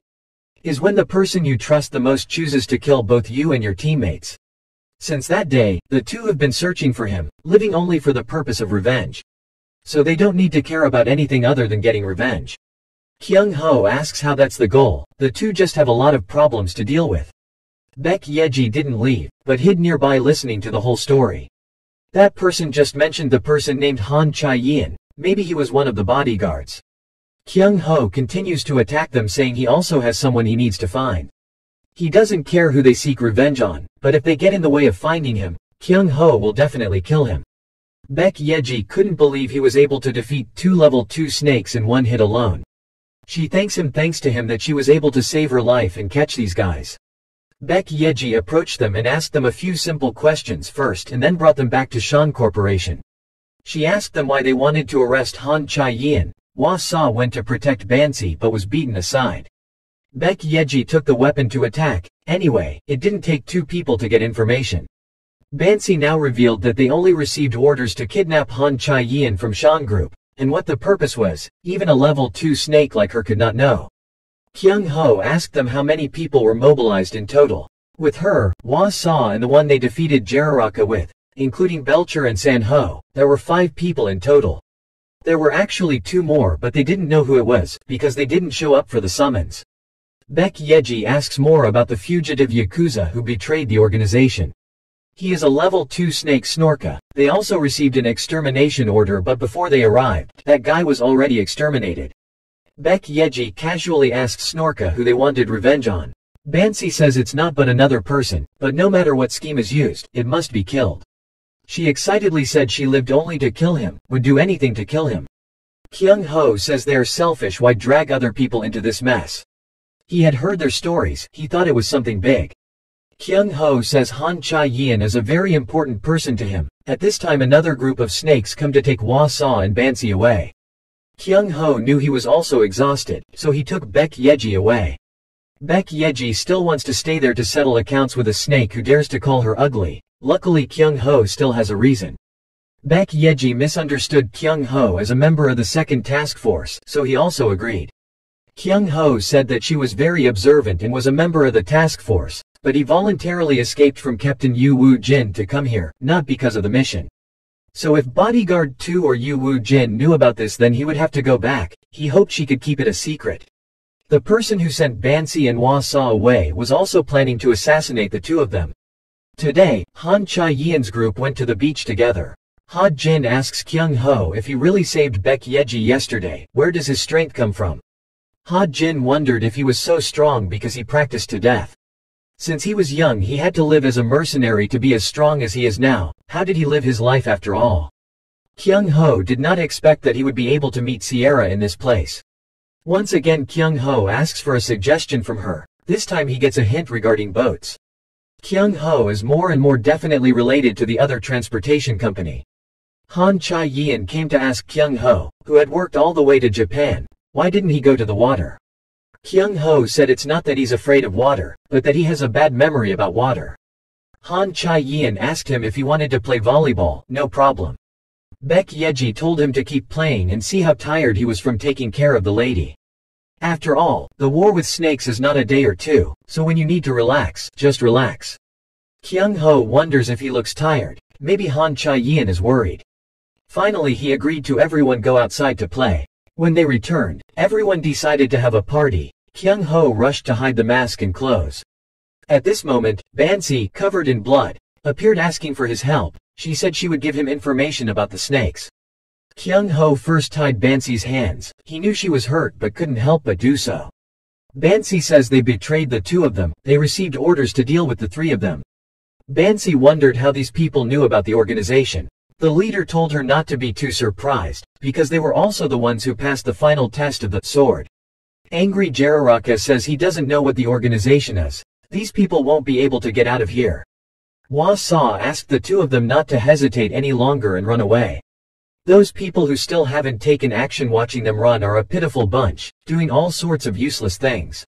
After a while, all of them started chasing the three of them jokingly. The three of them had no choice but to split into three directions. Jararaka kept cursing. The price to pay for failing an important mission was too high. Puff Adder chased after him. He didn't expect these bastards to be able to catch people from above. The carpet that appeared suddenly cut across Jararaka's body. It was too noisy. Blame being the comrades of those who survived the sword. They didn't understand how the people of the blade could find them. There is only one possibility that other blades are currently inside the snake organization. Bansi knew that he was in danger of trying to lose too much blood, and his body was also tired. She told herself she absolutely couldn't die here but ended up running to the cliff. It's because Hwa Sa sacrificed his life to come back to help her. Kyung Ho is curious how the Blade organization is related to the snakes. But Bansi did not know, because they were not told who was the man of the snake and who was the man of the blade. Kyung Ho believes what she says and helps Bansi treat his wound. She now needs your help to escape the snake's pursuit, as she must live to avenge both her and Hwa Sa. Not long after that, Kyung Ho and Ha Jin practiced together. Ha Jin was beaten to the point of crying. He said Kyung Ho told him to take the core away, so he can't fight anymore. Ha Jin cried out in pain nonstop. He asked when he could use his core or else he wouldn't be able to fight him. Kyung Ho didn't expect this to be Ha Jin's real strength when he didn't use cores. It's very similar to the feeling when Kyung Ho fights with Taipan or Viper. But if he had to fight those two now, he would still be able to defeat them easily without using soul synchronization. As for this kid Ha Jin in front of him, even if he doesn't use cores, he's already on par with level 3 snakes. Kyung Ho thinks it's right. Ha Jin stirred up the National Swordsmanship Festival. It's just that he gets beaten up every day so people think he's not strong and weak. Kyung Ho asks Ha Jin to open the core. He's been waiting for the time to come. Ha Jin said Kyung Ho should have said it a little earlier.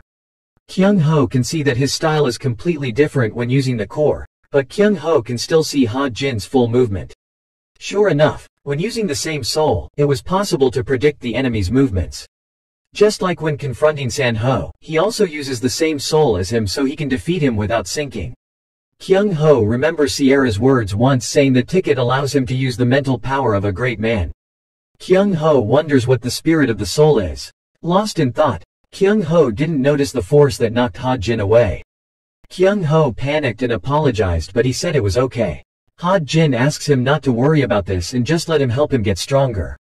It was difficult for him to test what the spiritual strength of the soul was when fighting Ha Jin. Baek Yeji wanted to give Bansi the uniform to wear, but she refused.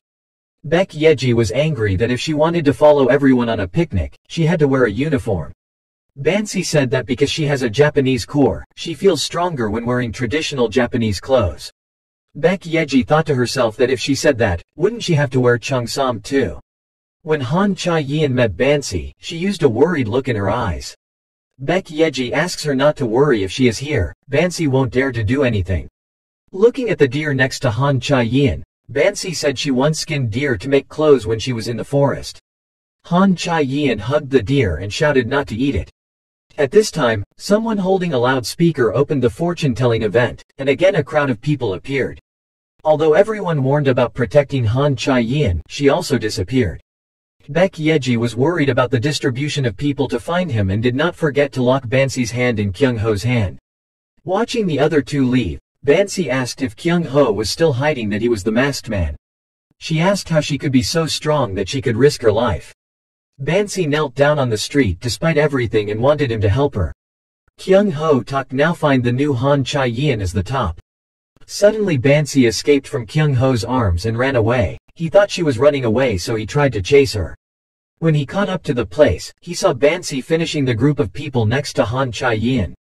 Wait until Kyung Ho arrives. Bansi says she protected his important lady and that Han Cha-yeon is no longer her target. Although it's hard for him to trust her right now, she can do anything to gain his trust. Now she must live for revenge, so that Wasa's death is not wasted.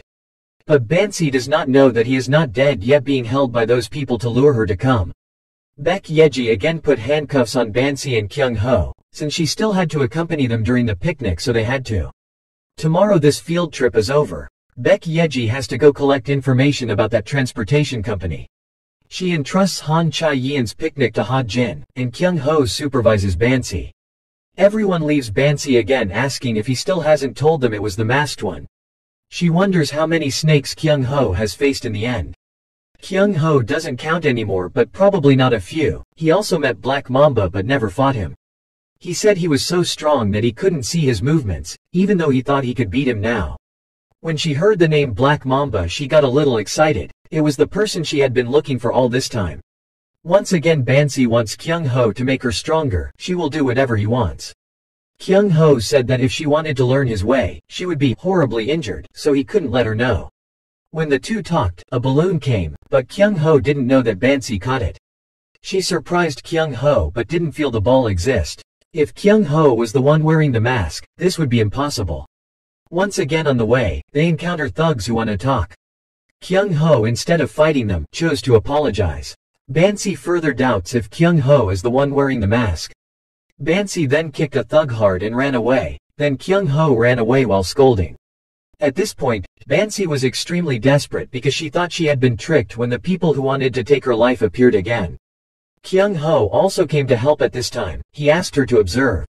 Kyung Ho didn't know how to teach her strength, so she watched for herself. Samar's comrade once said that if he encounters the masked man, there is no need to fear, because that person will not defeat him. Bansi stood outside and thought it was the masked man. Samar was hit a few times by Kyung Ho and was extremely angry. He asked him where he had learned 8 Kai and imitated it again, but he didn't expect to be lucky enough to hit it again. Kyung Ho thought he was lucky to hit. He was right. Because the founder's soul doesn't predict all his attacks. But all the techniques he is using are derived from the founder. Samar didn't know what this difference in strength was. He felt like he knew all of his techniques. He doesn't believe in the truth. There's no way a core user like him could be defeated. Samar thought for sure he was just mimicking some of the 8 Kai moves he had learned somewhere. Samar broke through with the 8 poles of 3 jutsu. If Kyung Ho had been a little slower, he would have been in danger. He was curious as to where he had learned this 8 jitsu to be so strong. Samar has always worked hard not to be left behind by the blade, but when he confronts Kyung Ho, he just seems to be standing still. Kyung Ho asked him if he knew he was stronger, but he still wanted to continue. Samar suddenly poked his eye with his hand, making Kyung Ho extremely surprised. Kyung Ho felt the atmosphere begin to change as he poked his eyes with both hands. Samar wants to attack again. He will tell him what is real and fake. Because he can enhance his core usage with the power of the blade. On the other side, Baek Yeji snuck inside that transportation company. She did not expect that inside it was the organization of the blade, but a level 1 snake suddenly appeared and discovered her existence. Kyung Ho brings Samar back. It's the snake that chased Bansi. He seems to possess a very strange core strengthening power. Bansi also said that this is the first time she has seen this power. Kyung Ho asks Ha Jin to quickly contact Shan Group, but his phone broke during practice. Kyung Ho said this guy is very dangerous, so you need to find a warehouse to lock him in first. Level 1 Snake Chil Jam Sa discovered Baek Yeji and told her not to hide anymore and come downstairs. Baek Yeji silently cursed that he had noticed her since when they continuously used weapons to attack on the place where Baek Yeji was hiding. They were more numerous than she thought, and if they were caught again, they would surely die. Unexpectedly, while running away, Baek Yeji discovered Hwa Sa. He was still alive. At the same time, a mob of people also came to attack her. The one who was attacking was the Japanese sword user Bansi had told her about. They were all level 2 snakes. She could hit them, but there was something very strange about why the person opposite was standing still. Unexpectedly, Baek Yeji was then poured poison into the cut wound. The guy asked her where she got the confidence to come here alone. Baek Yeji quickly ran into the warehouse to hide, but no matter what, a few guys came. She tried to call Ha Jin but couldn't get through. It seems she could only tell Kyung Ho. Baek Yeji felt that her legs were slowly losing the feeling that she couldn't hold it any longer. She recalled the structure of this building also included a machine room and underground parking. Baek Yeji took a long time to get down below. Unexpectedly, there were already a few guys waiting below. Baek Yeji was attacked, but at this time Bansi arrived in time because she read the message she sent to Kyung Ho. Bansi just arrived and asked where Hwa Sa is now. Kyung Ho on the other side, after coming out from the warehouse, did not see Bansi anymore. Ha Jin apologized because she was so fast that he couldn't catch her in time. Ha Jin said suddenly she looked at Kyung Ho's phone and muttered something to the shipping company and then ran away. Bansi tells Baek Yeji she just needs to show her where Hwa Sa is. The name in the group of blades said that Bansi was lucky to escape, but now is too loud. He purposely asked if she didn't have the Manhwa Shizao sword here if she could do anything, but when Bansi really attacked, he couldn't keep up with the speed. Bansi is stronger than he thought. She had previously defeated Muda and Samar with her body covered with wounds. Baek Yeji went up to attack them, saying she felt hurt when they forgot her existence. She told them that she had gradually gotten used to the effects of the poison and was now able to fight. A frail blonde man said that if she just lay still, she would die more peacefully. The guy opposite Bansi asked her why she still wants to take Hwa Sa now. Bansi said there is no need for a reason to save his comrades. He laughed and said that Hwa Sa was dead. How would she save her, while Bansi was suddenly attacked by him? At the same time, Baek Yeji was also attacked due to the spread of poison. The blonde laughed loudly as if the poison had spread so quickly that she could no longer control herself. Indeed, the poison was spreading rapidly through Baek Yeji's legs, making it even more difficult to confront her directly. Both of them were beaten at the same place. The difference in strength was quite large. Baek Yeji whispered to Bansi and told her to quickly escape to find someone to save Hwa Sa. Both of them were currently not lightly injured and could not continue fighting. When Baek Yeji finished speaking, the masked man appeared again. Kyung Ho learned that Baek Yeji was poisoned, so as soon as he entered, he demanded an antidote from them. Kyung Ho eloquently said that before he tore them apart, quickly come up with an antidote. The crowd, feeling amused, asked again what Kyung Ho had just said. One of them said that if they keep wasting time like now, the big brother won't let it go. If he wanted to die first, those people would make him happy. Kyung Ho used a very quick time to retrieve the antidote and injured the other three. Baek Yeji received the antidote to thinking that he could be this strong without using cores. Those people didn't expect him to be able to evade three people's attacks at the same time, but also to counterattack. Bansi thought she had felt this overwhelming feeling somewhere before. Unexpectedly, the masked man could end the situation in one hit. Perhaps the blades had lost their fighting spirit by now. One of them shouted, "Don't let his aura suppress him, use murderous intent to kill him." They have to catch Kyung Ho at all costs. If they don't complete the mission, only death awaits. Their failure to complete their assigned tasks was the disgrace of the blade. Failure to complete the task will become a worthless tool, and the boss will be the one to remove the worthless tool. What they are afraid of is the image of facing their fear, and they have to let go of that fear. Kyung Ho didn't expect them to regain their fighting spirit so quickly. If that's the case, it won't be long before Bansi and Baek Yeji will also be caught up in the match. Kyung Ho lures the three of them into the bamboo forest and destroys them step by step.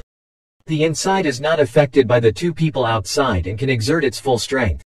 As a person of the blade, must become the most perfect assassin.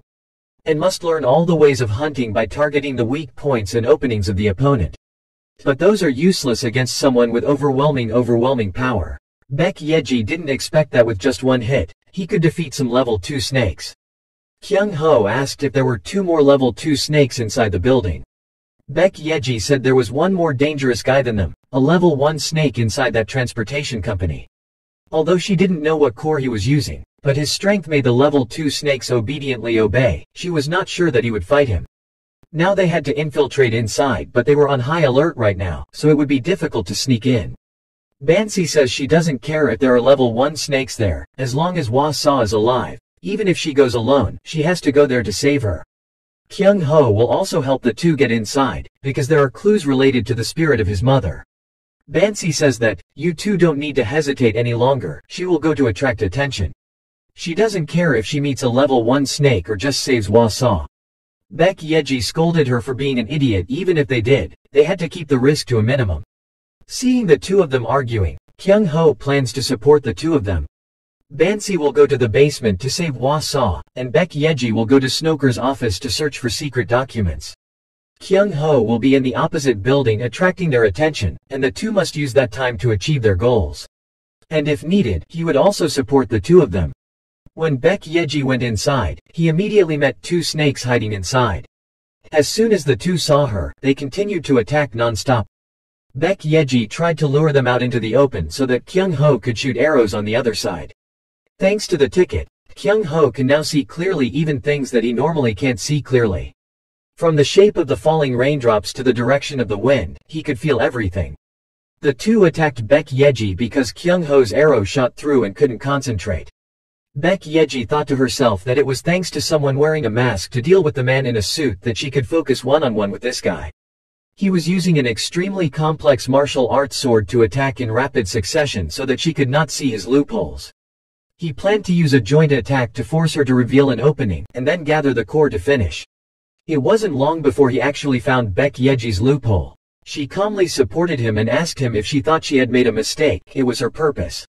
Another guy hiding in a room can't believe what Kyung Ho has done in the building opposite. He took advantage of the wind and the blind spot to hit every target in this storm. Once there, Kyung Ho spotted me and continuously shot arrows in this direction.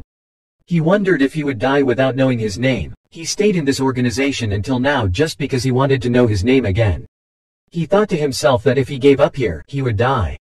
He watched in amazement as Kyung Ho shot 7 arrows at once. He relies on the fact that when the mission fails, he will have to receive the punishment and use his strength to stop everything. Kyung Ho didn't expect him to be able to solve his arc and move to the side of the building he was standing in. This aura is like turning into a different person. This snake was in a state identical to his when he was dominated by the spirit. At the same time, Baek Yeji also felt the opponent's transformation, like becoming a stronger human. The people of the blade are only to complete the task. Apart from the mission, they will not do anything unnecessary. Core domination is a technique for the core to occupy its body by mistake beyond the core's limit. Most people instinctively resist the core so they can't use the full power of the core. However, there are still a few people whose bodies are particularly suited to dominating the core. The current Baek Yeji's opponent is an example. Although he has been fighting for a long time, he is not exhausted. The longer this battle lasted, the more disadvantaged she would be since her stamina would soon be exhausted. He asked her if she had been fighting for a while without realizing the difference between the two. He had seen her getting weaker and weaker. She didn't understand how he could be so strong. It felt like he was merging with the core. Baek Yeji had more and more wounds on her body. She used a counterattack but failed. Even if she completely unlocked the core, she couldn't win. At this rate she would have to die in this place. Recalling Li Wangyang's words about fully opening the core, Baek Yeji began to think. It meant that the body and strength of the great man would become one. Fully unlocking the core is not about using a part of the core's muscle strength but having to borrow the core's body. He said that instead of teaching her based on how he felt, at some point she would realize how she felt when she saw the flow. Baek Yeji wondered if she had to become a spirit to fully unlock her core. She didn't know how to do it. She felt her heart beat faster and faster. It wasn't true that this was the core's beat. Now she understood and controlled so that the left system was a muscle, the right was a nerve at the same time. Because everything is in the flow of core. He also felt the change in Baek Yeji. This feeling was not the same as domination. Even if he was using core dominance, there was no way to stop her surprise attack. He asked himself if there was only one way to use that method. If he seals the piercing on his body, in the state of domination he will be limited and his ego will also be eaten away by the core. He thought that if he died here, everything would be in vain. He had to find his name. He actually clicked on the piercing. He said that no matter how strong her core is, it doesn't matter now. Even though he couldn't see, Baek Yeji could feel his breath as he charged, even the tremors in his muscles. She did not expect that she could see everything clearly. One by one, time seemed to slow down. With a sense beyond her usual fifth sense, she was able to parry his attack just now. Immediately after defeating him, Baek Yeji also collapsed really tired. The guy on the other side has already come to Kyung Ho's place. He asked him if he was happy to hide and shoot people like a mouse. He said he would give him one last word when Kyung Ho just shot an arrow that didn't hit him. Kyung Ho calmly says he didn't shoot him but aimed at the cracks in the pillars. Right after that, a lot of bricks and stones fell on the position he was standing in. He cursed, what a smart kid. He didn't expect that a mole like him could hide to attack. But if he knows the direction the arrow flies, he can grasp the position. Unexpectedly, it wasn't like he thought there were arrows in every direction. Kyung Ho created an arrow trap to shoot him, making it completely impossible for him to guess the direction of the attack. He felt like there were dozens of eyes watching him from all sides right now and he couldn't act carelessly. Kyung Ho only has one last arrow left to fight. He thought that he only needed to dodge this last arrow. Without this arrow, Kyung Ho wouldn't be able to do anything to him. Kyung Ho says it's not true that the next shot will be his last shot. He dragged him, also jumped off the building and flew down, wanting both of them to die. He didn't expect Kyung Ho to pull the arrow on him. You told him to dodge if he was good, but this arrow was a hit. Fortunately, Kyung Ho had a rope ready when he fell, the chain that the snake used. Bansi now went to the last room to find Hwa Saw. It was true that he was still alive. She wanted to quickly get him out of here. At this time, Chil Jam Saw appeared. He knew that Bansi would come back to save Hwa Saw, but for him, a garbage collector like Bansi was just useless. Bansi secretly thought he was the leader of the Blade and he was still holding her Manhwa Recap sword. Baek Yeji once said that the leader of the Blade must be level 1 or higher, which means she can't defeat him with this sword. Now if she just ran away, he would cut her down immediately. Bansi now has to save Hwa Saw. She doesn't know what to do. She didn't understand how he could put on such a defenseless expression in front of her. Bansi ignored it because this was her chance, but Bansi didn't expect him to easily parry the attack and then stab her with a knife. Chil Jam Saw asks if all her powers are used for revenge, so even if she is knocked out, she still tries to rush in. Bansi thinks she's here to get revenge, but the level 1 guy is stronger than she thought.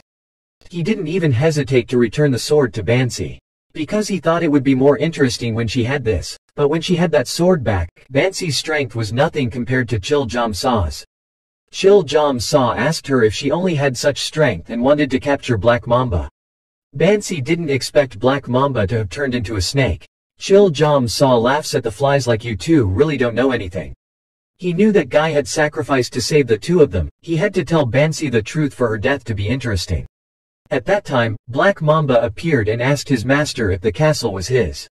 That sword belonged to the bastard who killed the Black Mamba family, but when he found the bastard was stabbed to death by the short sword. Black Mamba investigated and knew why he killed that bastard, but whatever the reason, Chil Jam Saw helped Black Mamba get his revenge. Because in return for his favor, he joined the Blade and he wanted to become stronger and stronger just like you.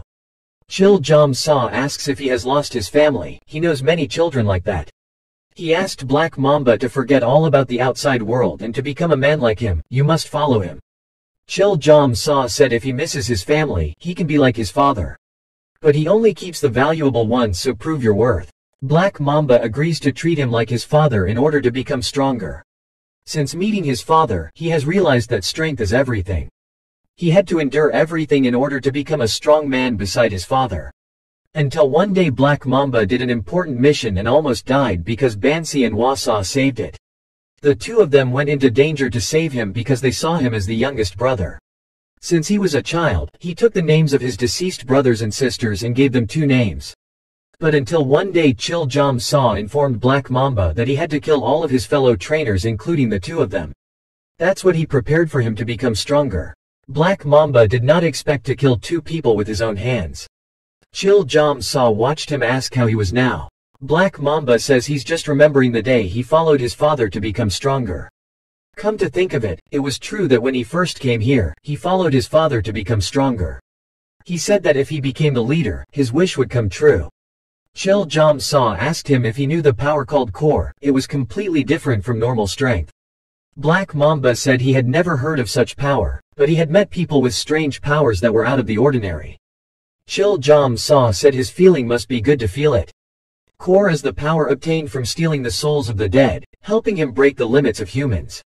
Although the person receiving it can only be returned from the dead, not all returning dead can receive the power.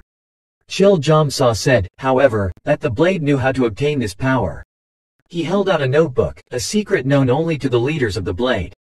He told him not to be impatient. The test was over 3 days later he would let him know.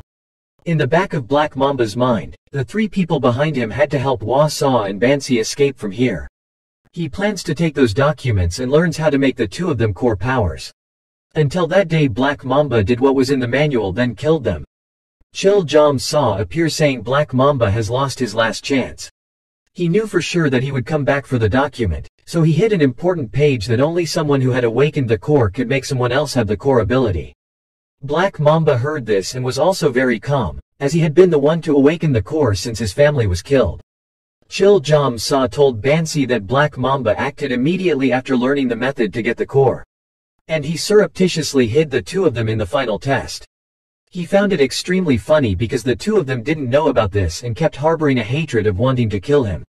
Chil Jam Saw in short the real traitor is the two of them, not Black Mamba. Hwa Saw asks the two of them not to believe what he is saying because if that's the case, then Black Mamba has been approaching them for a while. If Black Mamba really saved two people, he should have saved them from the organization. Chil Jam Saw kicked Hwa Saw away, angry saying that Black Mamba had sacrificed himself to help them get the core. He was really pitiful. Anyway, the two of them are awake, so he will tell them the last thing. Because the person who passes the final test will receive an earring. In order to gain this power and leave this place alone, the earring may erase all previous memories of the user. Until then, they could only follow the orders of the blade. As long as he can save Hwa Saw and Bansi, Black Mamba vows to become the loyal dog of the blade. Chil Jam Saw gave Black Mamba the first mission that was to kill the two of them. His memories will be erased and you have planted hatred in his head. Chil Jam Saw said that Black Mamba who killed dozens of people of the blade couldn't have killed the two of them. Chil Jam Saw felt that it was enough for the two of them, so he wanted to kill them. Once again, when Hwa Saw came out to give Bansi a hit, Bansi could only silently pray that someone would come and help them. Kyung Ho came in from the door and asked her not to say anything. He heard everything. The dog beside Sierra asked her what was so funny that she was in such a good mood. She said a few days ago that kid came to thank and greet her.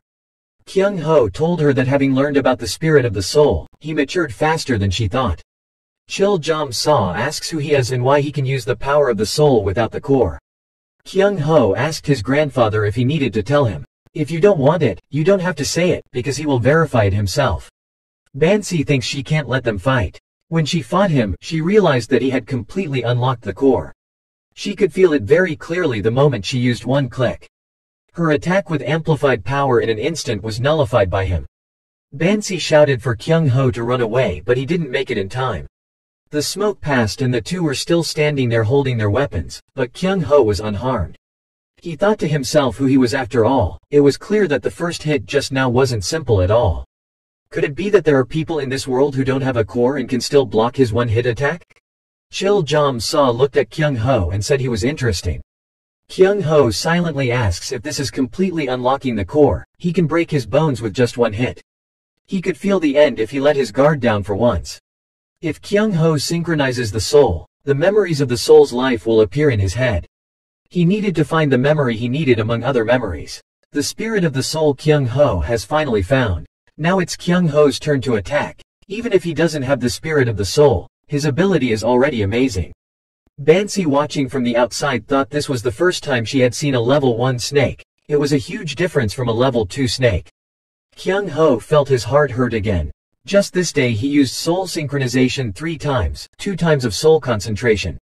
So it's only natural for Kyung Ho to feel overwhelmed right now, but he can't let go. If Sierra used to say, time was on his side. Sierra says cores that don't directly deal with her will be more restricted. 5 minutes, they will only be able to borrow souls completely for 5 minutes. Only 5 minutes now he had to maintain overwhelming strength for the time limit. After the time limit ends, it will be his end as well. And when Chil Jam-sa can no longer dodge the group, he will focus his soul. This match is slowly becoming unbalanced. Kyung Ho is pressing Chil Jam-sa. Bansi saw the obvious problem that Kyung Ho was forcing him by all means, and yet the leader kept a relaxed expression. Chil Jam-sa said the power of the soul, the reaction are all excellent. He was really surprised to be able to reach the realm at this age. But he can only do so because he has a fatal weakness that is the time limit. Kyung Ho thinks to himself, what the hell is he talking about? It's not the time limit that's his weakness. Come to think of it, his move to completely unlock the core wasn't over yet. Obviously 5 minutes had passed. Sierra couldn't lie to him, which meant he was using a trick. Fighting with him for a long time, Kyung Ho knew the reason. He has minimized the core unlocking completely before the start of the battle, and he will optimize it while attacking. In a word, he is adjusting the core opening rate every second. He didn't expect him to be able to learn how to control spiritual energy just by observing the action. Chil Jam-sa brought out a spear. It had been a long time since he had met an opponent like him. Kyung Ho didn't expect him to even have a relic. Because of that weapon he couldn't concentrate his soul perfectly. The use of soul concentration had greatly weakened his strength. Before exhausted, Kyung Ho wanted to defeat him but failed. Chil Jam-sa said that he is doing his best now. He can see that he is a lot different from before. This snake, his core has become more complete, like when he fought with Bansi. He looked at the weapon in Kyung Ho's hand and said that even the highest quality materials could not defeat his weapon. Although completely unlocking the core didn't make him comfortable, he now felt one with the soul. Kyung Ho cursed silently that the energy inside his soul had almost disappeared. Now finding his loophole was also his last chance, but this time he didn't have that luck. Chil Jam-sa did not expect him to still give up. He asked him to know how to grasp the situation. He brought the weapon directly into Kyung Ho's stomach. The power similar to the core was gone. Now he was just a dick in his eyes. He didn't expect a brat like you to possess such a power. Chil Jam-sa brought out a ring to implant it in Kyung Ho's body. This piercing is a tool to bind the human soul. In short, it can erase his ego and memories, forcing him to obey his orders. He wants to wear that piercing so he can get strength from Kyung Ho. Bansi at this time got up from the ground and ran to stop his actions. Chil Jam-sa immediately changed to her target. Instead of him using the piercing on Kyung Ho, he used it to implant Bansi. Kyung Ho stood up again and walked up to the relic in his hand that suddenly glowed. The pain in his body was getting worse and worse, probably because he was controlling his power and fighting him at the same time. If that's the case, then Kyung Ho can only use the spirit of the soul, so this must be over quickly. Chil Jam-sa asks him why he is helping those murderers. He had known it while working at the Shan Corporation. He simply couldn't ignore anything related to family. He asked the family what that thing was, full of useless emotions. Kyung Ho thinks he's slowly adapting. He has to deal with everything as quickly as possible. The relic is what pushes the soul's ability to the limit. It's no big deal for a user of the spirit of the soul like you. You have to win with the power of the spirit. Kyung Ho asks him why he is so obsessed with power, that he has to kidnap children to raise and kill them. This is a very difficult question to explain to a cold-blooded guy like him. Power belongs to the primordial human desire. To become the leader of the swords could enjoy all the power and draw the leaders down under him. He said he was excited just imagining it. He had found a gem like Black Mamba. He needed the likes of Black Mamba in order to get hold of the blade, but because of the scumbags, his plan fell through. Planned by those who hang on to the family in vain. Kyung Ho doesn't want to listen to use all the strength he has left to destroy him. He can give up everything to get what he wants. Only family means nothing to him. For him, family is the only thing and other things are or are not important. Kyung Ho comes here to find traces of his family, as he heard that the transport company and snakes are involved in his family's death. Kyung Ho brought a knife to Chil Jam-sa lying on the ground, wanting him to quickly reveal all the information he knew. At this time, another of Chil Jam-sa's subordinates who were still alive ran over. Kyung Ho scolds his current strength at its limit. He ordered the other guy while he was in hiding to quickly deal with him. That guy has something he wants to ask him first, tell him his name. As soon as Chil Jam-sa said his name, he was stabbed in the stomach by that name. He said he had always been loyal but ended up being treated like a worm.